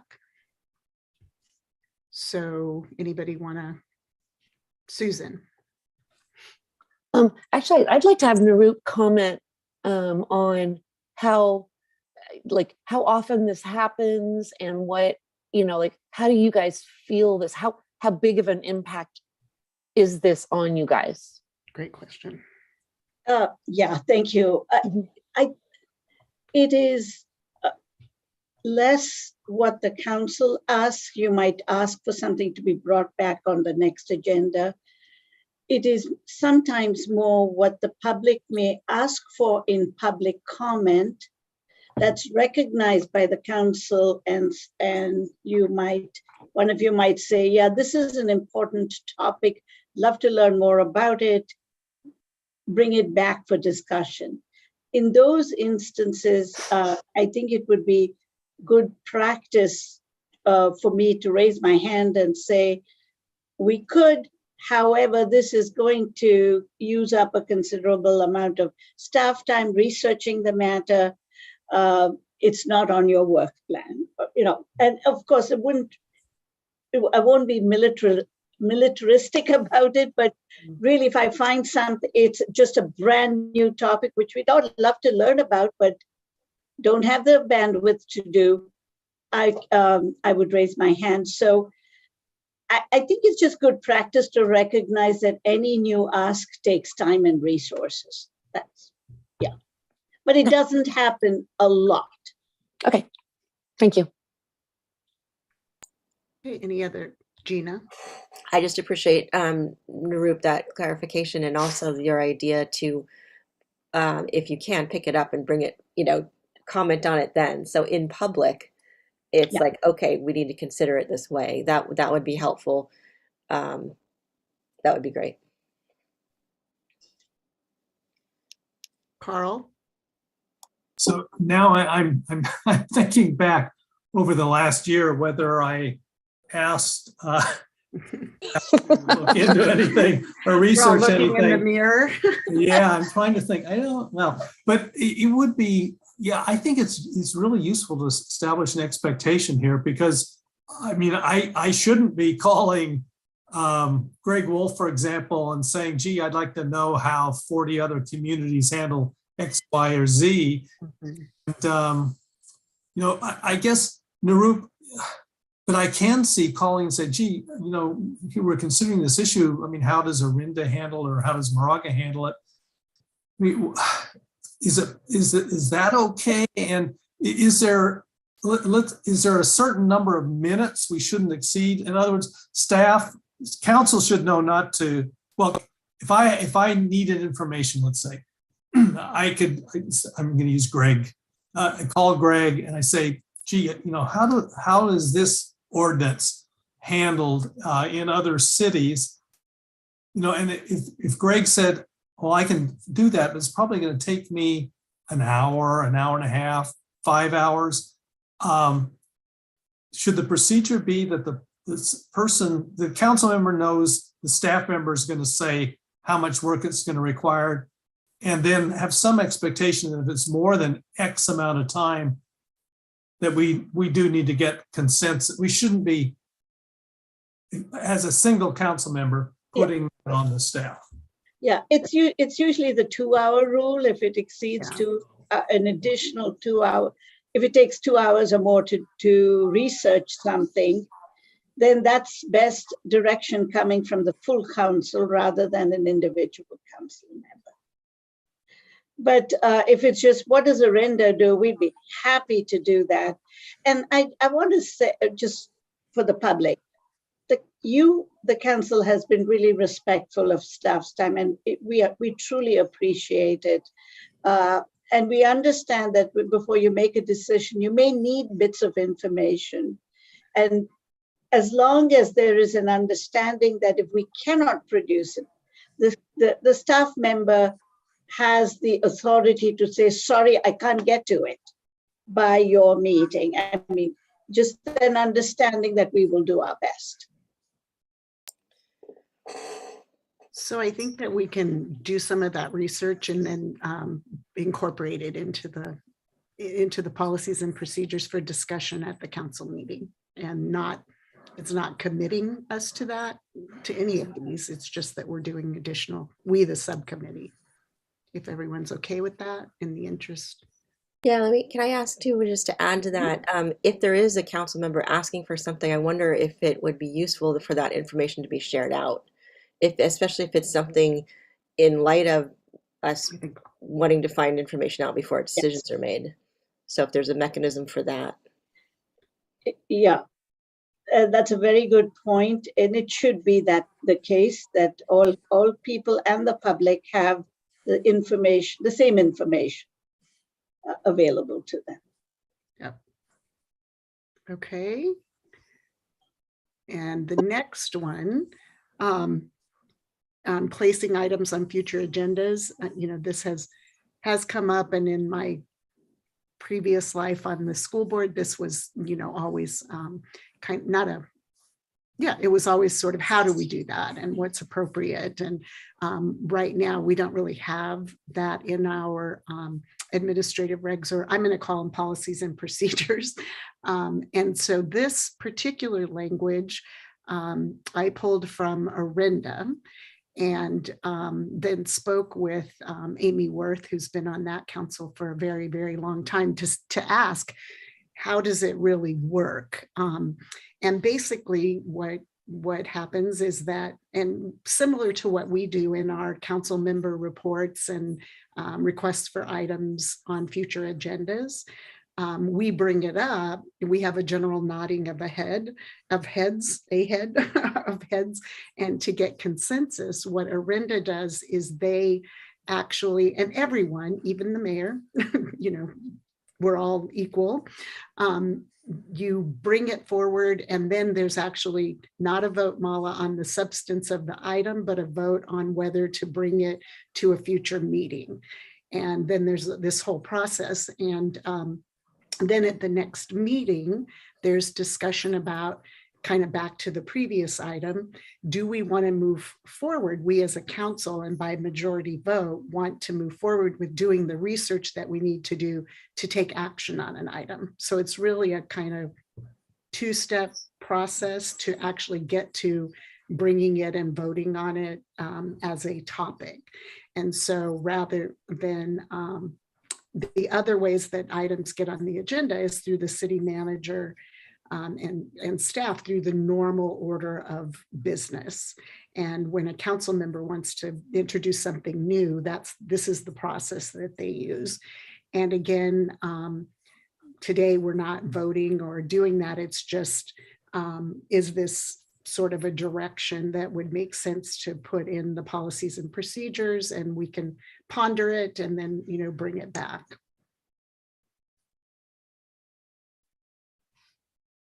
Oh, I just have a general question of being a little more on the new side. I mean, what is the main difference that's being asked here? What's new about this versus the way we're doing it? I would say what this does is it codifies, and we actually vote during that. Right now, we sort of do it by a nodding of heads and consensus.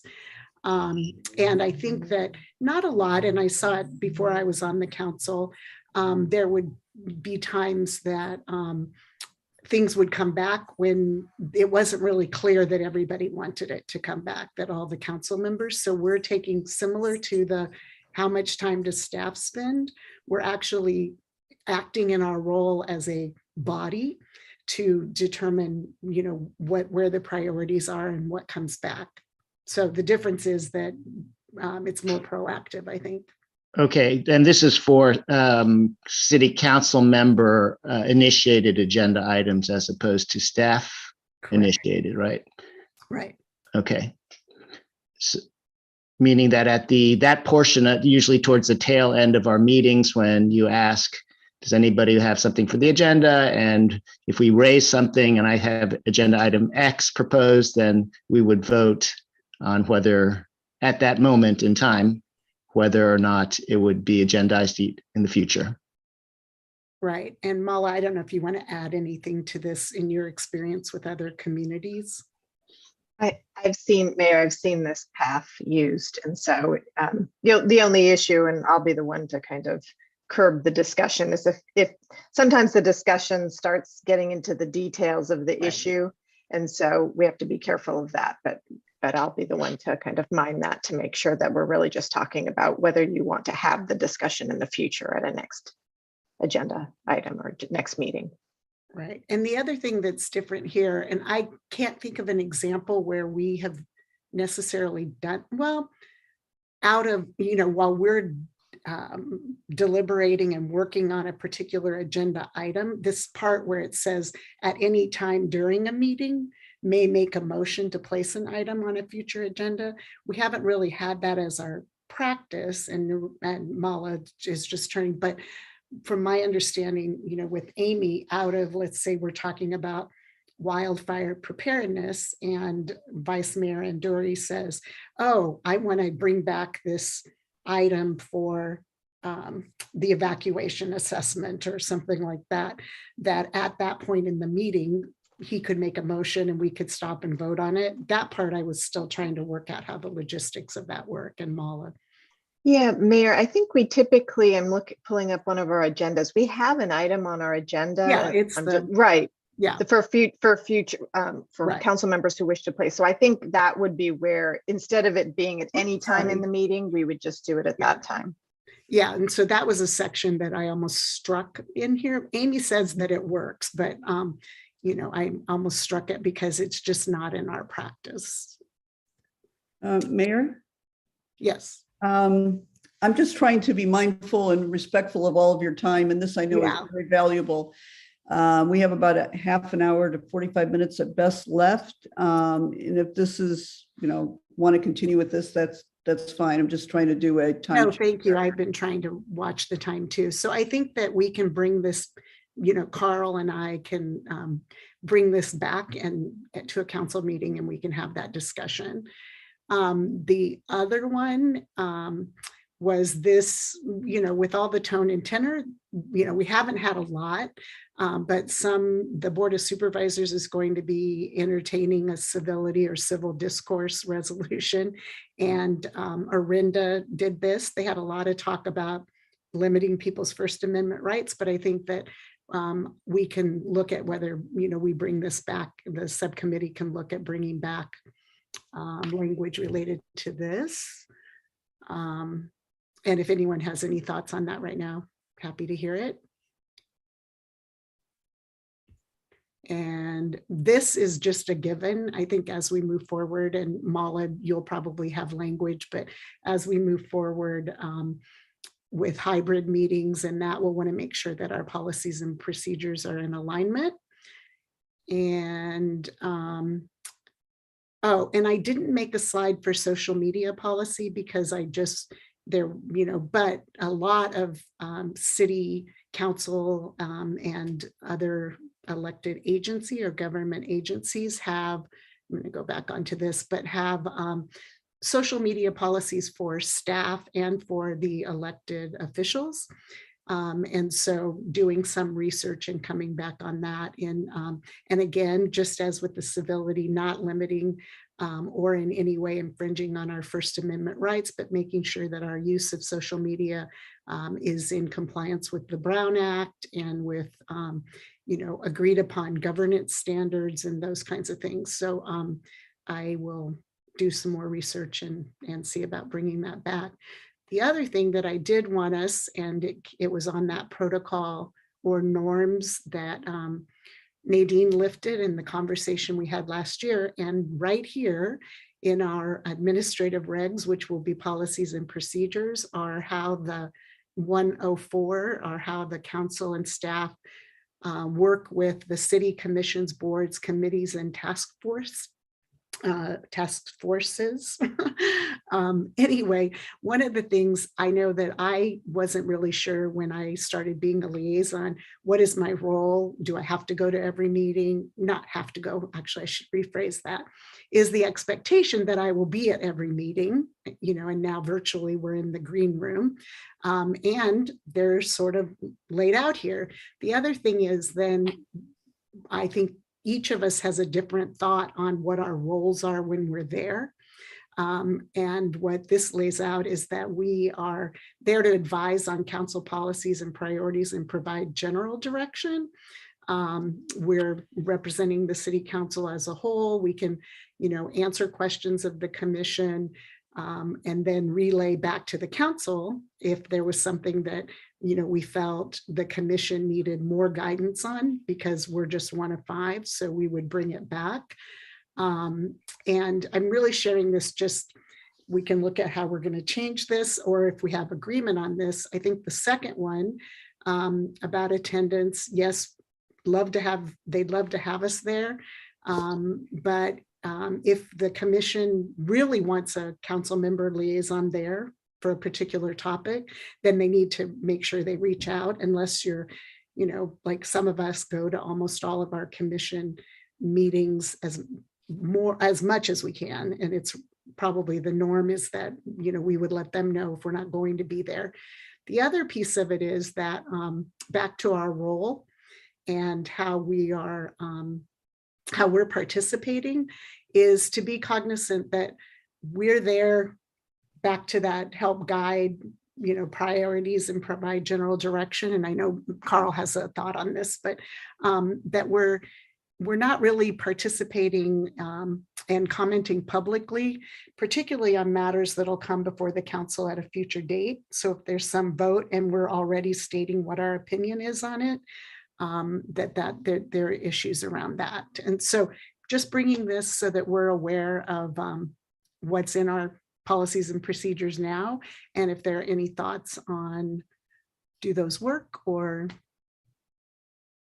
Vice Mayor Andrew. Carl.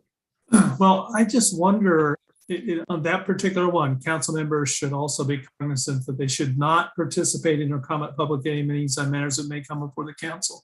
Whether we need to distinguish between matters that are of a judicial nature and matters that are of a legislative nature.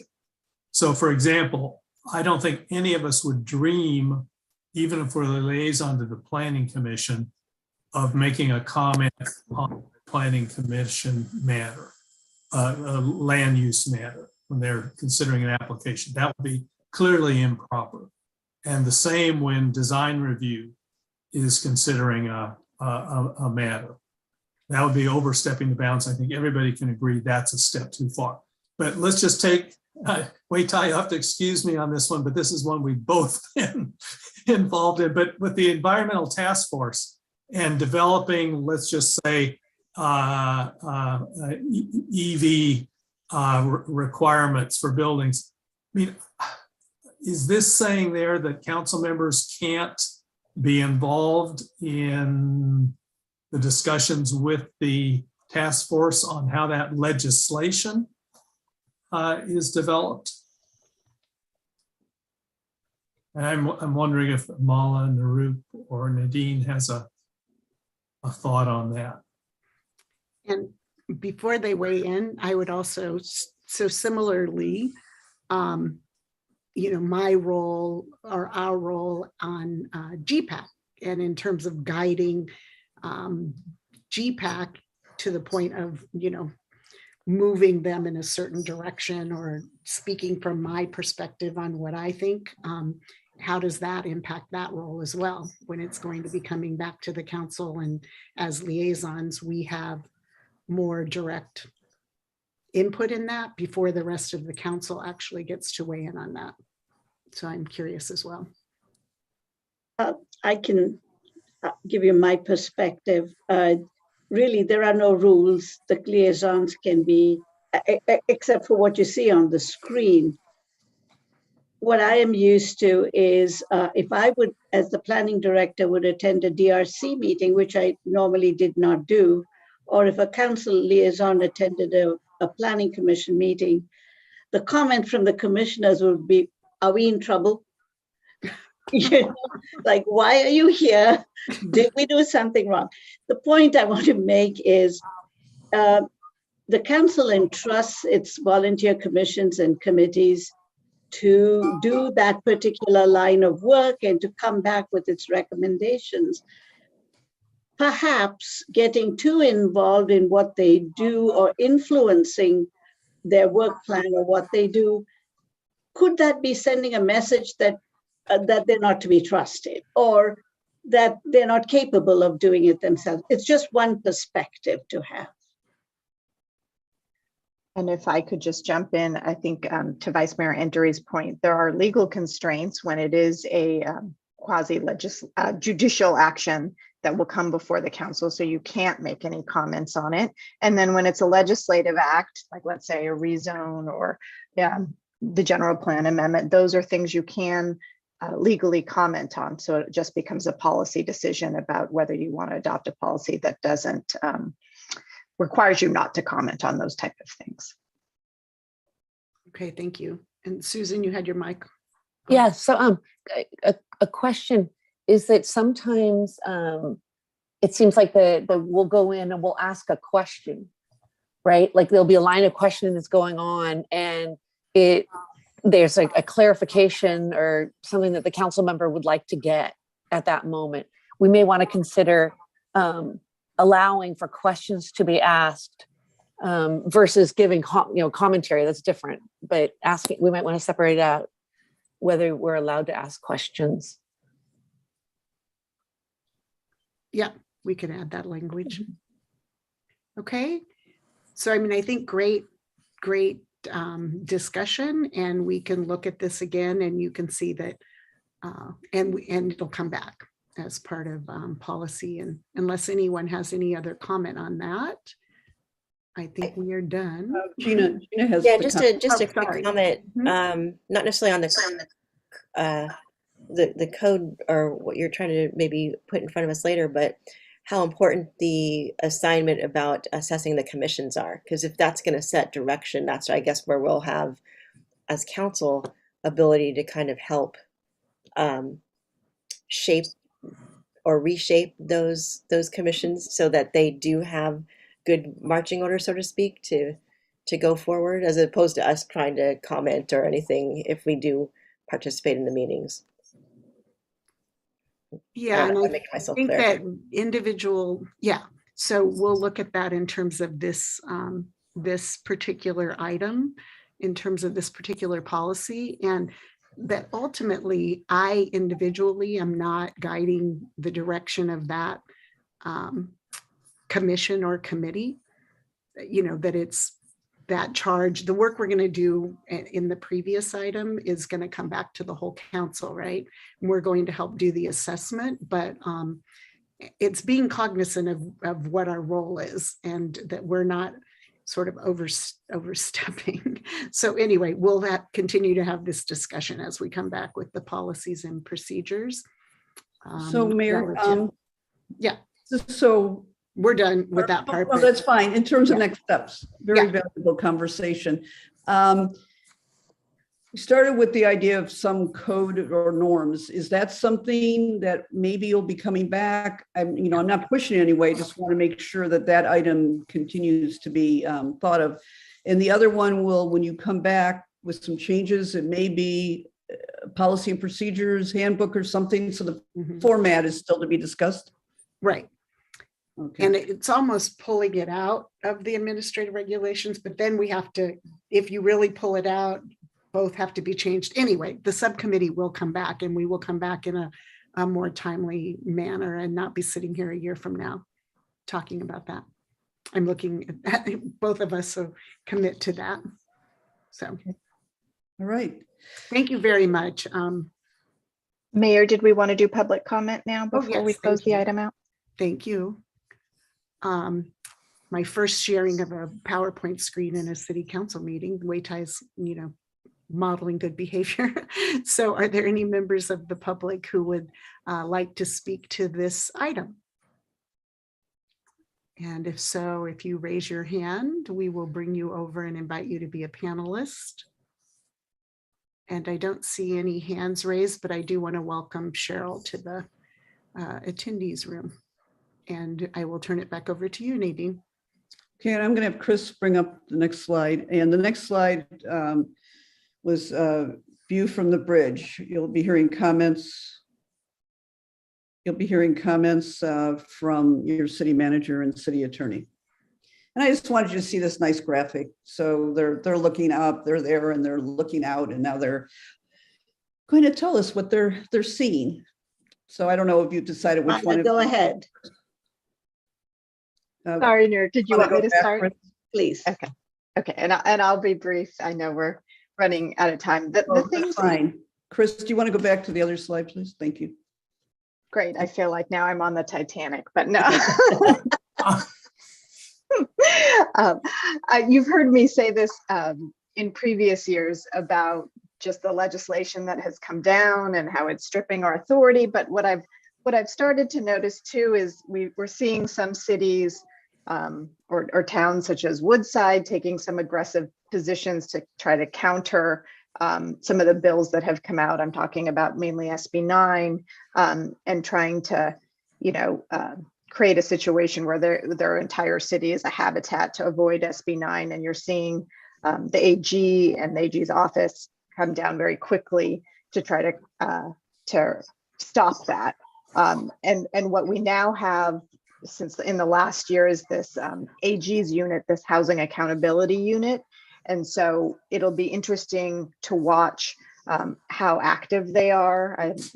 Vice Mayor Anduri mentioned the ADUs and the very high fire hazard zones in Berkeley.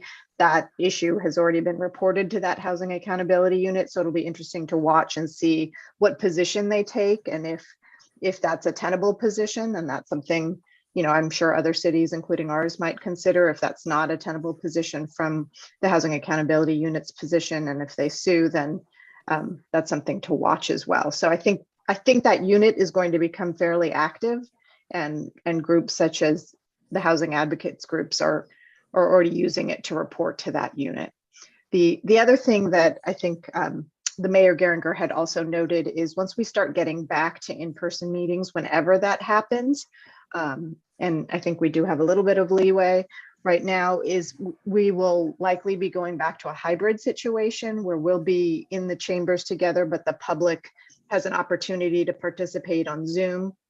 And so we'll want to figure out, should there be technological difficulties on our part, or should there be a power outage in parts of the community where the Zoom is not working, but we're all sitting together and able to have our meetings, how we'll want to proceed. I think some cities are taking the position that the meeting will go on in person. So you'll need to just either come to the meeting in person if that's an important issue to you, but it's something we'll have to figure out and work out to make sure it makes sense for the city and for the community. Those are kind of the hot pressing issues that jump to mind for me. And I'll pass the baton to Narup. Thank you, Mala. I think you've heard from me through this day. I mean, some of the points that I wanted to stress was, first, again, a deep appreciation to the council for recognizing that staff needed help and for approving the positions. Tracy is hard at work recruiting for all the positions. It will take us 2 to 4 months, and I'm again being optimistic, to fully staff all the positions. It could go on until June. The positions that you have funded will help us, the new positions and the current, will help us deliver your current work program. So over the course of the year, I might come to you if there is a new task or activity to see what we can remove from your work plan and to add on, just being mindful of the fact that when we're fully staffed, our goal is to deliver the highest quality of services and to do the limited tasks for each department outside of the daily running of the city, the tasks that the council holds important, to do them well and to deliver them on time, rather than to have our plates overly full, which I admit has been our strategy over the last several years. Just too optimistic of work plans and not enough to show for it at the end of the year. So the department heads, the management team and I are meeting on the 25th. In addition to developing our work plans, we're also going to take some of the management partners' recommendations to heart, like metrics, so that we can develop a more organized and efficient city government, and one that can easily adjust to changing workloads, because we know we have the metrics, we have the work plan and the parameters, and making it universal and across departments, so that it's really, I think it would be far easier to go forward with all those in place than what we have now. The one thing we haven't talked about, it's an internal issue, is the use of technology.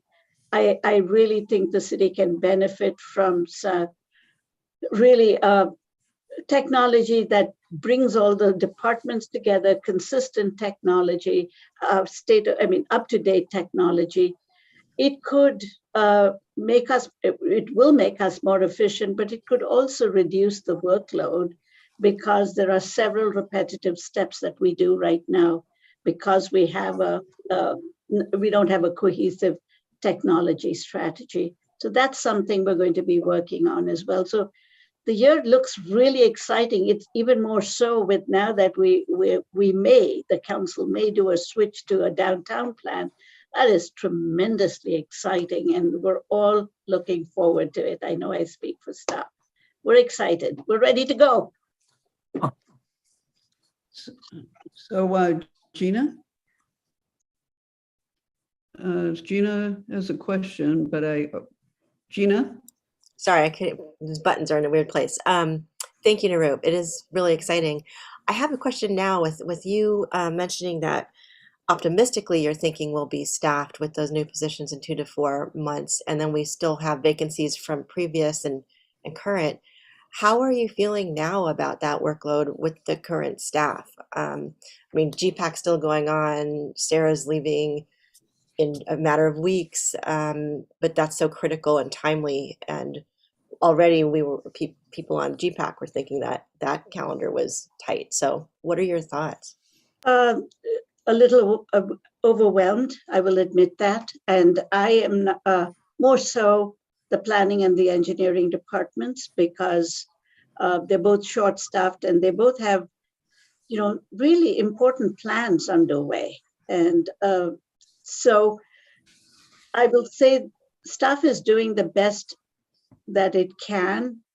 I will ensure that the current staff doesn't stretch themselves so much that they might need to take a break as well. We may have to slow down before we speed up.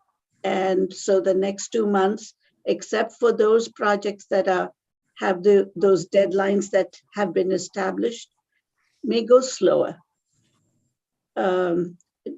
because we just do not have the capability of doing everything. The general plan is the biggest challenge right now. I should say the housing element, because it's time driven, and Sarah will be leaving at the end of the month, but we are talking internally about how to fill that gap and how to keep it moving forward. In engineering, we still don't have a traffic engineer, and we have implementation of the tool reports and the roadway safety plan, which are big. So I'm going to just, all I want to say is you have a staff that is so dedicated that I get emails early in the morning because they forgot to tell me about something. I just want to make sure that they're well taken care of and that they are ready and charged up with a full staff so that we can deliver next year. The next few months may be slower than expected. Thank you. I guess that's what I'm asking. Is there anything else that council can do to support your efforts to support them? Because what else should we be thinking of besides like, oh, we need to slow down before speed up? But that I understand that. Same time, yeah. that's a challenge in itself. Deeply appreciate that. The challenge, we've talked about hiring consultants, hiring contract planners, but anyone you bring in needs supervision, needs training to hit the ground, at least slowly running. So it's a question of, this is the hiring stage. We're in the midst of hiring. And so we may not get to the tree ordinance. I'll give as an example. We may not get to the leaf blower ordinance because Greg is spending time filling in for Sarah. And Jonathan has left. I mean, those are the kinds of slowing down that the projects I mean. We may not be able to finish all the long range tasks that we had set out to do. Are there any other questions or comments, Susan? Yeah, thank you, Narup. I'm thrilled with Carl's suggestion and our possible switch over. I know he and I have been like talking to this, affordable housing people, and we had Nico come back and everything. And I'm really happy to hear that you think the staff would be excited about this pivot. That's lovely. And I hope that's true. And I'm excited. I hope as that's well. true too, Susan. I may not. Right. It's just definitely we're going to have a big meeting on Monday to talk about it and to see, because we're going to come back to you on the 14th, lay it out, and then it'll be up to you to decide. The other important thing is how do we explain it to the community and to the General Plan Advisory Committee? It's important. They've invested a lot of time. Thank you. Any other comments, questions for either of city attorney or city manager before we leave the bridge and sail out? Carl.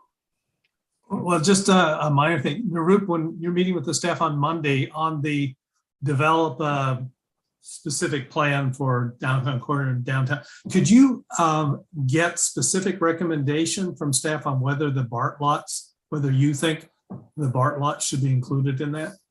I will definitely ask them and include that in the recommendation. Okay, thank you. Okay, thank you both for that comment. We'll move on to the next item, and we're nearing the end of your day. We're going to do just a council team relations check-in right now. And Chris, bring up the next slide, please. Part of last year's workshop was really focused on council relations, and I realize that there's one new member as well. So all 5 of you were not none of you were in the room. I'm going to say you weren't in the room. None of you were in the room, but you were not all in attendance.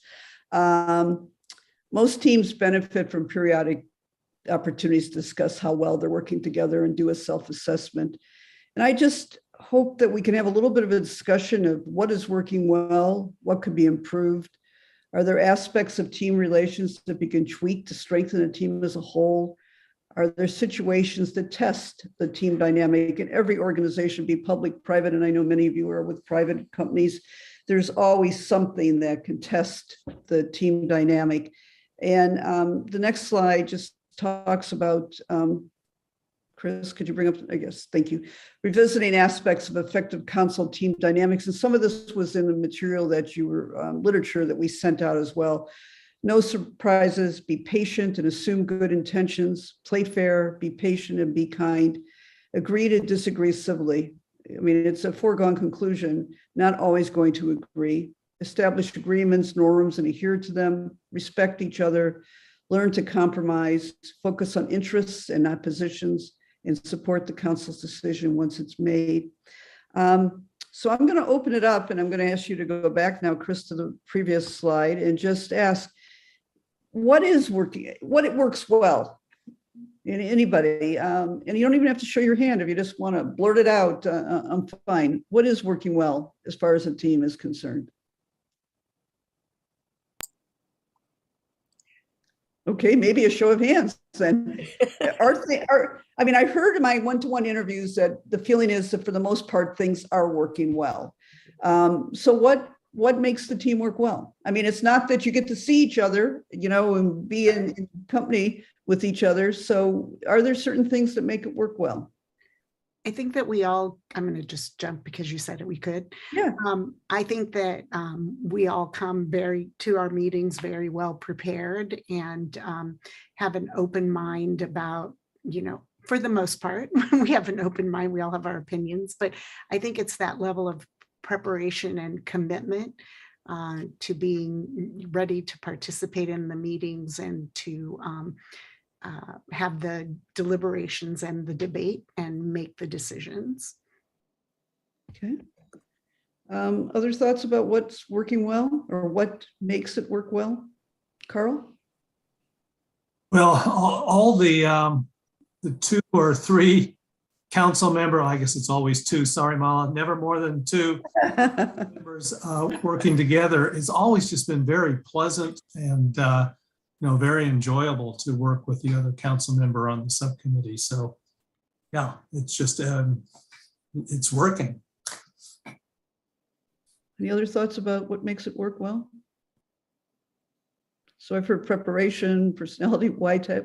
Yeah, I mean, first of all, I think everybody is so professional, and that's we have to compare ourselves to what I read about other cities and what happens where they're at each other's throats, and so I don't take it for granted that we have something special going on here, and that's something to be the professionalism and the ability to work together is important, and I do appreciate that when we come together here that we willingly share our disparate ideas, and that we can feel like it's a safe space to come up and say, I disagree because of such and forth. I totally think, I don't take that personally. And I hope, that when I say something that may be like off the wall, that you can say that. I'm not saying it personally. And I think we all have that level of professionalism and understanding that we're trying to elevate the discussion. So it's something I really have enjoyed about. And I'm grateful for our city. I hope we can keep it as long as we can. Other thoughts about, is there anything that could be improved? I mean, there's always room for improvement. I don't know there's any organization or team that doesn't have room, but anything that comes to mind for you, all of something that could be improved? More coffee in front of you before a meeting, things like that. I don't know. Nothing comes to mind?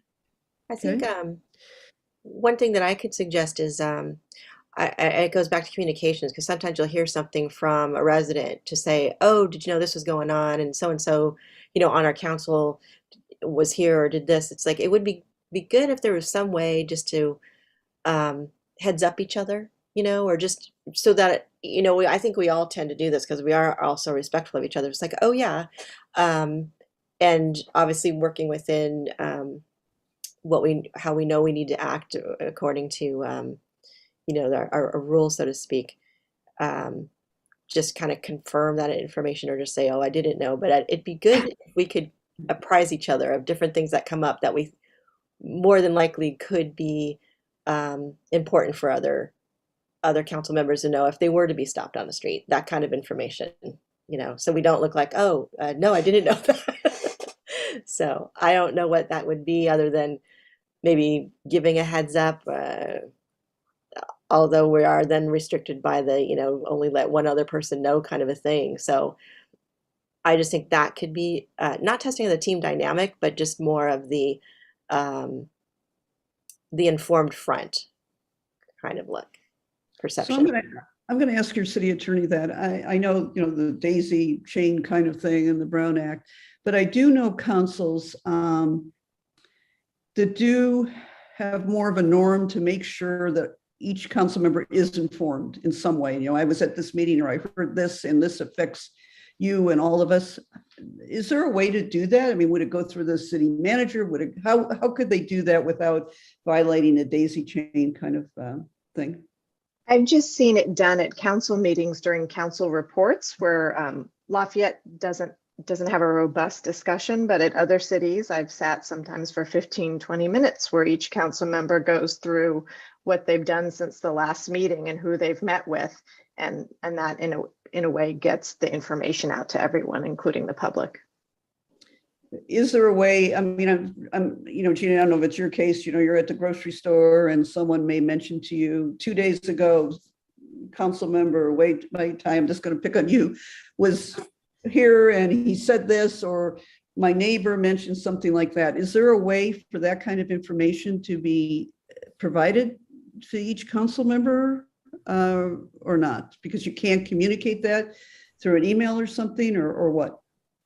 I wouldn't encourage council member Kwok to then email everyone and say, I had this conversation. So that's why I think the council meeting report is where it should happen. I don't know if that, if every 2 weeks is too long, but I think that would at least get the information out. Okay.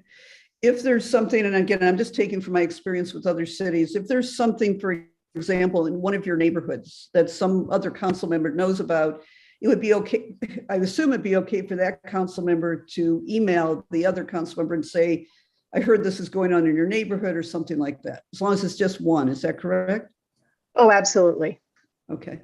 All right. So, all right. Other things that you think could improve or tweak what appears to be a good team? Hands up, Carl. Yeah, I was just going to say on that previous discussion, Mala mentioned robust discussions at other councils. It may be that we don't have as robust a discussion because it's the last item on our agenda. And it might test our teamwork if somebody were to go on at length at past midnight about, anyway. I don't see a solution for that though, because I wouldn't move it earlier because I think we need to deal with the public items first. Okay.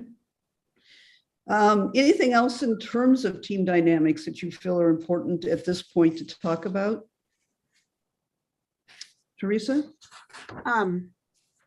I think that some of these actually will be when we look at and have our discussion about policies and procedures and really understanding our kind of roles and responsibilities and sort of where that delineation between staff and having staff do their work. And, and I love that in the article about how some governance models look that, the council sets policy and then staff implements, but there's really a kind of more fuzzy line in there. But there are also some, very clear things that we, I think, should be allowing staff to do and not attempting to do the staff work. And so it could potentially come up as part of our roles and responsibilities discussion, but knowing kind of where our lanes are.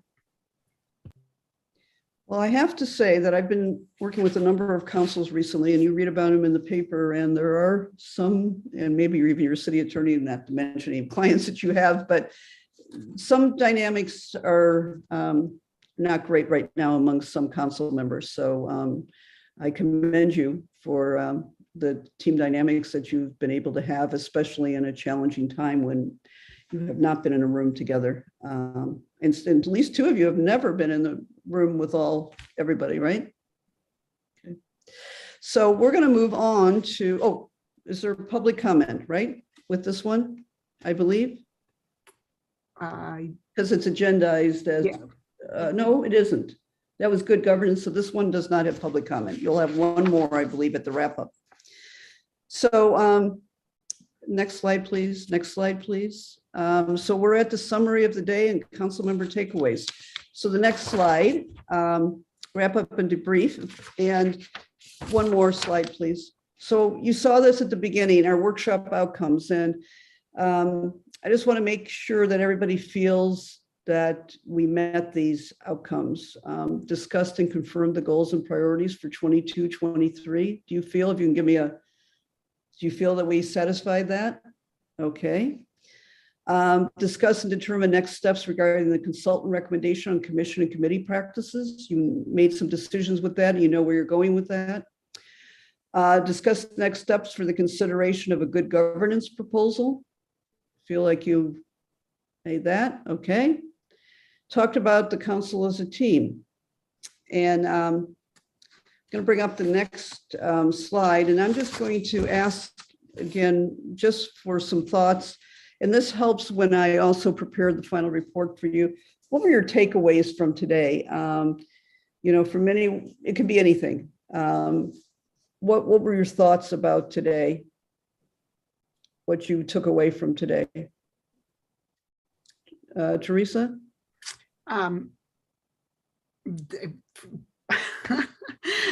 Absolutely very clear there. No, I just really appreciative and impressed with how smoothly it went, and we had, as Wei Tai called it, the brainstorming, and Carl setting us off on something that just kind of came up in the moment, and how we reached consensus and agreement our goals and priorities going forward. And so just very impressed and very thankful for Naroop and Mala, for making sure that we continue to, think about things from a kind of stepping back and looking at it, but just very, very happy with the overall tone and tenor of the day. Great. Gina? Yeah, I agree. And I'm excited, actually. I think that, there's these vague frustrations with all that's in front of us, the arena numbers and how development's happening kind of hodgepodge downtown. And I so appreciate this idea and priority potentially as we decide at the council meeting of a focus on what that looks like and working on a vision. It's pretty exciting stuff. And it obviously reaches out to everything else that we're considering, how the commissions work, the general plan and staffing and financing that. So it's very exciting. And I just want to reiterate how proud and privileged I feel to work with this council, the staff, and in this community. So thank you. What anybody else about takeaways from the day? Are you moving, Susan, are you moving for your microphone? Yeah. Okay. Yeah. So you asked what success would look like, and I think we were successful. I think we definitely, pulled together and came with new ideas. And again, there were some brand new ideas that came out today that I was surprised and very thankful to hear. And thank you for coming and everybody agreeing. I think we have a fun, exciting year in our future if we choose this direction. Great. Wait, Ty, do you have any takeaways from the day? Yeah, I agree. I was pleasantly surprised. I didn't know what was going to happen today, but just to show the strength of the collaboration and the ability to tackle new ideas and really help prioritize. Everybody has an agreement on the prioritization. I feel very good with where we've landed today in terms of our priorities. And I would just comment on my hope for the future is that, one thing I have noticed in the last 6 months of being on council is that a lot of the time is spent on the day-to-day tackling and blocking, right? Just the routine matters of the city. And I always ask myself, hey, did we do justice to our 3 priorities? Or did we really advance these highest priorities this year?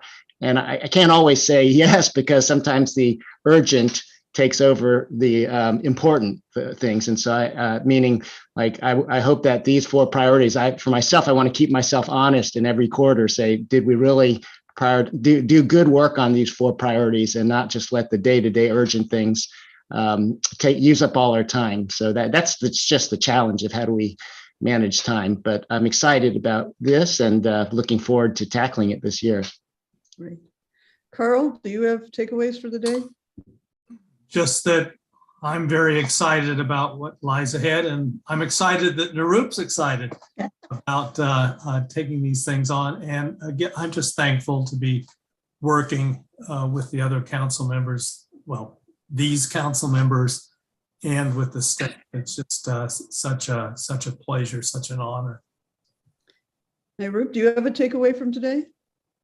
Feeling blessed. We know you're excited, but I just have 2 words, feeling blessed. Okay, that's fair. And how about from the city attorney? Do you have any takeaways from the day? It's a very well-run city, very well-organized staff, and very well-run council, in my experience. Great. And with that, my deep appreciation, and I'm going to we'll stop share. Nadine, I just wanted to comment. I'm sorry. I just wanted to give Suzanne and Tracy a shout out. They are here, and just thank you for being there and tackling all the technology. And with that, I know the mayor needs to open for comment and for adjournment, but please, I thank you for putting up with my initial problems with my slides. And we found out, well, during lunch break that your Zoom seems to be a little bit different than what we're used to using. I don't know why, but it was.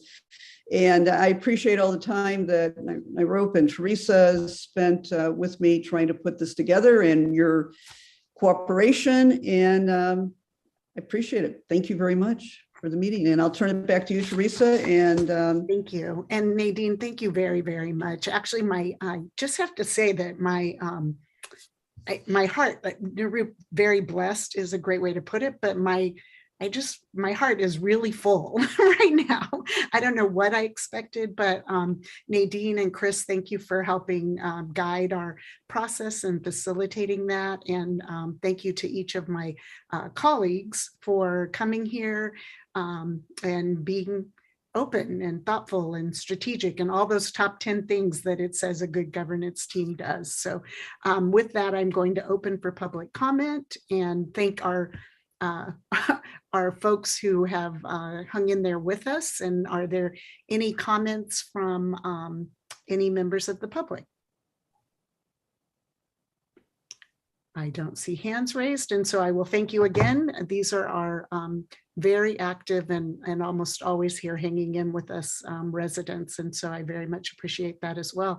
And so with that, and with a full heart, and getting ready to go out on a hike, thank you, and we are adjourned. thank you. Oh, and thank you to Joanne Robbins for making sure that we were fed. Yes, thank you. And so with that, we're adjourned. Have a good weekend. Thank you. Bye. Thank you. Thank you. Bye, everyone.